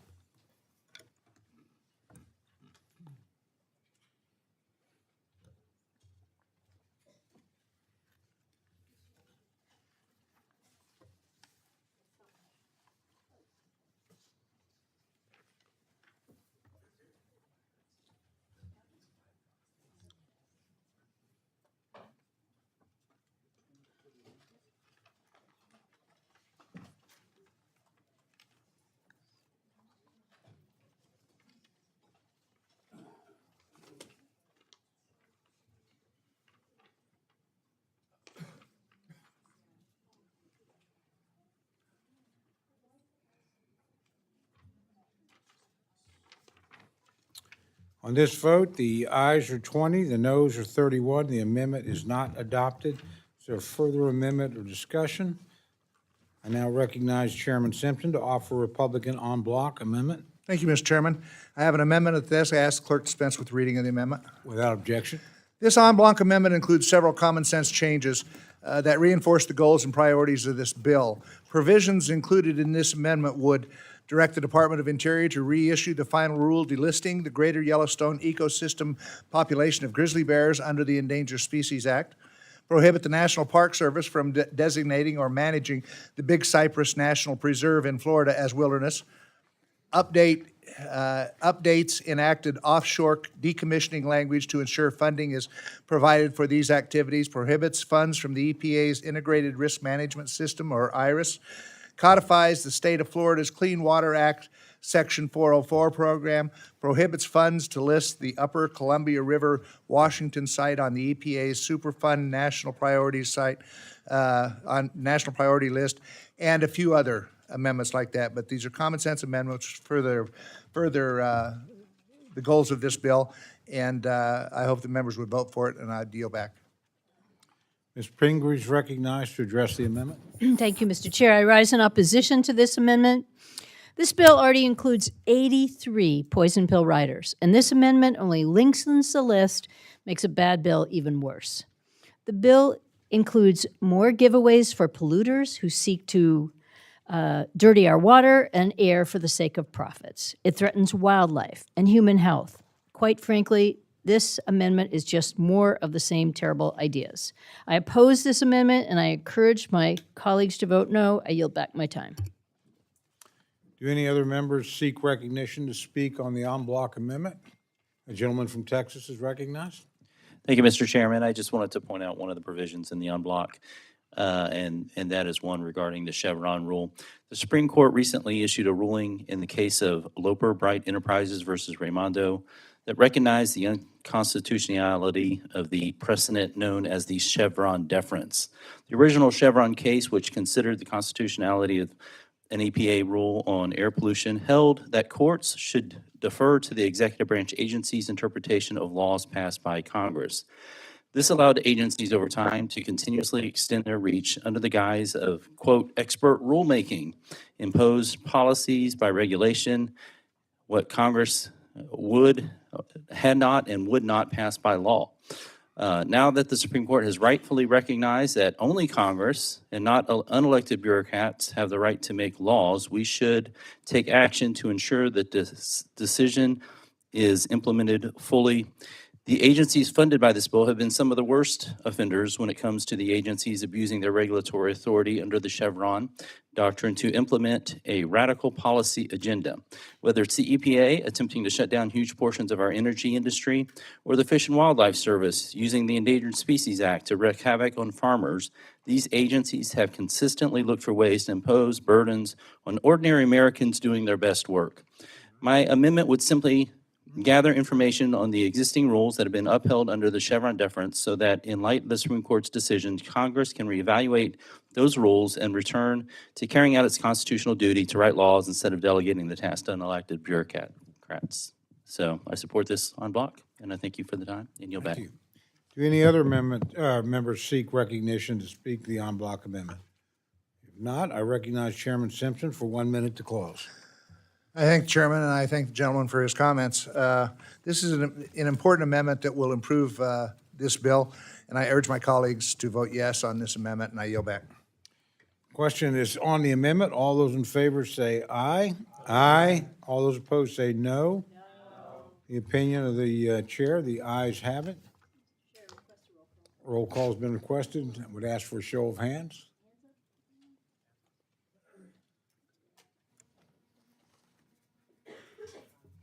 Sufficient number of hands having been raised, the clerk will call the roll.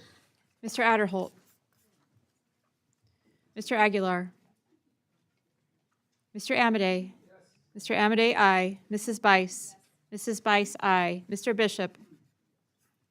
Mr. Calvert. Mr. Calvert, aye.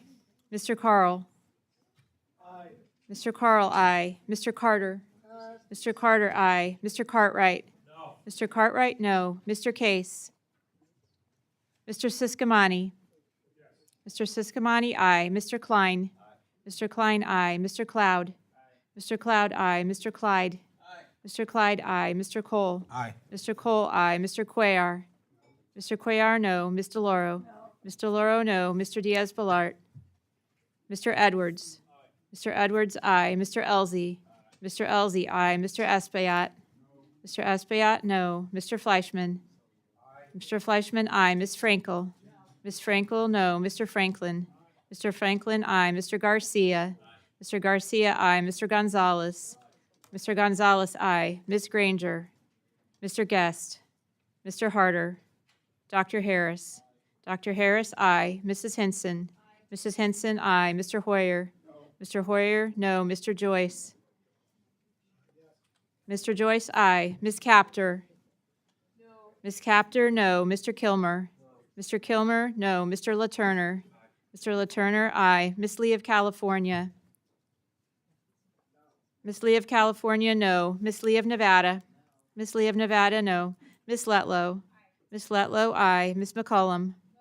Ms. McCollum, no. Ms. Ming. Ms. Ming, no. Mr. Molinar. Mr. Molinar, aye. Mr. Morelli. Mr. Morelli, no. Mr. Newhouse. Mr. Newhouse, yes. Ms. Pingree. No. Ms. Pingree, no. Mr. Pocan. Mr. Pocan, no. Mr. Quigley. Mr. Rushenthaler. Mr. Rushenthaler, aye. Mr. Rogers. Mr. Rogers, aye. Mr. Ruppersberger. Mr. Ruppersberger, no. Mr. Rutherford. Mr. Rutherford, aye. Mr. Simpson. Mr. Simpson, aye. Mrs. Torres. Mrs. Torres, no. Mr. Trone. No. Mr. Trone, no. Ms. Underwood. Ms. Underwood, no. Mr. Valadeo. Mr. Valadeo, aye. Ms. Wasserman Schultz. Ms. Wasserman Schultz, no. Mrs. Watson Coleman. Mrs. Watson Coleman, no. Ms. Wexton. Mr. Womack. Mr. Womack, aye. Mr. Zinke. Mr. Zinke, aye. Do any members wish to vote or change their vote? Gentleman from Illinois? The gentleman's not recorded. Mr. Quigley, no. A gentleman from Alabama?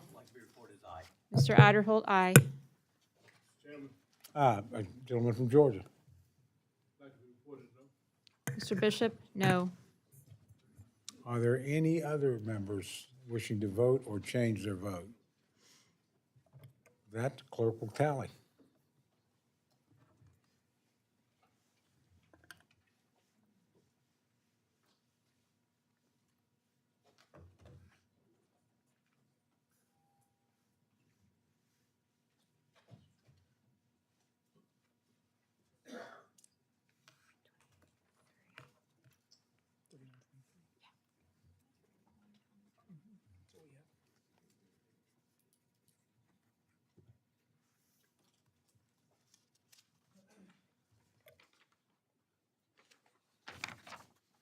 On this vote, the ayes are 31, the noes are 23. The amendment is adopted.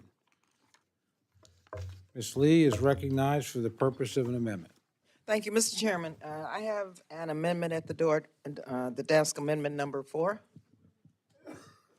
Ask for unanimous consent to dispense. Without objection. Gentlelady is recognized to explain her amendment. Thank you, and want to thank our ranking member for her leadership, and just mention a couple of things about this amendment, which would simply strike 2 devastating riders from the base bill. These are sections 449 and 460. Section 449 aims to withhold funding from implementing various executive orders aimed at curbing climate change and environmental injustices, effectively defunding Executive Order 1406 relating to revitalizing our nation's commitment to environmental justice for all. Meanwhile, Section 460 prohibits the use of funds for the Climate Justice Alliance. With marginalized communities everywhere experiencing record pollution, environmental justice just can't wait.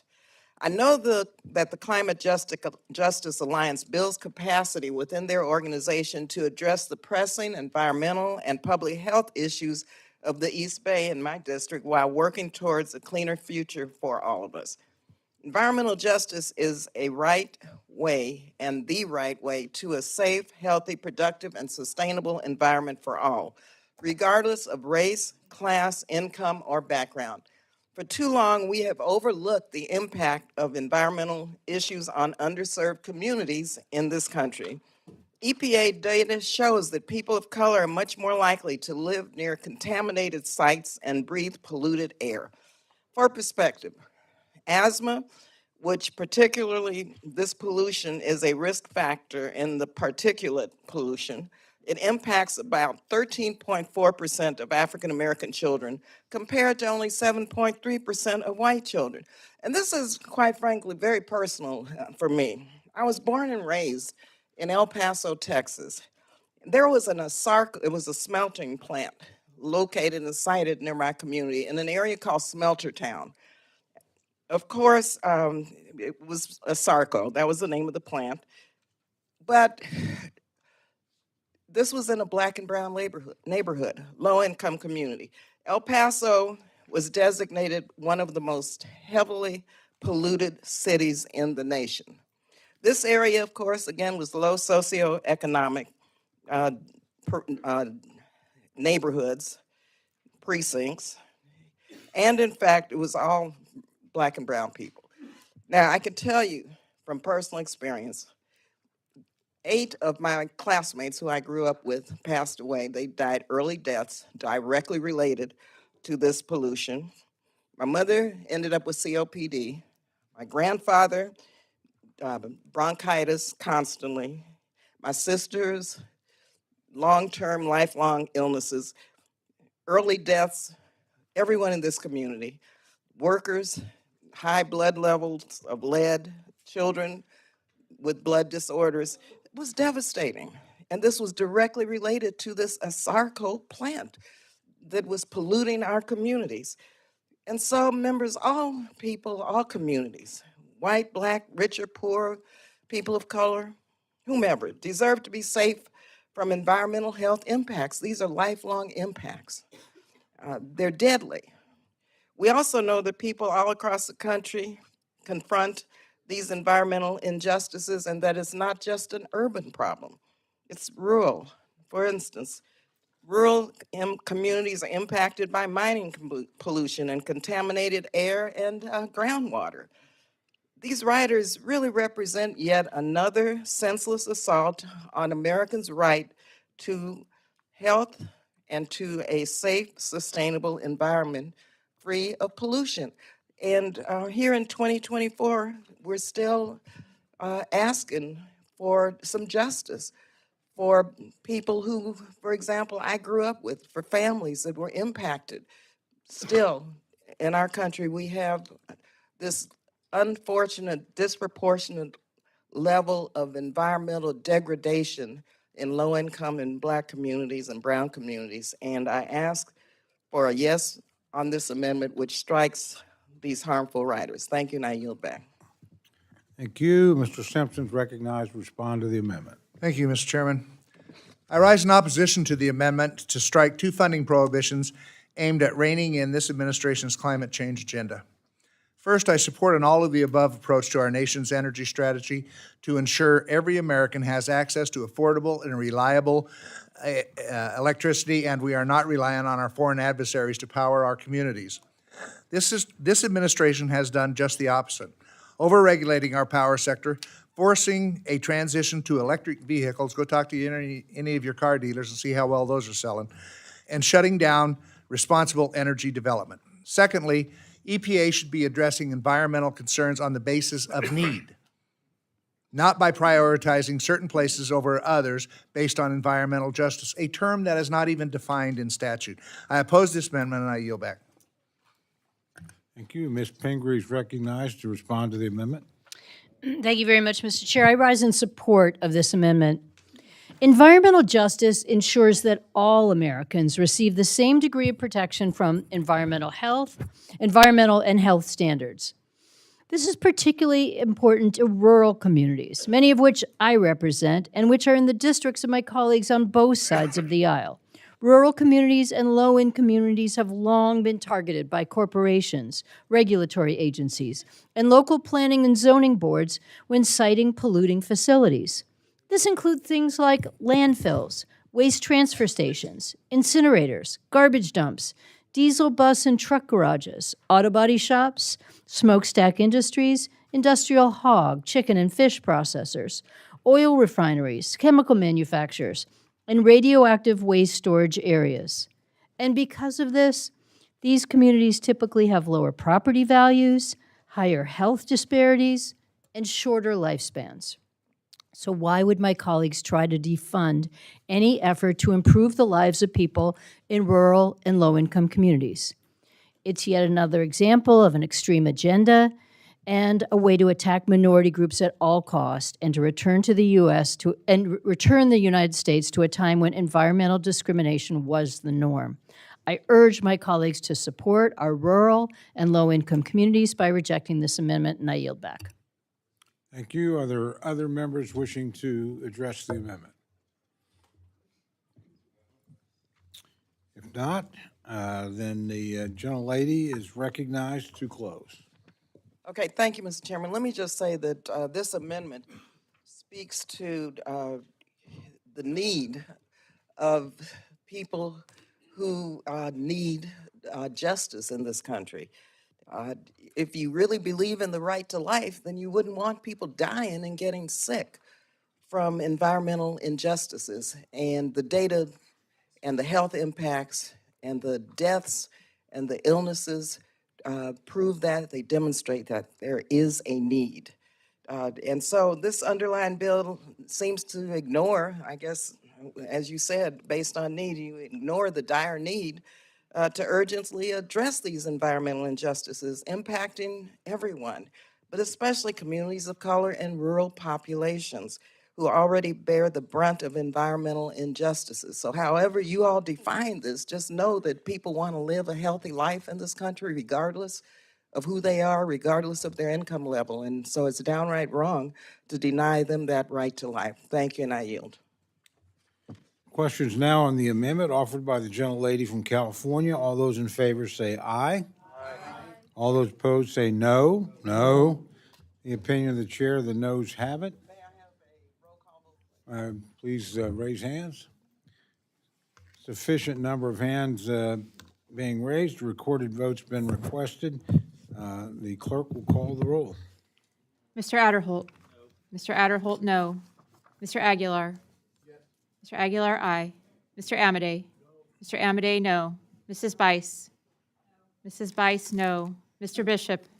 Mr. Bishop, aye. Mr. Calvert? Mr. Calvert, no. Mr. Carl?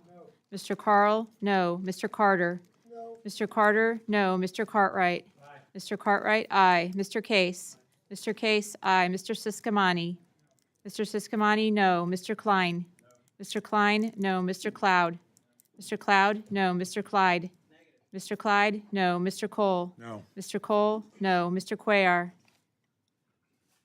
Mr. Loro? Mr. Loro, aye. Mr. Diaz-Balart? Mr. Edwards? Mr. Edwards, no. Mr. Elzey? Mr. Elzey, no. Mr. Espaillat? Mr. Espaillat, aye. Mr. Fleischman? Mr. Fleischman, no. Ms. Frankel? Ms. Frankel, aye. Mr. Franklin? Mr. Franklin, no. Mr. Garcia? Mr. Garcia, no. Mr. Gonzalez? Mr. Gonzalez, no. Ms. Granger? Mr. Guest? Mr. Harder? Dr. Harris? Dr. Harris, no. Mrs. Henson? Mrs. Henson, no. Mr. Hoyer? Mr. Hoyer, aye. Mr. Joyce? Mr. Joyce, no. Ms. Captor? Ms. Captor, aye. Mr. Kilmer? Mr. Kilmer, aye. Mr. LaTurner? Mr. LaTurner, no. Ms. Lee of California? Ms. Lee of California, aye. Ms. Lee of Nevada? Ms. Lee of Nevada, aye. Ms. Letlow? Ms. Letlow, no. Ms. McCollum? Ms. McCollum? Ms. McCollum, aye. Ms. Ming? Ms. Ming, aye. Mr. Molinar? Mr. Molinar, no. Mr. Morelli? Mr. Morelli, aye. Mr. Newhouse? Mr. Newhouse, no. Ms. Pingree? Ms. Pingree, aye. Mr. Pocan? Mr. Pocan, aye. Mr. Quigley? Mr. Reschenthaler? Mr. Reschenthaler, aye. Mr. Rogers? Mr. Rogers, aye. Mr. Ruppersberger? Mr. Ruppersberger, aye. Mr. Rutherford? Mr. Rutherford, aye. Mr. Simpson? Aye. Mr. Simpson, aye. Mrs. Torres? Excuse me. I'm just saying. I'm a no. Mr. Simpson, no. Mr. Rogers is recorded as an aye. Mr. Rogers, no. Mrs. Torres? Mrs. Torres, aye. Mr. Trone? Mr. Trone, aye. Ms. Underwood? Ms. Underwood, aye. Mr. Valadeo? Mr. Valadeo, no. Ms. Wasserman Schultz? Ms. Wasserman Schultz, aye. Mrs. Watson Coleman? Ms. Watson Coleman, aye. Ms. Wexton? Mr. Womack? Mr. Womack, no. Mr. Zinke? Mr. Zinke, no. Do any members care to change their vote? Or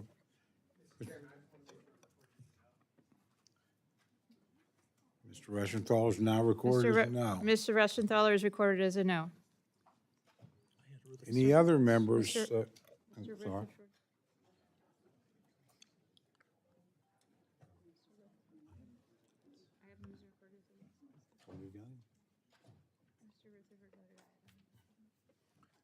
The gentleman mean to vote aye? Mr. Rutherford? I'm recorded aye. Yes. Any other members Rutherford, not no. paying attention that would like to change their votes? Okay, everybody's gotten their chance. All right, the clerk will tally.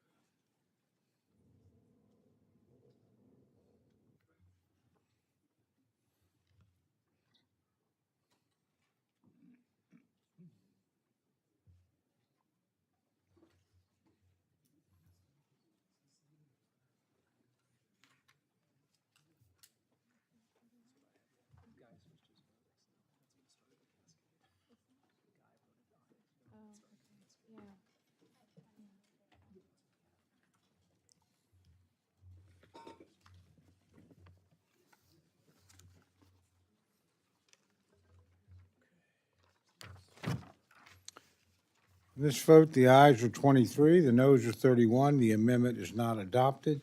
Is there further amendment for discussion?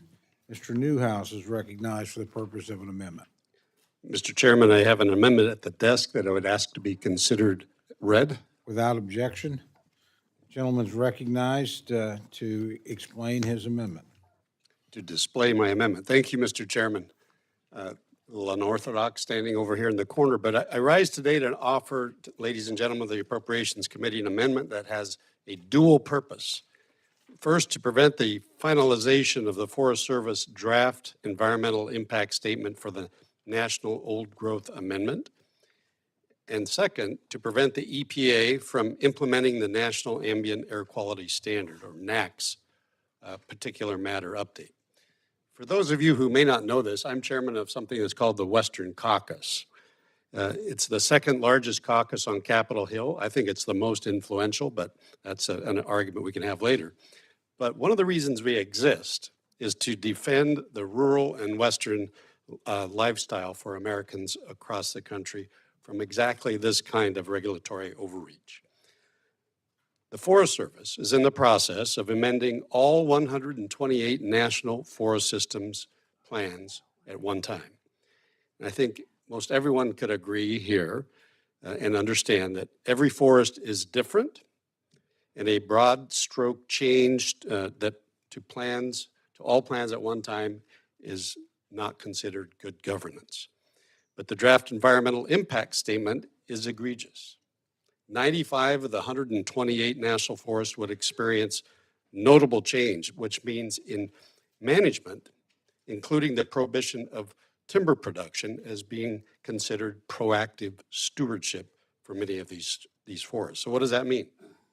It means that this will lead to overgrown, undermanaged forests that produce hazardous fuels and cause devastating wildfires, further harming our rural communities. So I believe we must stop the Forest Service from preserving as opposed to conserving our federal forests, and instead empower states, counties, and tribes to proactively manage our forests. The second section of my amendment addresses the NAAQS particulate matter that the EPA finalized in February. And this would tighten the PM 2.5 standard to 9 micrograms per cubic meter, which is substantially lower than the current 12 micrograms per cubic meter standard, which I'm sure all you guys use those terms every day in your language. But what this means is that soot in the air is going to be regulated to a point that's many times is lower than what is naturally occurring. Now, we as a country, the United States already can boast air quality that ranks in the top 20 when you compare countries around the world, which to me proves that this kind of regulation is unnecessary. This new standard threatens our agriculture, our construction, our manufacturing, our timber industries, and truly has a potential to kneecap our economy. Before construction is permitted, new projects must use EPA models to show attainment with the NAAQS. And if the standard is not met, then the project is halted until compliance can be achieved. Now, this map shows all the counties throughout the country. In the red or the pink areas, new or expanded manufacturing projects in red are unachievable. In the light red or the pink would be on the verge of non-compliance thanks to this new 2.5 standard. So that would mean that construction or expansion of any kind of economic activity would be particularly difficult in these pink areas, would be nigh impossible in the red areas. So coupled together, these actions by the Forest Service and by the EPA will have devastating consequences, as you can see, across the western United States, but certainly across the entire country. So I encourage my colleagues to support my amendment, which prioritizes our rural communities over the extreme environmental lobby, which unfortunately has continually dictated this administration's regulatory agenda. Thank you, Mr. Chairman. I yield back. Thank you very much. Ms. Pingree is recognized. Thank you, Mr. Chair. I rise in opposition to this amendment. As you heard, this amendment contains two policy riders.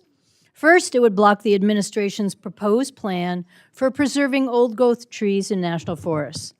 This draft plan is in its public comment phase, so it seems premature and overreaching to try to shut that down. The second rider prohibits EPA from implementing its national ambient air quality standards for particulate matter.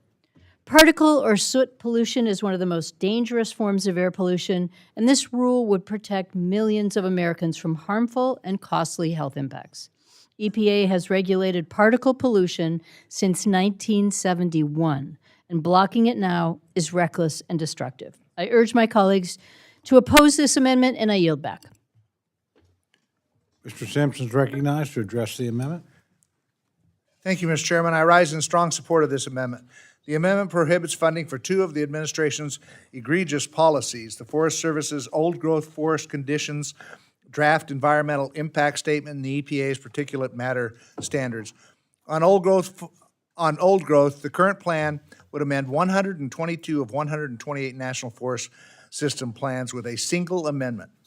This top-down approach ignores the fact that each national forest is inherently different and needs tailored management plans, as Mr. Newhouse said.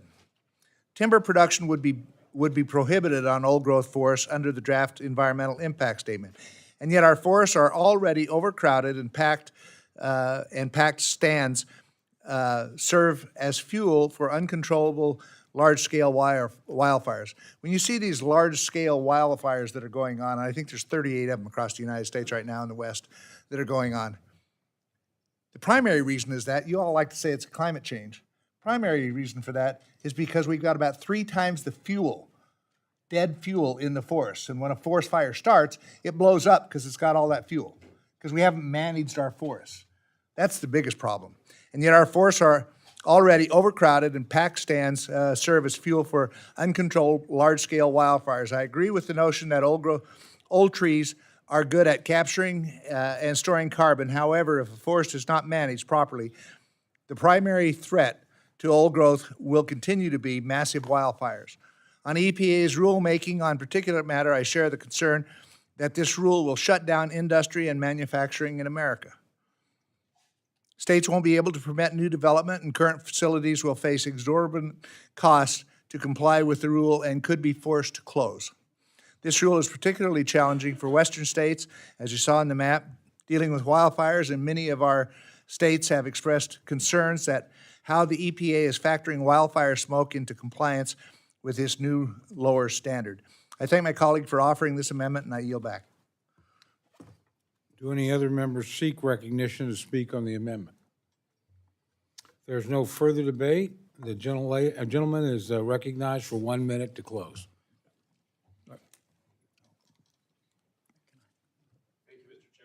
Just in closing, I would just say that already stringent standards already exist. The 12.5 micrograms is difficult to achieve already. Going down to 9 would preclude many industries from expanding, would impact economically our way of life in rural America and across the country.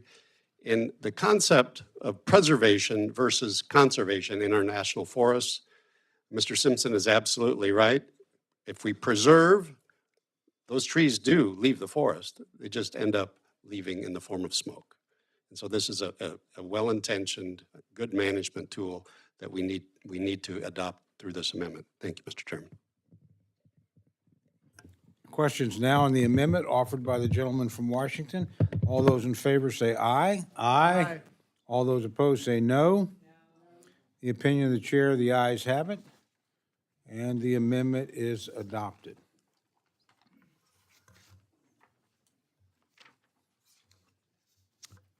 Seeing, are there any further amendments for discussion?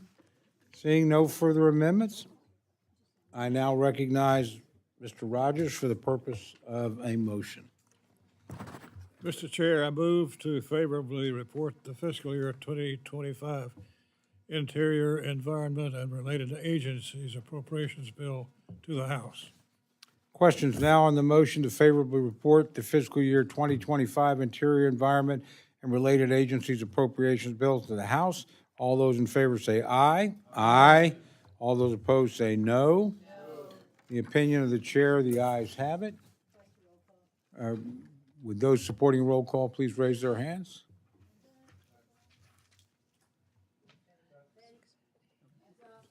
I'm just trying to get you a little exercise here. The opinion of the chair, a sufficient number of hands having been raised, the clerk will call the roll. Mr. Adderholt. Mr. Aguilar. Mr. Aguilar, no. Mr. Amedee. Mr. Amedee, aye. Mrs. Bice. Mrs. Bice, aye. Mr. Bishop.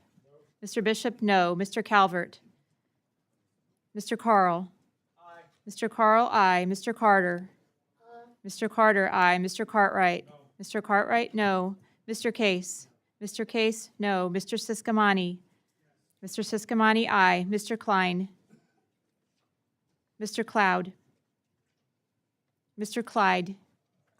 Mr. Clyde, aye. Mr. Cole. Aye. Mr. Cole, aye. Mr. Cuellar.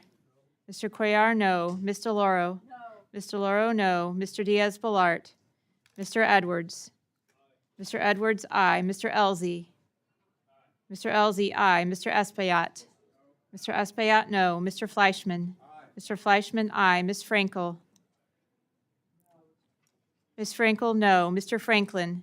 Mr. Franklin, aye. Mr. Garcia. Mr. Garcia, aye. Mr. Gonzalez. Mr. Gonzalez, aye. Ms. Granger. Mr. Guest. Mr. Harder. Dr. Harris. Dr. Harris, aye. Mrs. Hinson. Mrs. Hinson, aye. Mr. Hoyer. Mr. Hoyer, no. Mr. Joyce. Mr. Joyce, aye. Ms. Captor. Mr. Kilmer. Mr. Kilmer, no. Mr. LaTurner. Mr. LaTurner, aye. Ms. Lee of California. Ms. Lee of California, no. Ms. Lee of Nevada. Ms. Lee of Nevada, no. Ms. Letlow. Ms. Letlow, aye. Ms. McCullum. Ms. McCullum, no. Ms. Ming. Ms. Ming, no. Mr. Molinar. Mr. Molinar, aye. Mr. Morelli. Mr. Morelli, no. Mr. Newhouse. Mr. Newhouse, aye. Ms. Pingree. No. Ms. Pingree, no. Mr. Pocan. Mr. Pocan, no. Mr. Quigley. Mr. Quigley, no. Mr. Reschenthaler. Mr. Rogers. Mr. Rogers, aye. Mr. Ruppersberger. Mr. Ruppersberger, no. Mr. Rutherford. Mr. Rutherford, aye. Mr. Simpson. Mr. Simpson, aye. Mrs. Torres. Mrs. Torres, no. Mr. Trone. Mr. Trone, no. Miss Underwood. Miss Underwood, no. Mr. Valadeo. Mr. Valadeo, aye. Miss Wasserman Schultz. Miss Wasserman Schultz, no. Mrs. Watson Coleman. Mrs. Watson Coleman, no. Miss Wexton. Mr. Womack. Mr. Womack, aye. Mr. Zinke. Mr. Zinke, aye. Gentleman's recognized. Gentleman's not recorded. Mr. Calvert, aye. Mr. Ms. Chairman. Cloud? Mr. Cloud, aye. The gentlelady from Ohio? Yes, Mr. Chairman, I would like to be recorded as no. Ms. Captor, no. Oh, gentleman from Alabama. Mr. Adderholt, aye. Are there any other members wishing to vote or change their vote? Seeing none, the clerk will tally.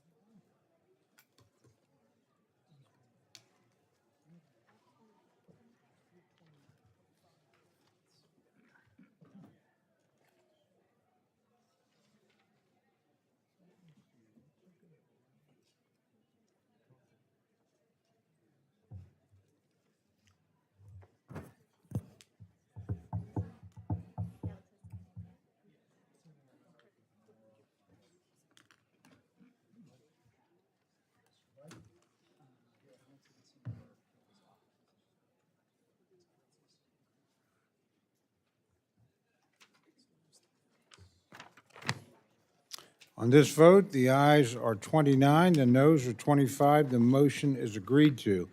I ask unanimous consent that staff be permitted to make technical and conforming changes to the bill and report just approved. Seeing no objection, so ordered. Without objection, so ordered.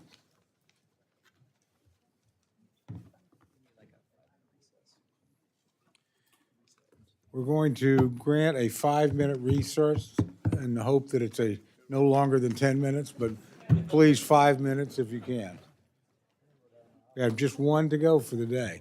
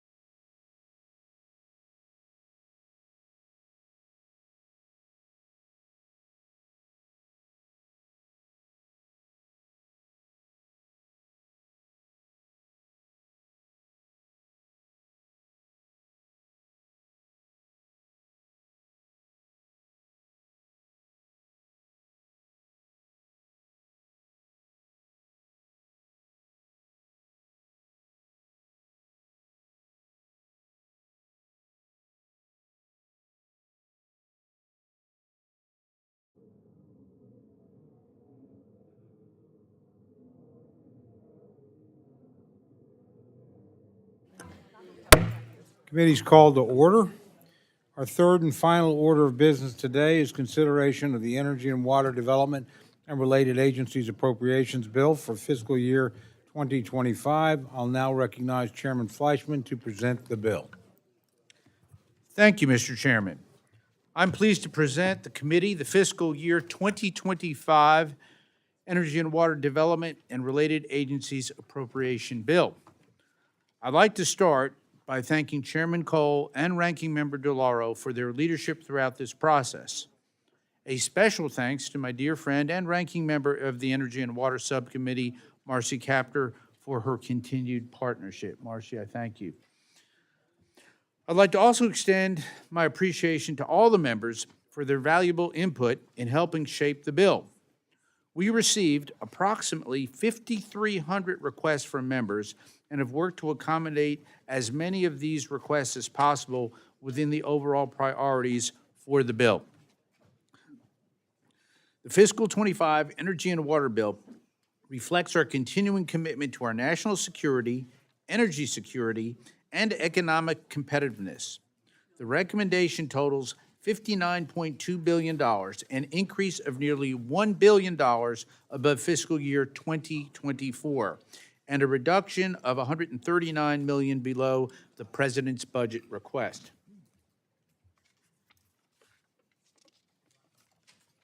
The bill delivers strong support for our national defense and provides $25.5 billion, an increase of $1.3 billion above fiscal 24 for the National Nuclear Security Administration. The bill prioritizes nuclear weapons activities, fully funding all major stockpile modernization activities, and providing additional funds for plutonium pit production and the nuclear sea-launched cruise missile. We continue our commitment to the remediation of contaminated sites by funding the Department of Energy and Corps of Engineers cleanup activities at a total of $8.5 billion. The bill also advances our nation's energy security, including $1.8 billion for the base nuclear energy programs. We also provide additional funding for nuclear demonstration projects specifically. The Fossil Energy and Carbon Management account includes one of the largest investments focused on mining production technologies for critical minerals extraction in decades. These investments are essential to secure our domestic supply chain and reduce reliance on foreign sources. The Energy and Water Bill also strengthens our economic competitiveness. The bill includes $9.96 billion for the Army Corps of Engineers, including full funding of the Harbor Maintenance Trust Fund activities and the highest priority, ongoing inland waterways trust fund construction projects to ensure the safe flow of commerce. Funding for the Bureau of Reclamation totals $1.93 billion, prioritized for projects that increase water supply and support drought resilience. Within the funding for the Corps and Reclamation, the bill also includes a total of $899 million for community project funding. The bill continues to support for scientific research, providing $8.4 billion for the Department of Energy's Office of Science, an increase of $150 million above fiscal year 2024 to ensure America remains at the forefront of scientific discovery and innovation. Our national security and economic vitality are built upon our nation's global scientific and technological leadership. The bill includes provisions aimed at countering Biden administration actions that would stifle the private sector and exacerbate inflation.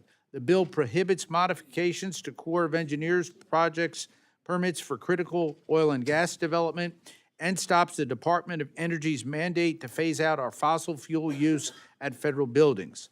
The bill also rejects the Biden administration's harmful pause on LNG exports by removing the Department of Energy's role on the LNG export application review process, a position that has bipartisan support.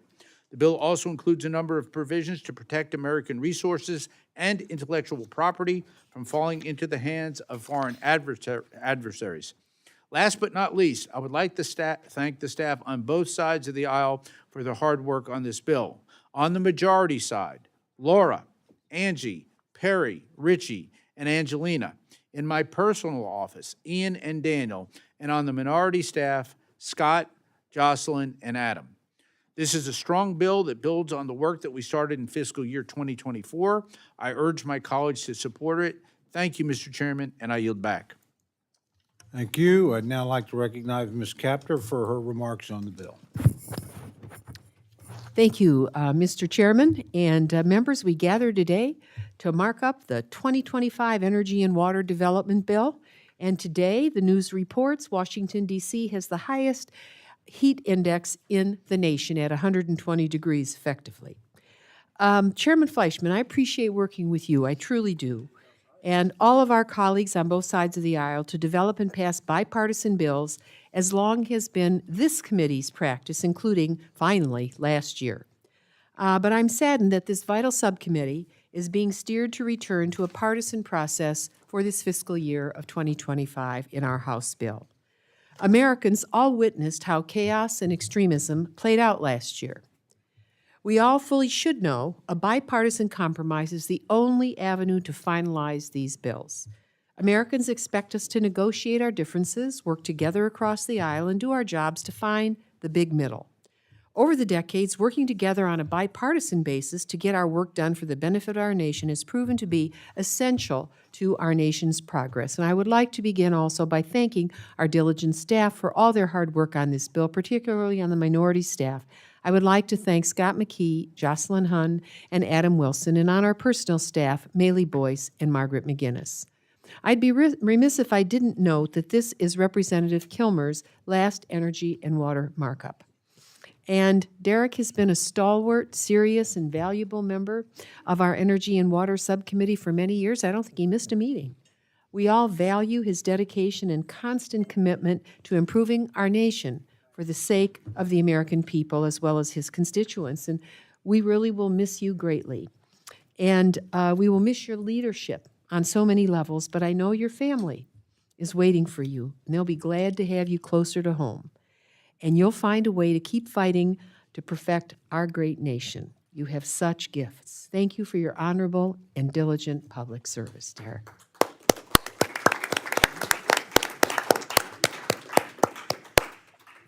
Energy and water undergird America's way of life.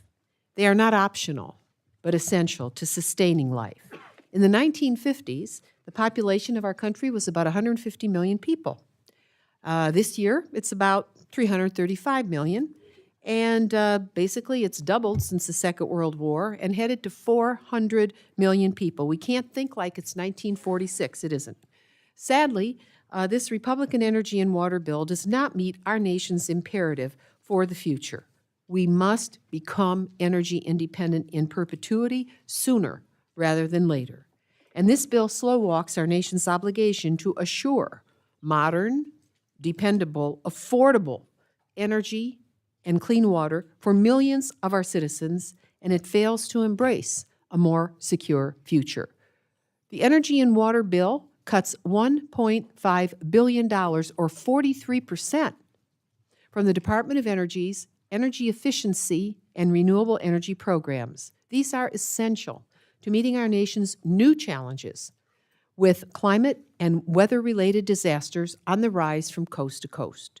This bill revokes $8 billion from the Department of Energy's loan programs, and a cut of this magnitude immediately impacts the Department of Energy's ability to spur American manufacturing and innovation. And it's very important to also remember we have to produce a whole new set of talents that didn't exist in past decades. Our country is short on hydrologists, on master mechanical technicians, on building tradespeople to modernize grid, on the environmental engineers and specialists that we will need for subwatershed management. The country needs to move faster to meet the future. This bill also slashes the Weatherization Assistance Program, resulting in approximately 54,000 fewer low-income homes receiving weatherization services. Let me be clear. The cuts in this bill will absolutely jeopardize innovation to achieve American energy independence, and these cuts will hurt America's competitiveness. These cuts will increase energy costs for millions of our fellow citizens by denying progress, including families and seniors struggling to make ends meet. And while we've made great strides toward energy independence after half a century of effort, our nation has not reached home plate and scored on U.S. energy independence in perpetuity. For example, the United States is fulfilling more of its crude oil needs with domestic supplies than ever before. Thankfully, U.S. net crude oil imports are the lowest they've been since 1972. And while decreased reliance on imports should give the U.S. more control over prices, consumers are still not seeing those benefits in the price they pay at the pump.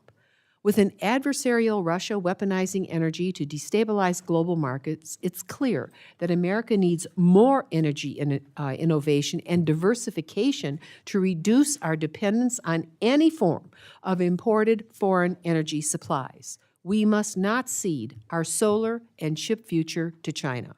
We know China is more than willing to dump product and components to wipe out domestic industries. They've already taught us that. We've witnessed steel, pharmaceuticals, electronics, and automotive sectors been hit by imports from China that wipe out domestic markets. In this new century, marked by extreme weather events and increasing natural disasters, this bill endangers efforts to address the climate crisis. During 2023, there were 28 separate billion-dollar weather and climate disasters. In 2024, we're already witnessing an escalation of events with a heat dome that impacted over 250 million Americans, major flooding throughout the Midwest, wildfires burning in the West, and the most intense hurricane to form in the Atlantic so early in the year, and searing heat in Arizona, Nevada, the dry West, and June was the 13th month in a row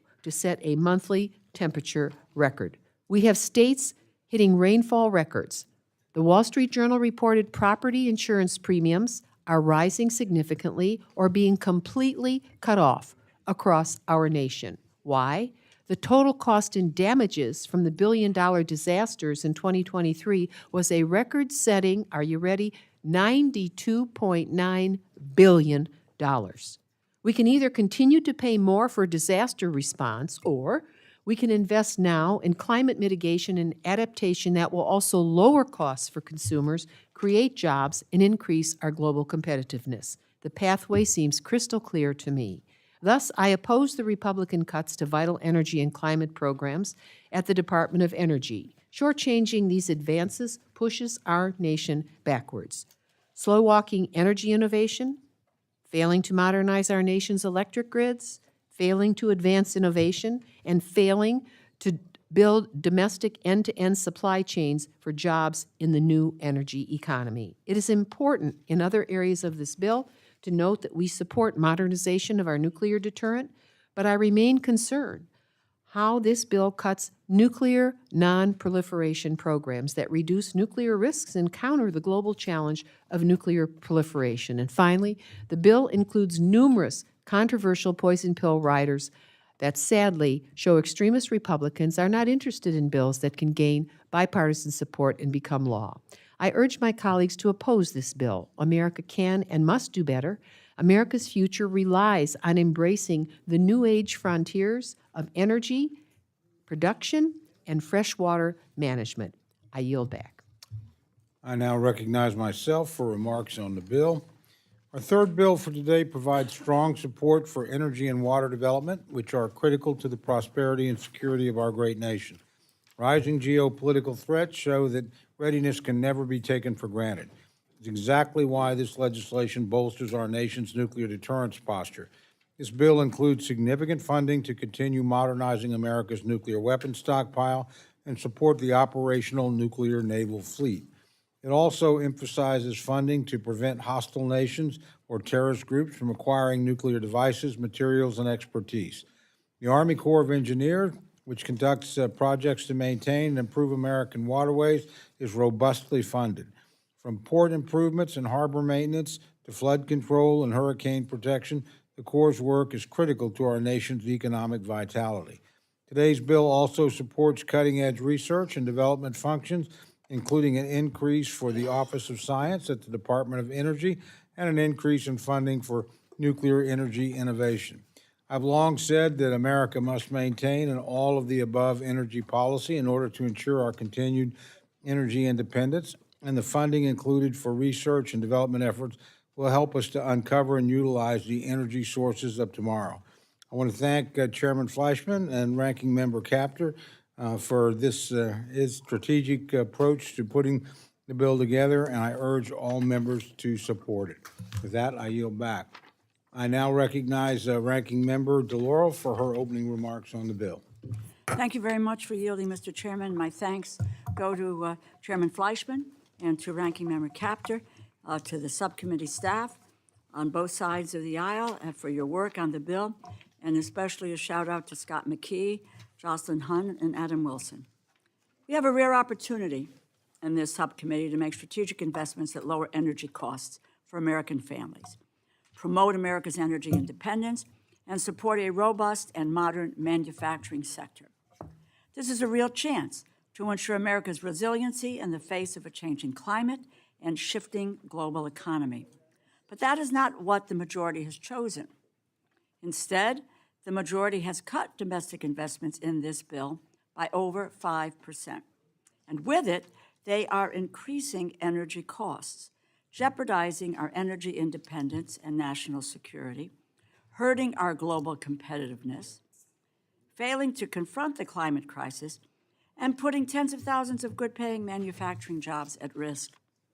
Even though some members of Congress may refuse the overwhelming evidence, deny the scientific consensus, and ignore the worsening natural disasters that have become more severe and more common in each of our districts, we must aggressively transform our energy sector to adapt to our climate reality. The best path, the only path, that addresses climate change, reduces our dependence on fossil fuels, and ends reliance on foreign energy is to diversify how we produce and store energy at home. But instead of ensuring America leads the world in the development and transition to a global clean energy economy, the majority strips $1.5 billion from the Department of Energy for energy efficiency and renewable energy. We received a letter from the Natural Resources Defense Council and dozens of other organizations highlighting how a cut to this program is fiscally irresponsible and threatens our energy future. They said, and I quote, "The House proposal for energy efficiency and renewable energy significantly threatens energy innovation in the United States. Not only would its proposed cuts hamper innovation within the United States, but they also would hinder a program that has provided significant return on investment for taxpayers." Several independent impact evaluation studies have assessed 1/3 of energy efficiency and renewable energy research and development portfolio to date. And what did they find? They found that $12 billion in total investment has generated more than $388 billion in net economic benefits to the United States, end quote. This funding supports research and development, manufacturing, energy management, and weatherization technologies that are critical to our nation's growth and resilience. These cuts are robbing from our children's and our grandchildren's economic, energy, and environmental future.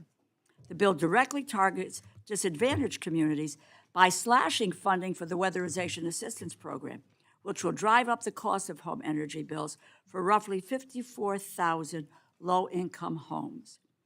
The attack on our country's energy future does not stop there. The majority's bill hurts our global competitiveness and eliminates good-paying manufacturing jobs by revoking $8 billion from the Department of Energy's loan programs. These programs promote innovation and manufacturing in America, creating and reshoring jobs that will help America become truly energy independent and a leader in green energy. But without this funding, thousands of manufacturing jobs are at risk, and we will fall further behind our global competitors. This bill fails to create a sustainable future. It fails to ensure Americans have equitable access to resilient, secure, and clean energy sources. Democrats are at the table, ready to pass legislation that lowers energy costs for the American people and ensures America leads the global transition to a clean energy economy. I implore the majority to join with us. It is time to govern. Thank you, and I yield back. Are there other members wishing to make general comments about the bill? Mr. Newhouse, Washington is recognized.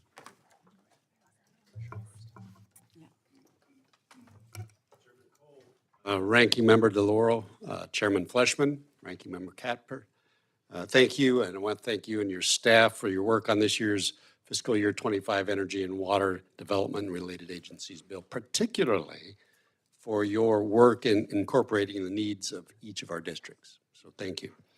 This bill prioritizes funding that bolsters our national security, our economic security, and our economic competitiveness.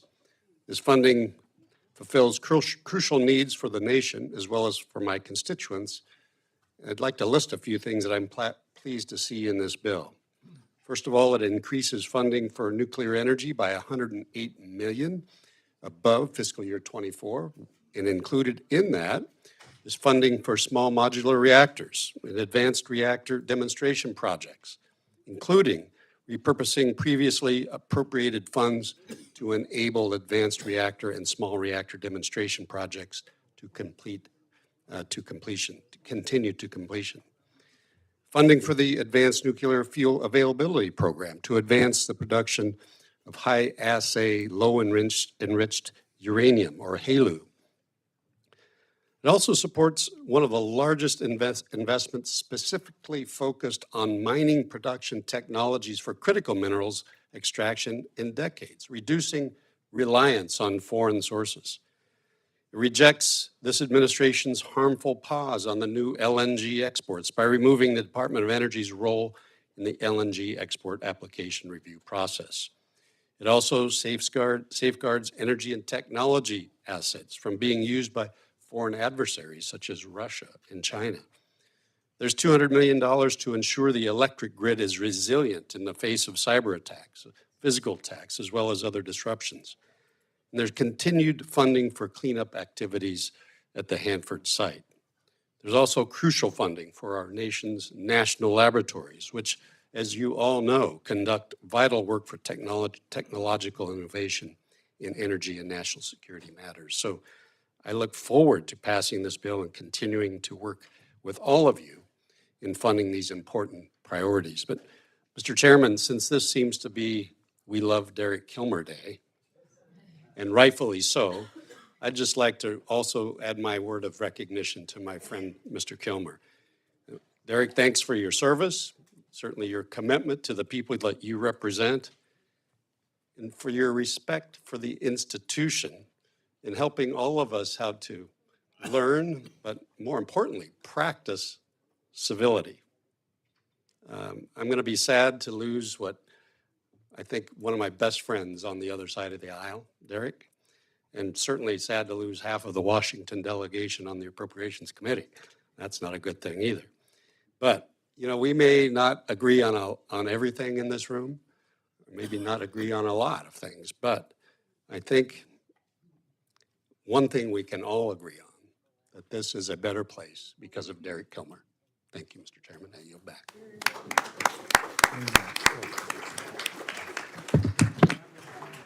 Mr. Bishop is recognized for his comments on the bill.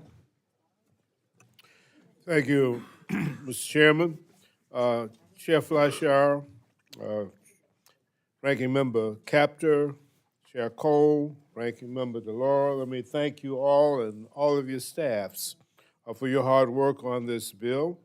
However, I have to rise today in opposition to the FY25 Energy and Water Development and Related Agencies bill, which is proposed and we're taking up today. The bill represents, in my opinion, a regressive step that will inflict severe harm on American households, undermine critical infrastructure investments, and weaken our national security. First and foremost, the bill jeopardizes our entire energy security, effectively ceding American leadership in the global energy sector to competitors like China. By slashing the Department of Energy's energy efficiency and renewable energy programs by $1.5 billion, a staggering 43% reduction, This bill will eliminate vital resources that are essential for advancing clean, affordable, and secure energy solutions. These renewable energy programs not only bolster our domestic energy independence, but also position us as leaders in the transition to a global clean energy economy. Furthermore, the bill cuts essential electricity programs aimed at developing innovative technologies to strengthen our electricity infrastructure. These cuts jeopardize efforts to ensure that all Americans have equitable access to resilient, secure, clean, and cost-effective electric sources, a fundamental requirement for economic stability and growth. Moreover, the bill undermines our nation's competitiveness and eliminates thousands of good-paying jobs. By revoking $8 billion from the Department of Energy's loans program, programs that have proven successful in financing high-impact, large-scale energy projects, we risk withdrawing at least $90 billion from the clean energy economy. This short-sighted action threatens over 47,000 jobs supported by these programs, undercutting our ability to innovate, manufacture domestically, and lead in global climate-friendly technologies. Equally troubling is the bill's impact on disadvantaged communities. It slashes the Weatherization Assistance Program, which directly impacts approximately 54,000 low-income households by driving up their energy bills, a move that exacerbates the financial strain on these already struggling to make ends meet. Additionally, the bill prohibits funding for the Department of Energy's Justice 40 initiative, which aims to direct crucial climate and clean energy investments to communities historically marginalized by underinvestment and burdened by pollution. This provision ignores the urgent need to address environmental justice and perpetuates inequality. Lastly, the bill includes divisive and harmful policy riders that have no place in essential funding legislation. These riders enable LGBTQI+ discrimination, aim to eradicate the display of pride flags, and restrict funding for programs promoting diversity and equity. Such provisions distract from the bill's core purpose, sows division, and undermine inclusivity and fairness. In closing, this bill reflects a troubling pattern of prioritizing short-term savings over long-term strategic investments in our nation's energy future, our economic prosperity, and environmental stewardship. It is imperative that we reject this bill and instead collaborate across the aisle to enact legislation that lowers energy costs, strengthens our infrastructure, supports job creation, promotes equity, and secures America's position as the global leader in clean energy innovation. Thank you, and with that, I yield back. Thank you. Ms. Wasserman Schultz, recognized for her general comments about the bill. Thank you, Mr. Chairman. I want to thank you and the ranking member for the investments that this bill makes to continuing our progress in the restoration of America's Everglades. This unique ecosystem is an essential part of Florida's economy, generating billions of dollars in economic activity and thousands of jobs. It also provides drinking water for over 8 million people, and its ongoing restoration is an important part of defending against climate change.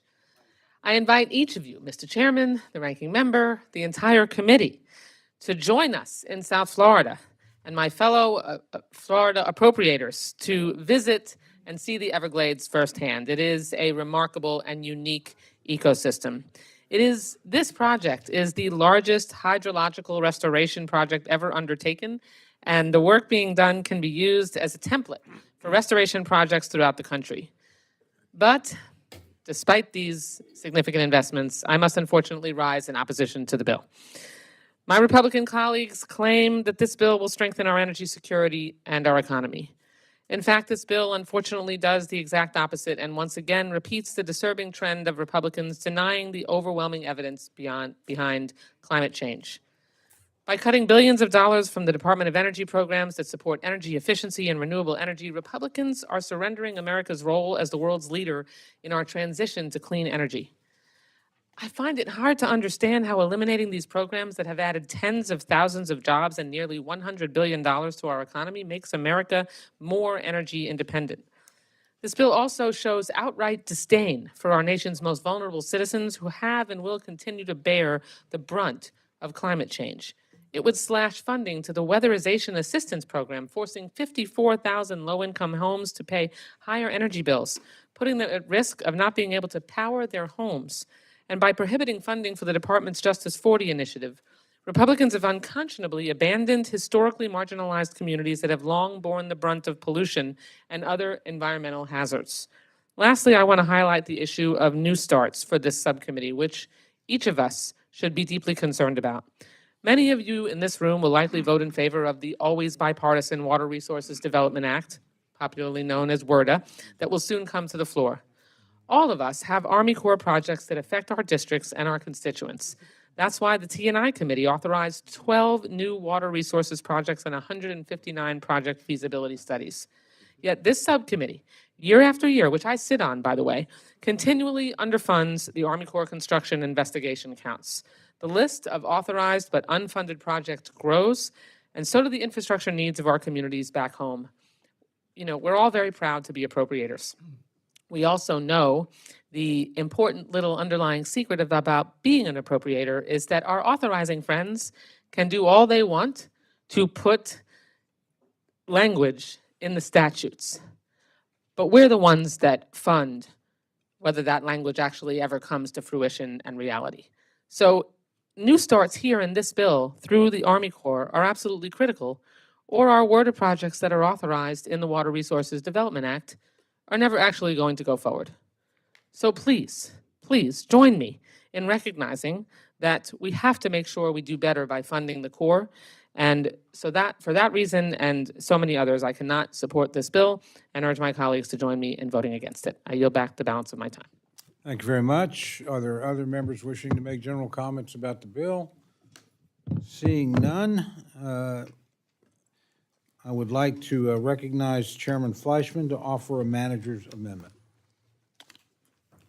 Mr. Chairman, I have a manager's amendment at the desk. I ask that the reading of it be dispensed. Without objection. Thank you, Mr. Chairman. This amendment includes non-controversial additions and edits to the report. These are items that have been reviewed and agreed on to by the majority and the minority. The additional report language addresses an existing core project and research activities at the Department of Energy. I urge my colleagues to support the amendment and yield back. Ms. Kapter is recognized.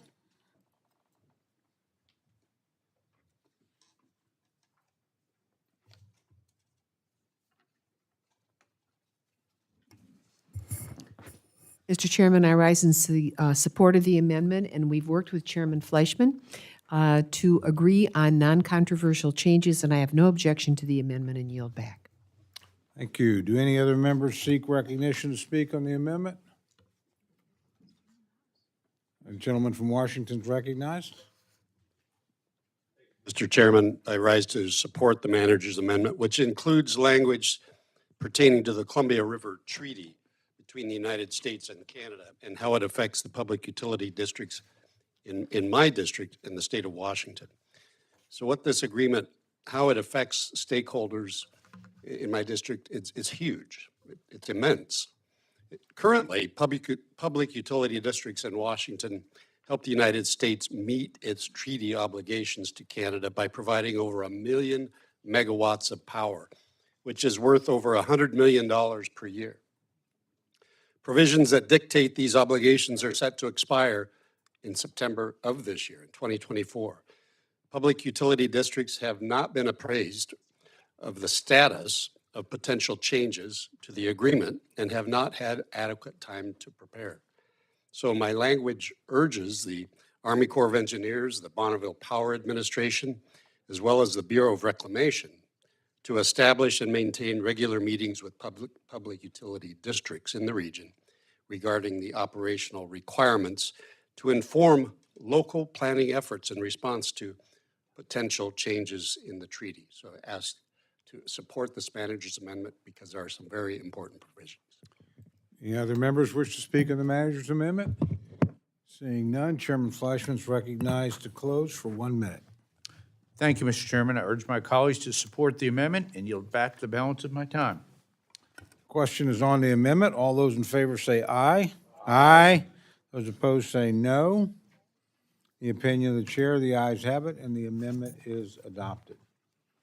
Ms. Capter is recognized for the purpose of an amendment. Thank you. Mr. Chair, I have an amendment at the desk. Gentlelady like it dispensed with? I want to ask the clerk if we could dispense with the reading, please. Gentlelady is recognized to explain her amendment.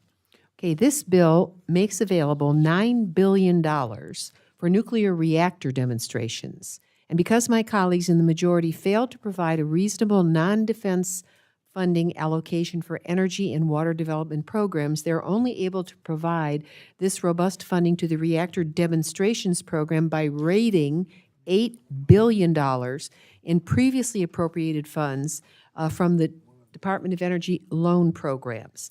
The impact of these clawbacks is staggering. They erase at least $260 billion of current lending capacity, which will immediately impact the department's ability to spur American manufacturing and innovation, stifle the progress of innovative American businesses, and undermine creation of thousands of jobs.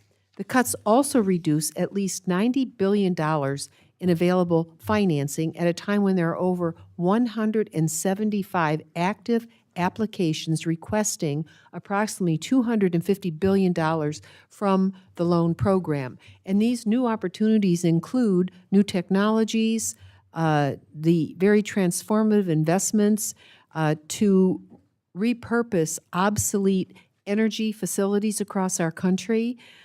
So we don't really, again, capture the future. We can't even clean up the past.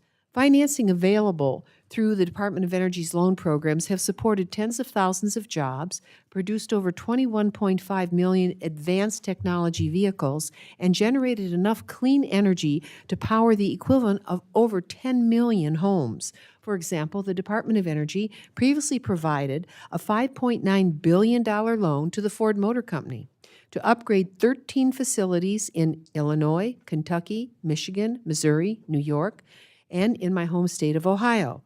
Thank God they found us finally. Through the loan program that developed state-of-the-art assembly and manufacturing plants, Ford created and preserved more than 33,000 jobs in the USA.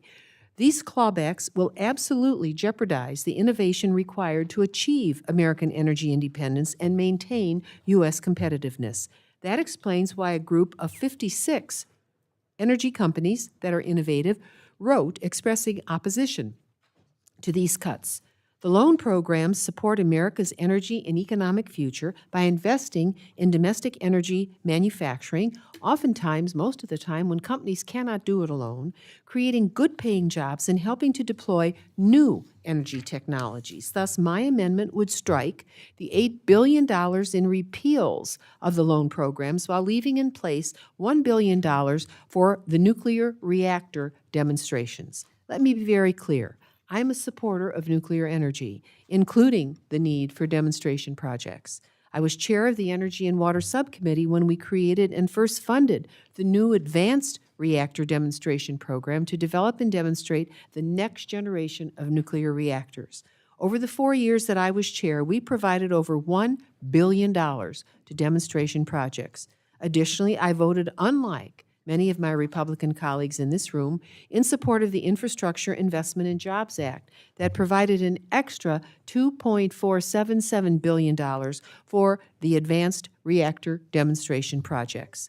Further, I voted, again, unlike any of my colleagues on the other side of the aisle, in support of the Inflation Reduction Act that included a tax credit for existing nuclear reactors to preserve the existing fleet of nuclear plants and tax credits that can be used to build new advanced nuclear reactors. I support advanced nuclear technologies playing a robust role in our new clean energy economy. However, I cannot support wiping out, and none of us should support wiping out $8 billion in previously appropriated funding from the Department of Energy's loan program.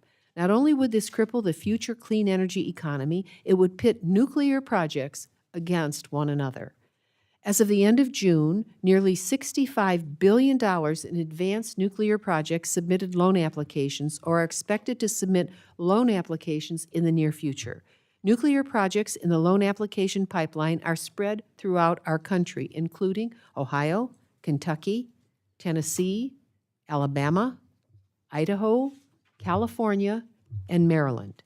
Instead of setting a reasonable non-defense allocation for this bill and finding a bipartisan path that would have allowed the nuclear reactor demonstration programs to be robustly funded in their own right, my colleagues in the majority see fit to wipe out $65 billion in potential nuclear project financing which this country so very much needs, through the Department of Energy loan programs, while allocating only $8 billion in funding for the reactor demonstration programs. That does not seem like a sensible trade to me.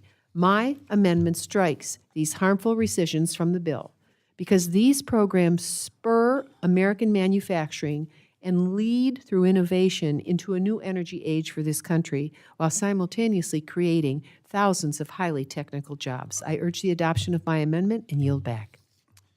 Mr. Fleischman is, Chairman Fleischman is recognized to respond to the amendment. Thank you, Mr. Chairman, and I rise in very strong opposition to the amendment. Ranking Member Capter and I work very well together. She's a friend. We work together on energy and water issues, finding common ground where we are able to agree. But on this issue, I respectfully and strongly disagree. The relative importance of nuclear energy is simply one of the areas where we just don't see eye to eye. When we look at where we are, and I'm going to digress a little bit, our great distinguished chairman just led a CODEL to Eastern Europe. We met with our friends in Estonia, Latvia, Lithuania. And these countries want two things. They want to be free from Russian aggression, as our dear friends in the Ukraine want to be free from Russian aggression, but they want to get American nuclear technology. What we did in this bill is not only novel but brilliant. It is a pathway to fund all three demonstration projects. American nuclear technology, just like American technology in general, is superior to the world's, but the rest of the world is moving ahead. China is moving ahead. Russia is moving ahead. They're our adversaries. Our friends are moving ahead. The French, the South Koreans. The format in this bill is just very, very well done and keeps our progress moving forward. Having said that, it provides funding sufficient to complete at least 3 demonstration awards already initiated by Congress, namely the 2 ARDP demos and at least 1 small modular reactor demonstration project. It funds the bill in the only fiscally responsible manner. This is the only way we could get there, and it's really a rather ingenious way. I actually credit my staff for sitting down because I came to them and I said, save these projects. Keep America moving forward. As a matter of fact, we've even worked with the administration in terms of talking to them about this. They will say, the Department of Energy and the Secretary, that they are pro-new nuclear, and we're working together with them. This bill does that. In a nutshell, we can't let these projects fail. Opponents say that this bill's reprioritization of funding will hinder clean energy. But let me be clear, nuclear energy is clean energy. In fact, it is carbon-free, baseload-free energy. And the bottom line, it is infinitely safe. It's always been safe. It's even safer. Opponents say that prioritizing nuclear demonstrations will undermine job creation and domestic manufacturing. But new nuclear is a job creator, and the demonstration programs will help establish domestic supply chains for the nuclear sector. Opponents say that the bill will jeopardize energy independence and national security and hurt our global competitiveness, but it's exactly the opposite. Strong American leadership in new nuclear deployment is essential for stable domestic electrical grid. The United States Department of Commerce has predicted an approximate $740 billion international market opportunity for American nuclear equipment and services over the next 10 years. So to realize that, we have got to complete these nuclear demonstration projects. It's our last chance. Bottom line, if we don't do this in a few short years, we will be out of the game, not only with our foes, but with our friends. For these reasons, I respectfully oppose the amendment and urge my colleagues to vote no, and I yield back. Mr. Lohr is recognized to respond to the amendment. Chair, I rise in support. Oh, Mike. I rise in support of the ranking member's amendment. The underlying bill hurts our global competitiveness, and it eliminates good-paying manufacturing jobs by revoking the $8 billion from the Department of Energy's loan programs. These cuts would revoke funding that is projected to spur over $90 billion in private investments in innovation and manufacturing across America, and the bill would go even further by canceling another $260 billion in lending capacity that should be invested in American workers. These funds have already been projected to create jobs across the nation, including retaining up to 600 high-quality jobs by restoring and recommissioning a power plant in Covert Township in Michigan, creating over 1,000 jobs supporting a pioneering cleaning hydrogen and carbon utilization project in Hallam, Nebraska, creating over 400 jobs for operation of the nation's latest hydrogen production and storage facility in Delta, Utah, and creating almost 700 jobs creating next-generation battery storage systems in Turtle Creek, Pennsylvania. I would also like to highlight a letter that both sides of the aisle received yesterday from 56 companies headquartered across the country, stating their opposition to the part of the bill that Ranking Member Capter's amendment would fix.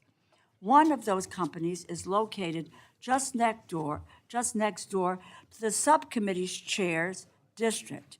But another is Butterfly, headquarters in Shelton, Connecticut, in my district. Butterfly works with their customers to procure and install energy efficiency upgrades and install solar and other renewable technologies. This means lower energy costs, more jobs, and less carbon emissions. That is exactly the type of entrepreneurship we should be promoting with this bill. Instead, the underlying bill would endanger clean energy investments and communities just like this across the country, which is why we must adopt the ranking member's amendment. I ask for support of the amendment, and I yield back. Thank you. Are there any other members wishing to comment on the amendment? Seeing none, if there's no further debate, the gentlelady is recognized for 1 minute to close. I thank you, Mr. Chairman. Again, my amendment strikes the provisions that would gut the Department of Energy's loan programs through the bill's cuts of $8 billion. And I'll just read some of the states that are involved here that will end up being losers: Kentucky, Tennessee, Alabama, Idaho, California, Maryland, Nebraska, Utah, Pennsylvania, Illinois. The list is extensive, and you have to make a decision if you are moving toward a new clean energy age through nuclear or you're not. The cuts would devastate American leadership and the necessity of innovating not 25 years from now, but now in this program, because there have been a total of $64.89 billion in advanced nuclear projects that have submitted an interest in these applications or is expected to submit applications in the next 120 days. So this is real. The cuts would devastate our leadership and our potential to move into clean energy forcefully in the near future. I urge the adoption of my amendment, and I yield back. Questions now on the amendment offered by the gentlelady from Ohio. All those in favor say aye. Aye. Those opposed say no. No. The opinion of the chair, the noes have it. Mr. Chairman, on that, I ask for a roll call vote, please. We'll have to see a show of hands, please. Sufficient number being raised. Vote has been requested, and the clerk will call the roll. Mr. Adderholt? Mr. Adderholt, no. Mr. Aguilar? Mr. Aguilar, aye. Mr. Amade? Mr. Amade, no. Mrs. Bice? Mrs. Bice, no. Mr. Bishop? Mr. Bishop, aye. Mr. Calvert? Mr. Calvert, no. Mr. Carl? Mr. Carl, no. Mr. Carter? Mr. Carter, no. Mr. Cartwright? Mr. Cartwright, aye. Mr. Case? Mr. Case, aye. Mr. Siscomani? Mr. Siscomani, no. Mr. Klein? Mr. Klein, no. Mr. Cloud? Mr. Cloud, no. Mr. Clyde? Mr. Cole? No. Mr. Cole, no. Mr. Cuellar? Mr. Cuellar, aye. Mr. Loro? Mr. Loro, aye. Mr. Diaz-Balart? Mr. Edwards?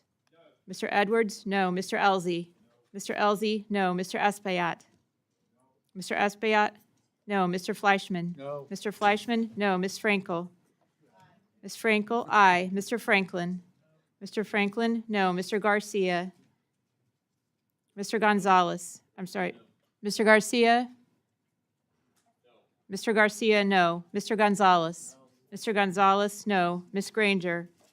Mr. Guest? Mr. Harder? Dr. Harris? Mrs. Hinson? Mrs. Hinson, no. Mr. Hoyer? Mr. Hoyer, aye. Mr. Joyce? Mr. Joyce, no. Ms. Capter? Ms. Capter, aye. Mr. Kilmer? Mr. Kilmer, aye. Mr. LaTurner? Mr. LaTurner, no. Ms. Lee of California? Ms. Lee of California, aye. Ms. Lee of Nevada? Ms. Lee of Nevada, aye. Ms. Letlow?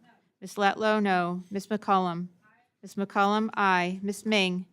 Ms. Ming, aye. Mr. Molinar? Mr. Molinar, no. Mr. Morelli? Mr. Morelli, aye. Mr. Newhouse? Mr. Newhouse, no. Ms. Pingree? Ms. Pingree, aye. Mr. Pocan? Mr. Pocan, aye. Mr. Quigley? Mr. Quigley, aye. Mr. Reschenthaler?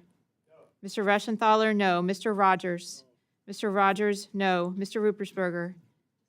Mr. Ruppersberger, aye. Mr. Rutherford? Mr. Rutherford, no. Mr. Simpson? Mrs. Torres? Mrs. Torres, aye. Mr. Trone? Mr. Trone, aye. Ms. Underwood? Ms. Underwood, aye. Mr. Valadeo? Mr. Valadeo, no. Ms. Wasserman Schultz? Ms. Wasserman Schultz, aye. Mrs. Watson Coleman?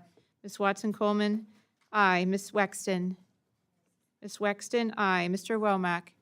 Mr. Womack, no. Mr. Zinke?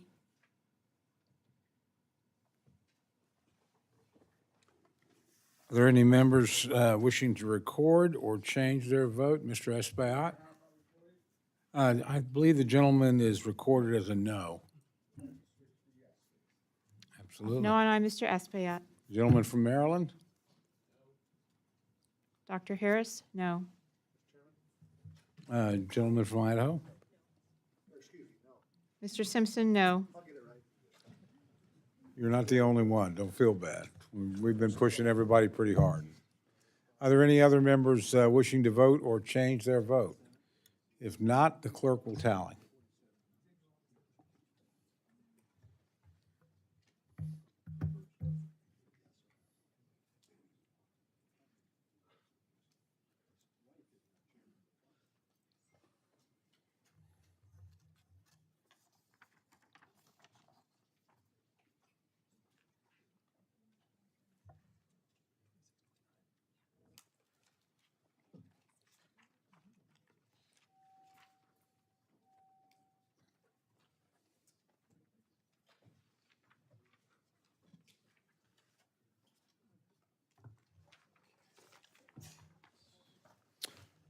On this vote, the ayes are 26, the noes are 29. The amendment is not adopted.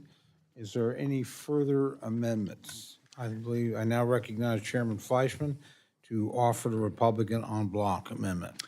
Chairman Cole, I have an amendment at the desk, Fleischman number 2, and I respectfully ask unanimous consent to waive the reading of the amendment. Without objection. Thank you, Mr. Gentleman Chairman. is recognized to explain his amendment. Thank you, Mr. Chairman. I rise to offer an en-bloc amendment. This amendment includes several important provisions, including language to extend WIN Act infrastructure programs that are critical to my colleagues in the West, particularly my friends from California. The amendment also includes a provision that would prohibit the Department of Energy's implementation of a number of new regulations from the Biden administration that would restrict consumer choice and increase costs while the American people are already dealing with rampant inflation across all sectors. The amendment includes other provisions requested by my colleagues, and I believe that will only further improve this bill. I urge everyone's support. Mr. Chairman, I yield back. Thank you. Ms. Capter is recognized for her response to the amendment. Thank you, Mr. Chairman. I rise in opposition to this amendment. As much respect as I have for our chair, I have to say this package includes items that either lack bipartisan consensus or sufficient vetting. Additionally, the package includes provisions that would prohibit any funding in the bill from being used to implement, administer, or enforce a rule regarding 4 energy conservation standards. And the Department of Energy is charged with implementing congressionally directed energy efficiency standards. The department drafts the energy efficiency regulations with full participation of equipment manufacturers and the public at large. The process includes thorough consideration of all comments and concerns, so it's intelligent and there is a process. In fact, the industry groups have actually applauded the Department of Energy's efforts to respond and adjust rulemakings based on feedback. For example, the GridWise Alliance said, and I quote, "The Department of Energy Distribution Transformer Rule provides more market certainty while promoting improved efficiency," end quote. And the cooking products standard was set through a consensus agreement with the Association of Home Appliance Manufacturers. Collectively, the Biden administration's past and planned energy efficiency actions will save the American people $1 trillion. That's real money. That will save the average family at least $100 a year through lower utility bills. For these reasons, I can't support this package and oppose the amendment, encourage my colleagues to do the same, and I yield back.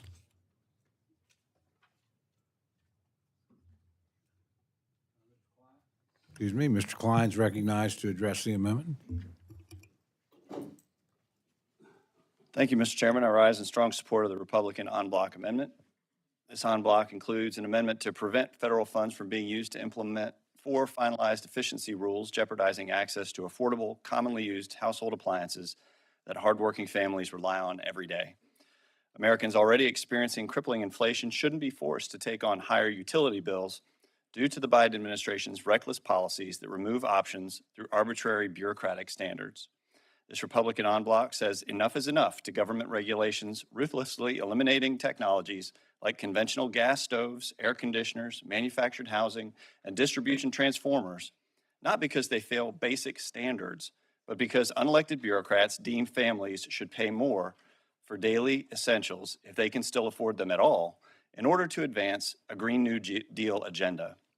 Americans understand trade-offs far better than bureaucrats imposing burdensome mandates that drive up prices and options down. This package holds bureaucrats accountable, protects innovation, and fights for Americans being bullied through no fault of their own for making reasonable choices that the federal government considers unacceptable. I applaud Chairman Fleischman and his efforts in this GOP en-bloc and in this year's Energy and Water Appropriations Bill. I urge my colleagues to support this amendment, and I yield back. Do any other amendments seek recognition to speak on the en-bloc? In that case, I recognize Chairman Fleischman for 1 minute to close. Thank you, Mr. Chairman. I will be brief. I urge my colleagues to support the amendment, and I yield back the balance of my time. Thank you.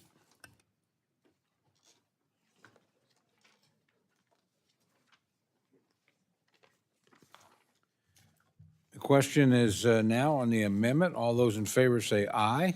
Aye. Those opposed say no. In the opinion of the chair, the ayes have it, and the amendment is adopted.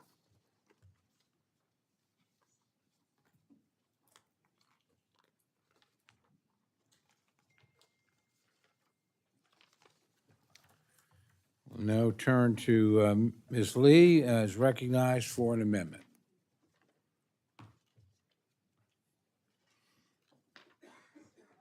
An amendment at the desk, it's amendment number 4, lead number 4. Will the gentlelady like it Ask for to? unanimous consent to dispense of the reading. Without objection, and the gentlelady is recognized to explain her amendment. Thank you, Mr. Chairman and our ranking member. This amendment would strike Section 112 from the base bill. This section prohibits the United States Army Corps of Engineers from renaming items that commemorate the Confederacy. Allowing the Army Corps of Engineers to rename items initially named after Confederates is an important step in dismantling the systems of structural racism in our country, which, of course, as you know, hold us back. It's really past time to face the truth of our history and what these bigoted symbols represent. These harmful symbols have no place in our society. We should not be using taxpayer funds to honor those who committed treason against the United States of America and led our nation into a bloody civil war to preserve slavery and white supremacy. It's really obscene to see these efforts to rewrite the Confederate narrative in a better light. Let's be clear, Confederates were not patriots and should not be afforded such honor in federal buildings, projects, or other sacred spaces. I urge my colleagues to vote yes on this amendment. I yield back. Mr. Fleischman is recognized to respond to the amendment. Thank you, Mr. Chairman. I rise in opposition to the amendment. Most, if not all of us, have core projects in our districts, and as we all know, they often become defining features of the communities built around them. Businesses, neighborhoods, and often entire towns share the names of these projects that often drive their local economies. The Corps should not move forward with renaming, and certainly not without considering local economic impacts. I respectfully urge my colleagues to reject the amendment, and I yield back. Ms. Capter is recognized for her comments on the amendment. Yes, I'd just like to say that I believe in historical accuracy, and there are ways to handle this, but this should not be removed from the bill, and I support the gentlelady's amendment and urge its passage. Are there any members with additional comments on the amendment? Gentleman from Georgia is recognized. Thank you, Mr. Chairman. I rise in strong opposition to this amendment, which would strip the important prohibition on renaming civil works projects. Eliminating Section 112 of the bill would eliminate vital protections for landmarks representing American history, which I successfully fought to include in the base text of the FY24 and FY25 Energy and Water Bill. This issue is very near and dear to my constituents in Georgia's 9th District, as the Army Corps of Engineers initiated and later dropped a baseless move to rename Buford Dam and Lake Sidney Lanier. While it began as a multi-purpose Corps project for water supply and flood control, Lake Lanier has become one of the most popular recreational destinations in the state of Georgia. As a matter of fact, it is the most popular Army Corps of Engineer destination in the entire country. It boasts over 12 million visitors per year with an economic impact of over $900 million annually to my district and the district that border us. If the Corps had been successful in renaming Lake Lanier and the Buford Dam, not only would taxpayers have to foot the bill for replacing signs and road markers, which the Army Corps said would be well over $1 million for just Lake Lanier, but also countless small businesses and organizations in the surrounding area would have to be renamed and rebrand. Businesses rebranding is expensive. There's new websites, there's new URLs, there's new marketing, there's licenses, there's advertising. All of these things cost small businesses. And there are some small businesses that I don't think would actually survive it. Businesses in the tourism industry would be forced to replace entire inventories, and many simply just would not survive the financial burden of doing so. It is simply unacceptable that our federal government would place this burden on the very communities we claim to support. Why? How does this help our local communities? Did those local communities ask for their projects to be renamed? No, they didn't. Not one little bit. Any civil works project belongs to the community that it is in. And I would tell you that there are over 250 businesses just in my district alone that are named after Lake Lanier. Lake Lanier Resort, Lake Lanier Islands, Lake Lanier Speedway, Lake Lanier Association, Lanier Realty, all the way down to the Boys and Girls Club of Lanier. This would be a tremendous negative economic impact to my district. As I said, any civil works project belongs to the community that it is in, not to Washington, D.C. I strongly oppose this amendment and ask my colleagues to join me in the opposition. Thank you, and I yield. Ms. Wasserman Schultz is recognized for her comments on the amendment. Thank you, Mr. Chairman. Here we go again. I just want to remind our colleagues that Lake Lanier, as Mr. Clyde untransparently refused to share with us a couple of years ago, was named after the poet of the Confederacy. And I just want to read from the history of what the gentleman from Georgia is championing here, the lost cause of the Confederacy, or simply the lost cause. That's an American pseudo-historical and historical negationist myth that claims the cause of the Confederate States during the American Civil War was just heroic and not centered on slavery. First enunciated in 1866, it has continued to influence racism, gender roles, and religious attitudes in the southern United States into the 21st century. And historians have dismantled many parts of the lost cause mythos.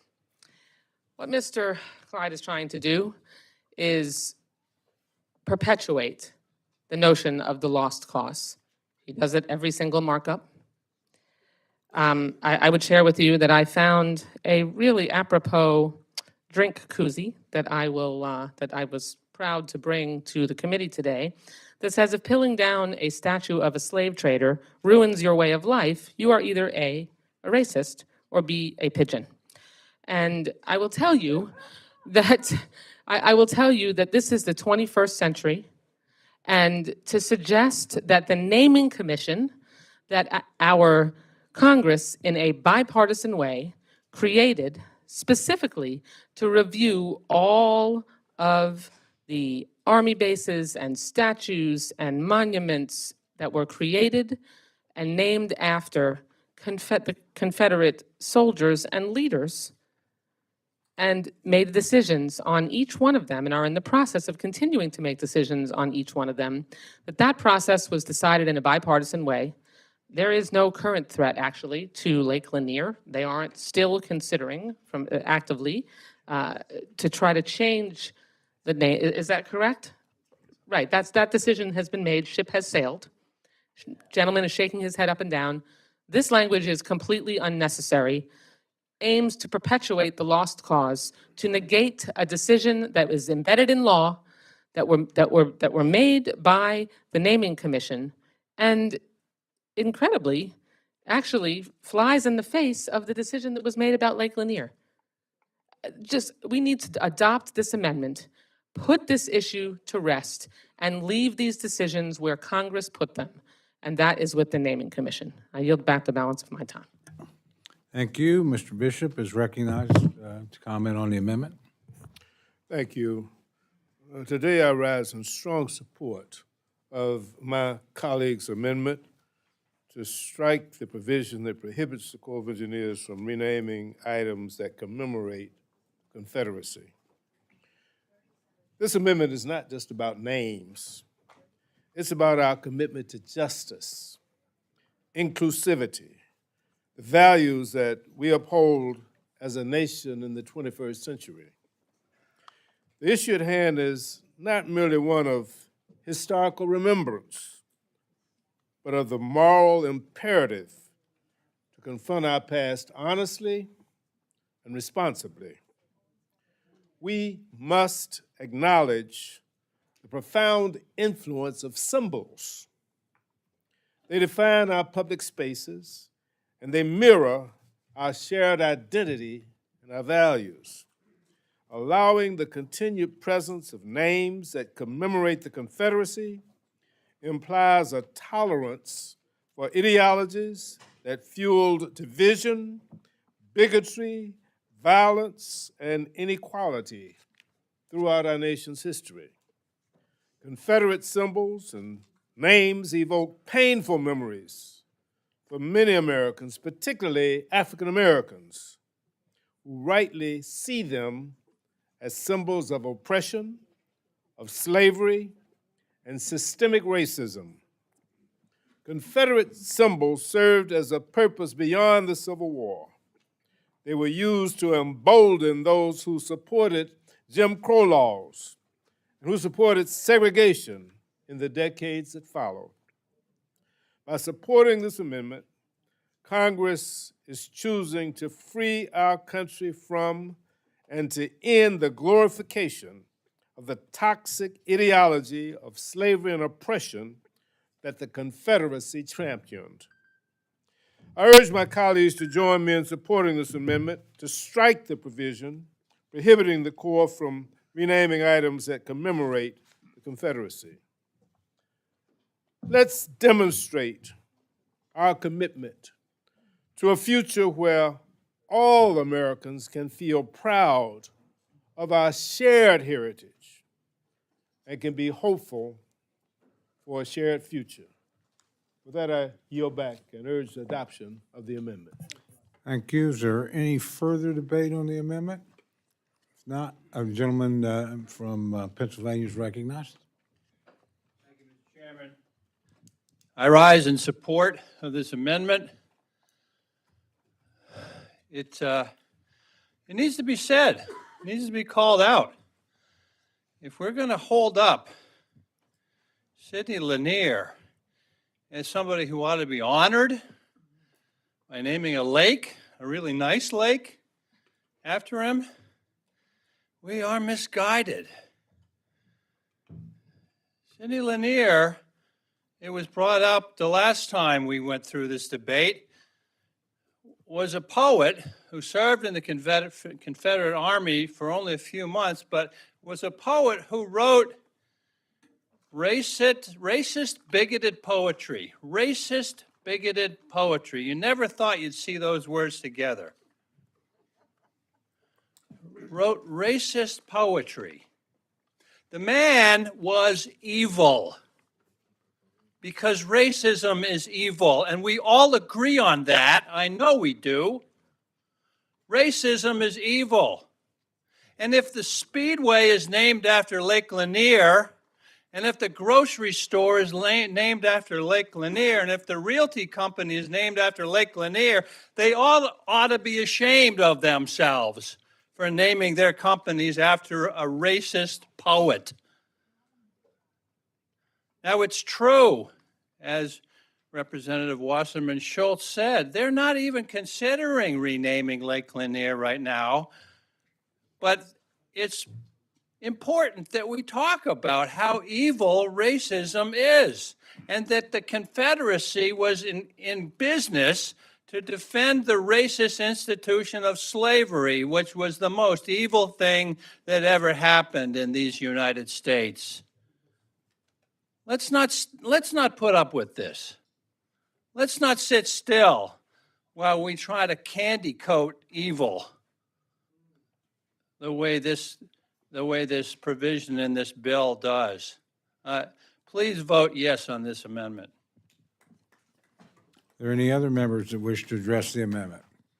Not, the gentlelady is recognized for 1 minute to close. Thank you, Mr. Chairman. I want to thank my colleagues for supporting this amendment and speaking up and out on this. Sometimes we don't recognize and realize how deep and broad structural and systemic racism is. This amendment will finally put to rest the malicious, bigoted, and borderline treasonous also tradition of naming certain Army Corps items after Confederates who sought to destroy the very fabric of our society in an effort to uphold systems of racism and subjugation. This is what you call systemic racism. Memorializing Confederate leaders in Army Corps projects is just an extension of all of this. The Army Corps is belatedly trying to fix this problem. We should be cheering them, not stopping them when it comes to project renaming and historical corrections. I hope my colleagues understand that this is extremely important for young people also to recognize that racism still exists, and our country is trying to get rid of the symbols and the depth and the breadth of its existence, and this is one effort in that direction. I urge my colleagues to vote in favor of this amendment. Thank you. Questions now on the amendment offered by the gentlelady from California. All those in favor say aye. Aye. All those opposed say no. No. Chair is in doubt, so the chair will ask that the roll be, we'll ask for a recorded vote, because the chair is in doubt. So yes, we will have a recorded vote. Clerk will call the roll. Mr. Adderholt? Mr. Adderholt, no. Mr. Aguilar? Mr. Aguilar, aye. Mr. Amade? Mr. Amade, no. Mrs. Bice? Mrs. Bice, no. Mr. Bishop? Aye. Mr. Bishop, aye. Mr. Calvert? Mr. Calvert, no. Mr. Carl? Mr. Carl, no. Mr. Carter? Mr. Carter, no. Mr. Cartwright? Mr. Cartwright, aye. Mr. Case? Mr. Case, aye. Mr. Siscomani? Mr. Siscomani, no. Mr. Klein? Mr. Klein, no. Mr. Cloud? Mr. Cloud, no. Mr. Clyde? Mr. Clyde, no. Mr. Cole? Mr. Cole, no. Mr. Cuellar? Mr. Cuellar, aye. Ms. DeLauro? Ms. DeLauro, aye. Mr. Diaz-Balart? Mr. Edwards? Mr. Edwards, no. Mr. Elzey? Mr. Elzey, no. Mr. Espaillat? Mr. Espaillat, aye. Mr. Fleischman? No. Mr. Fleischman, no. Ms. Frankel? Ms. Frankel, aye. Mr. Franklin? Mr. Franklin, no. Mr. Garcia?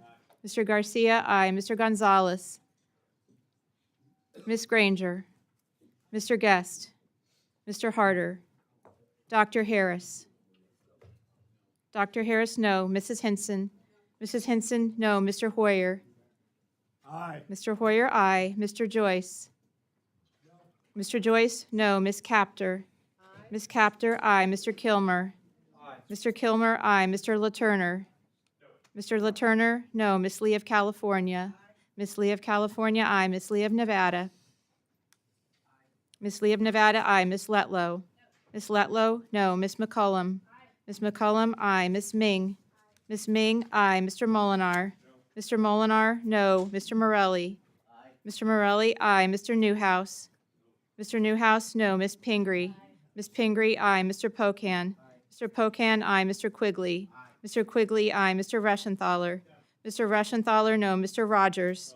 Mr. Rogers, no. Mr. Ruppersberger? Mr. Ruppersberger, aye. Mr. Rutherford? Mr. Rutherford, no. Mr. Simpson? Mr. Simpson, aye. Mrs. Torres? Mrs. Torres, aye. Mr. Trone? Mr. Trone, aye. Ms. Underwood? Ms. Underwood, aye. Mr. Valadeo? Mr. Valadeo, no. Ms. Wasserman Schultz? Ms. Wasserman Schultz, aye. Mrs. Watson Coleman?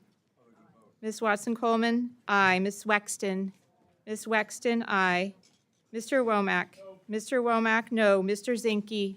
Mr. Zinke, no. Are any members, are there any members yet to vote, or any members wishing to change their vote?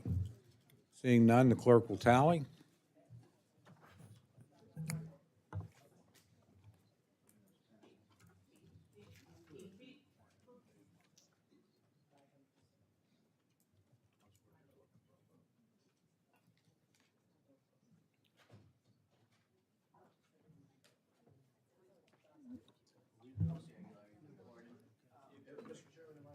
Let me check. You're recorded as an aye.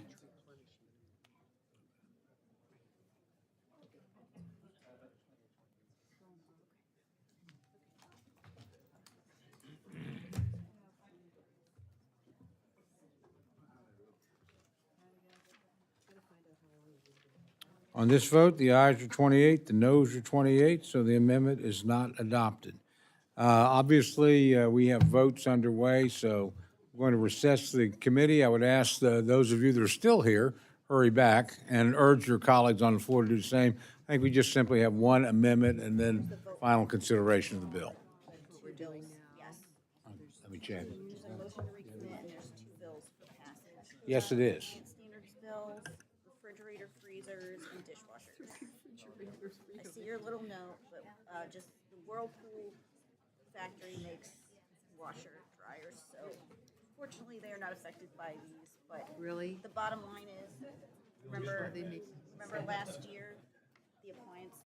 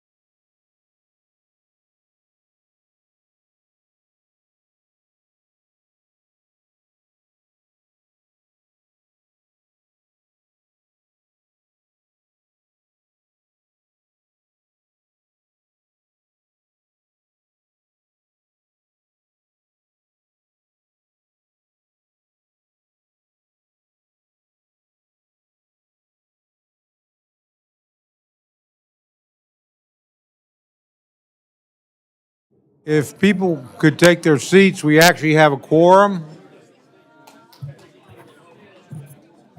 And we only have one amendment to go and then final passage, so the quicker people can sit down, the quicker we can get moving.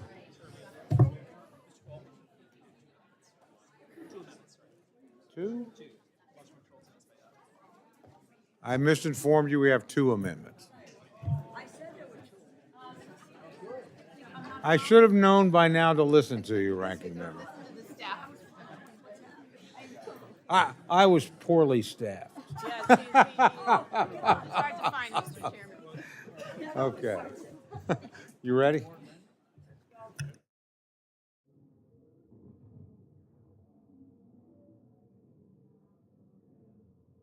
Ms. Capter, we need you up here. You can tell Dutch goodbye later. We're all doing it all the time. Thank you very much. Okay.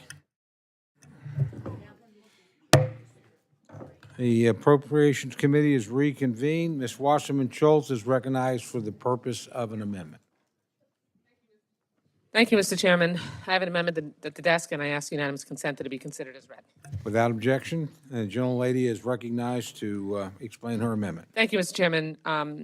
I rise to talk about an issue and put a spotlight on this that every member is likely going to be faced with that represents any slice of coastline.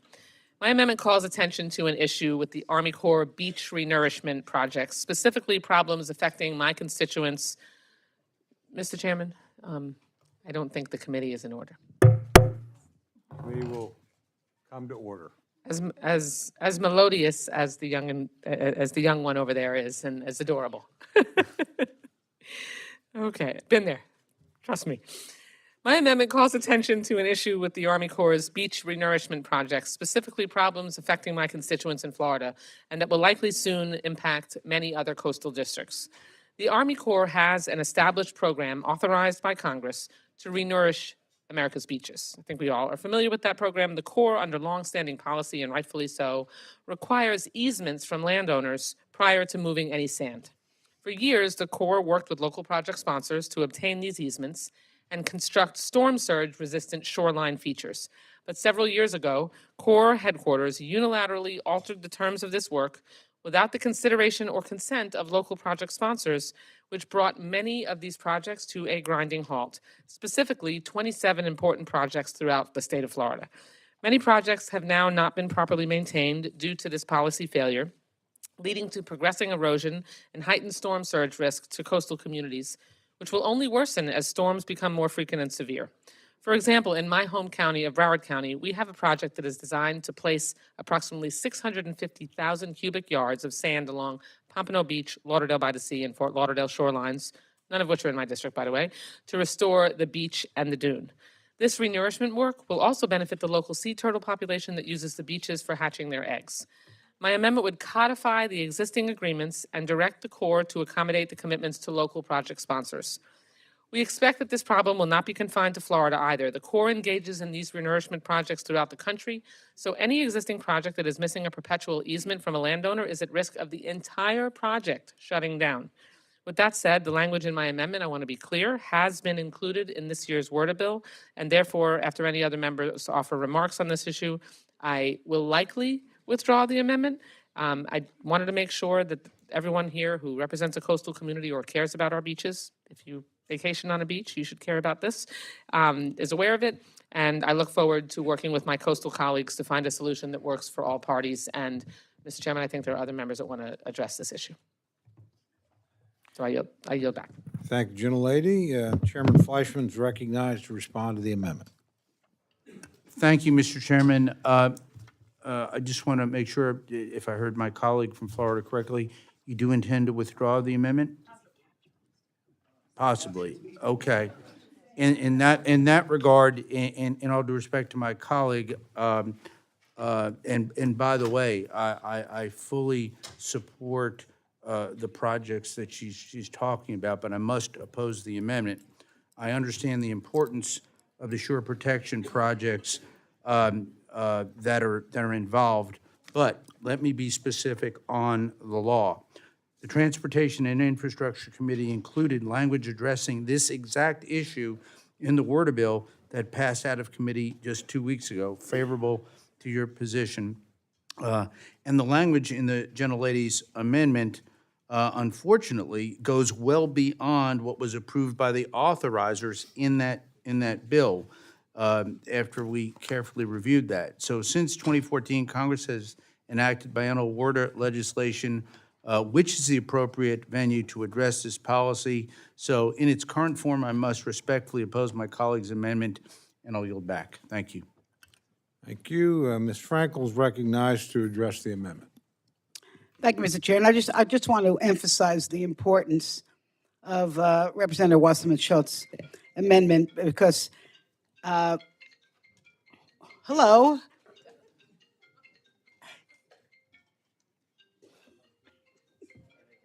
Who can be calling? That was a signal to accept this amendment. Yes, it got me started. Thank you. My, Rep, shut your phone. This amendment makes it easier to restore beaches that have been eroded by storms, hurricanes, and the natural environment. And I want you to know this. Beaches are not just sand. In my hometown, the district I represent, listen to the names of my towns and cities. Palm Beach, Lake Worth Beach, Boynton Beach, and Delray Beach, just a few of them. And the reason they use the word beach in their names because it's very important because the beaches attract lots and lots of visitors. In fact, in Palm Beach County, our beaches attracted almost 10 million visitors and contributed $10.3 billion to our economy last year alone. Wow, that's amazing.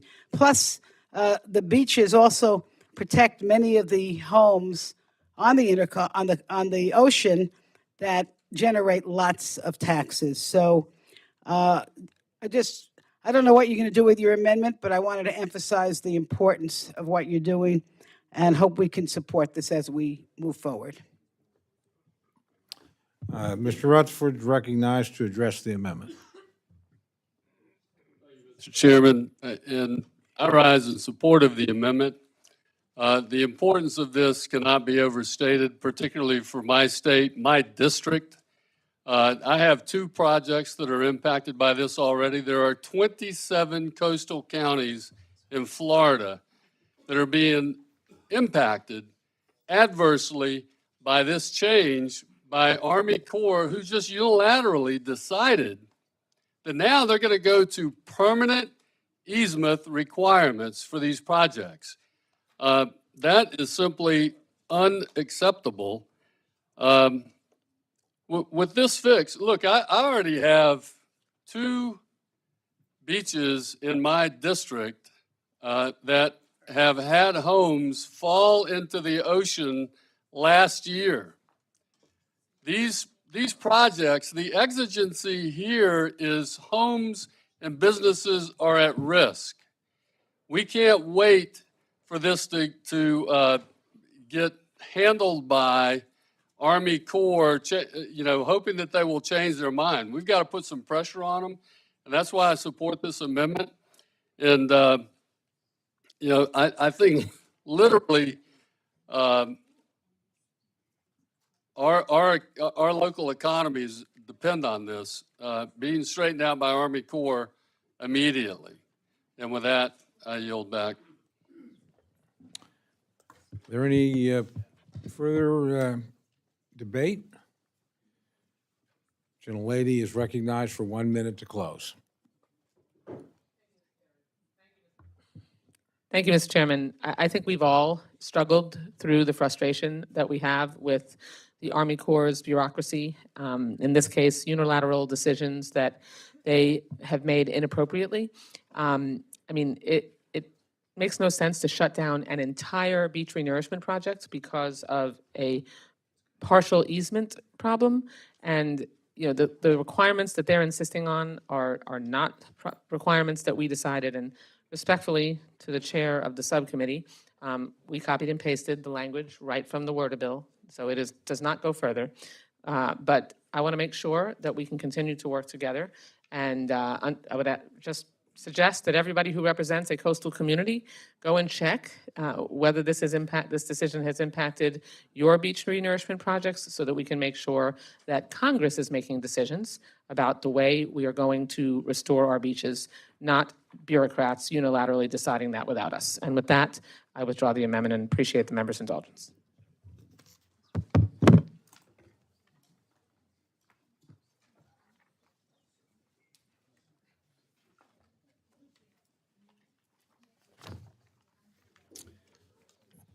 Mr. Espaillat is recognized for the purpose of an amendment. Thank you, Mr. Chairman. I have an amendment at the desk and ask to dispense of its reading. Without objection, the gentleman is recognized to explain his amendment. Thank you, Mr. Chairman. The amendment strikes riders related to critical race theory, diversity, equity, inclusion, and accessibility, as well as the Justice 40 program, same-sex marriage initiatives, and the flying of the pride flags. Such amendments, Section 314 prohibits funding for related to the Department of Energy's Justice 40 initiative. Section 505 prohibits funding to critical race theory. 606 prohibits funding to executive orders related to DEI, diversity, equity, and inclusion. Section 507 allows for the discrimination based on same-sex marriages, and Section 510 limits the ability to fly flags at facilities, eliminating the use of pride flags across all of our facilities. So these are the sections that I'm addressing with this amendment, Mr. Chairman. I yield back. Thank you, gentlemen. Are there any members wishing to address the amendment? Oh, Mr. Fleischman, of course. Gentleman's recognized. Thank you, Mr. Chairman. I rise to oppose the gentleman's amendment. In my view, it is not the government's place to advantage one group over another. The government should be politically neutral, enforcing laws and regulations equally and creating an equal playing field for all to have the same opportunities, not enforcing predetermined outcomes. The language in this bill ensures that federal tax dollars are not to be spent on hours of meetings, training sessions, and other activities that focus on discriminating for and against groups of citizens based on the color of their skin, their religion, or their gender identity.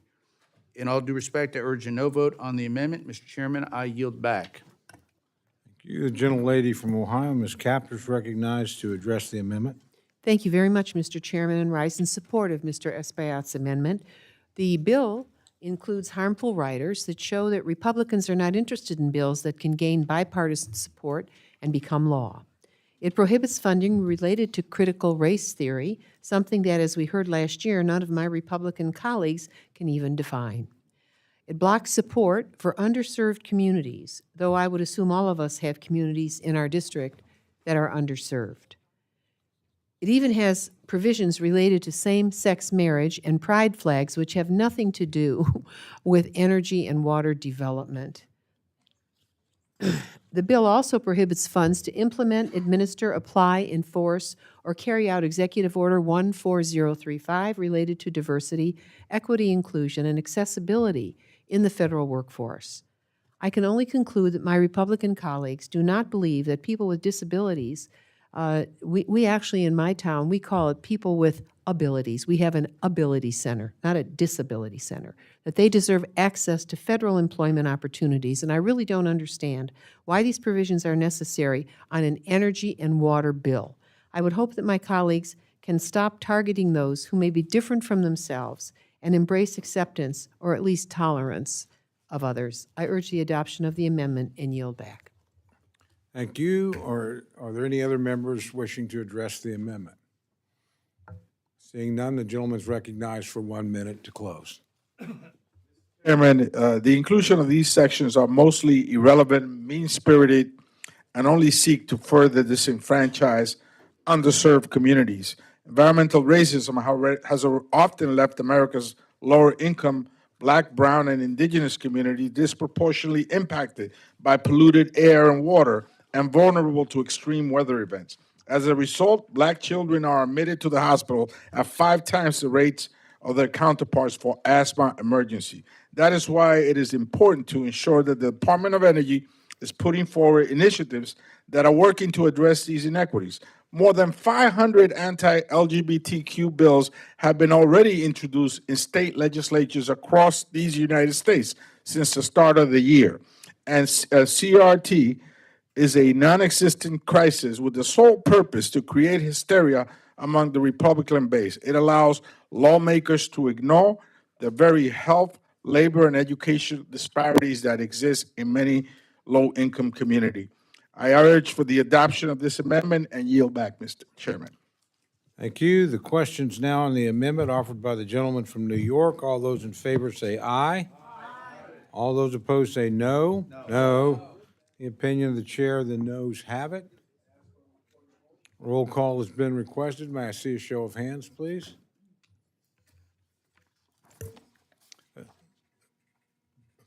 Sufficient number and support. A recorded vote is ordered. The clerk will call the roll.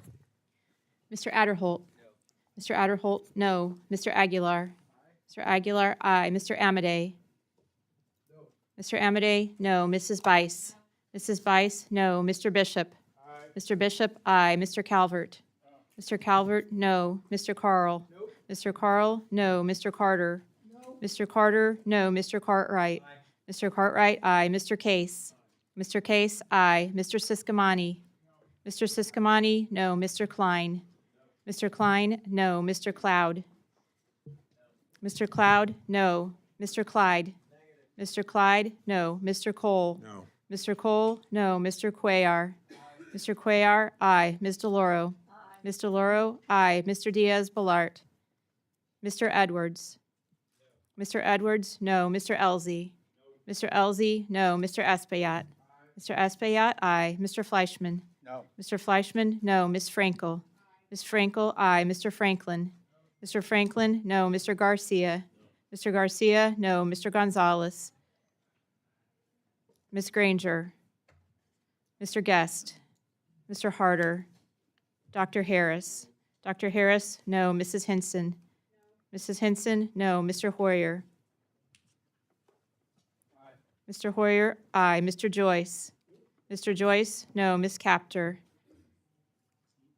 Ms. Capter, aye. Mr. Kilmer? Mr. Kilmer, aye. Mr. LaTurner? Mr. LaTurner, no. Ms. Lee of California?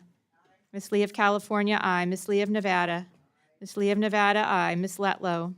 Ms. Letlow, no. Ms. McCollum? Ms. McCollum, aye. Ms. Ming? Ms. Ming, aye. Mr. Molinar? Mr. Molinar, no. Mr. Morelli? Mr. Morelli, aye. Mr. Newhouse? Mr. Newhouse, no. Ms. Pingree? Ms. Pingree, aye. Mr. Pocan? Mr. Pocan, aye. Mr. Quigley? Mr. Quigley, aye. Mr. Reschenthaler? Mr. Reschenthaler, no. Mr. Rogers? Mr. Rogers, no. Mr. Ruppersberger? Mr. Ruppersberger, aye. Mr. Rutherford? Mr. Rutherford, no. Mr. Simpson? Mr. Simpson, no. Mrs. Torres? Mrs. Torres, aye. Mr. Trone? Mr. Trone, aye. Ms. Underwood? Ms. Underwood, aye. Mr. Valadeo? Mr. Valadeo, no. Ms. Wasserman Schultz? Ms. Wasserman Schultz, aye. Mrs. Watson Coleman? Mrs. Watson Coleman, aye. Ms. Wexton? Ms. Wexton, aye. Mr. Womack? Mr. Womack, no. Mr. Zinke? Mr. Zinke, no. Are there any other members wishing to vote or change their vote? Seeing none, the clerk will tally.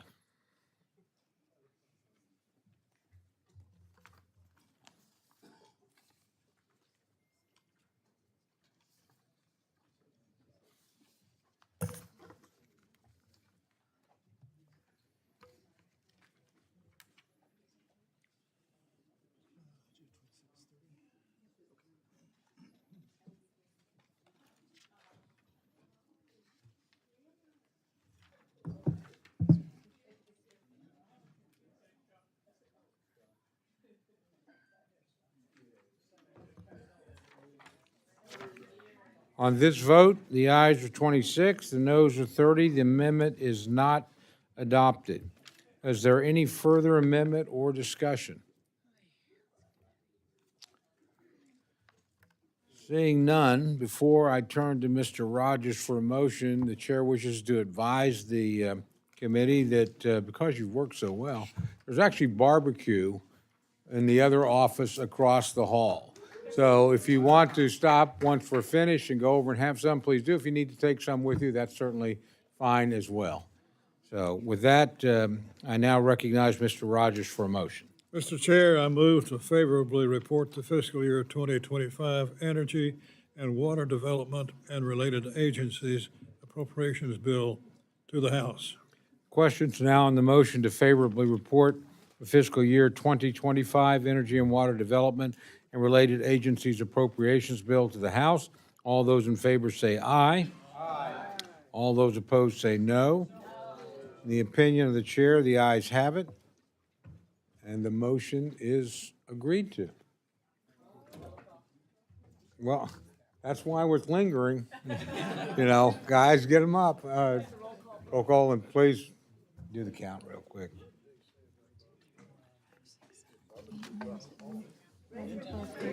Please raise your hands if you want a roll call vote. Sufficient number and support. A recorded vote is ordered. The clerk will call the roll. Mr. Adderholt. Mr. Adderholt, aye. Mr. Aguilar. Mr. Aguilar, no. Mr. Amade. Mr. Amade, aye. Mrs. Bice. Mrs. Bice, aye. Mr. Bishop. Mr. Bishop, no. Mr. Calvert. Mr. Calvert, aye. Mr. Carl. Mr. Carl, aye. Mr. Carter. Mr. Carter, aye. Mr. Cartwright. Mr. Cartwright, no. Mr. Case. Mr. Case, no. Mr. Siscomani. Mr. Siscomani, aye. Mr. Klein. Mr. Klein, aye. Mr. Cloud. Mr. Cloud, aye. Mr. Clyde. Mr. Clyde, aye. Mr. Cole. Aye. Mr. Cole, aye. Mr. Cuellar. Mr. Cuellar, no. Mr. Loro. Mr. Loro, no. Mr. Diaz-Balart. Mr. Edwards. Mr. Edwards, aye. Mr. Elzey. Mr. Elzey, aye. Mr. Espaillat. Mr. Espaillat, no. Mr. Fleischman. Aye. Mr. Fleischman, aye. Ms. Frankel.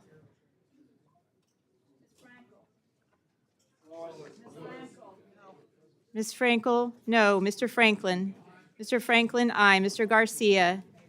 Mr. Garcia, aye. Mr. Gonzalez. Ms. Granger. Mr. Guest. Mr. Harder. Dr. Harris. Dr. Harris, aye. Mrs. Henson. Mrs. Henson, aye. Mr. Hoyer. No. Mr. Hoyer, no. Mr. Joyce. Mr. Joyce, aye. Ms. Captor. No. Ms. Captor, no. Mr. Kilmer. Mr. Kilmer, no. Mr. LaTurner. Mr. LaTurner, aye. Ms. Lee of California. Ms. Lee of California, no. Ms. Lee of Nevada. Ms. Lee of Nevada, no. Ms. Letlow. Ms. Letlow, aye. Ms. McCollum. Ms. McCollum, no. Ms. Ming. Ms. Ming, no. Mr. Molinar.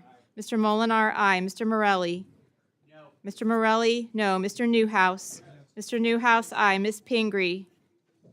Ms. Pingree, no. Mr. Pocan.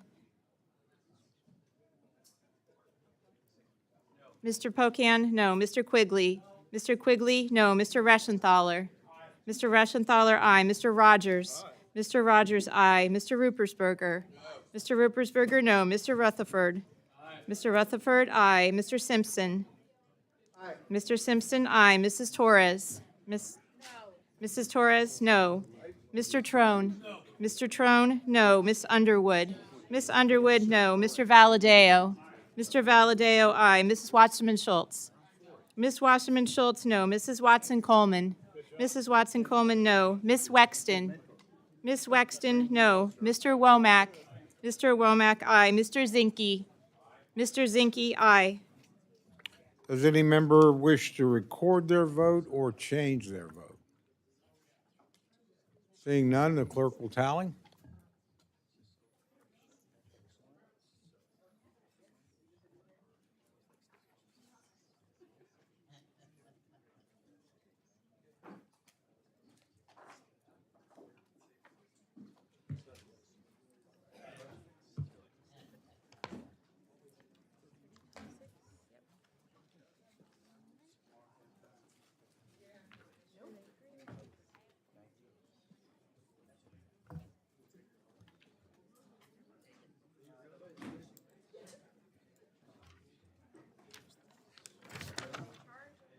On this vote, the ayes are 30, the noes are 26. The motion is agreed to. I ask unanimous consent that staff be permitted to make technical and conforming changes to the bill and report just approved. Seeing no objection, so ordered. Without objection, so ordered. With that, congratulations. Chairman. We are adjourned.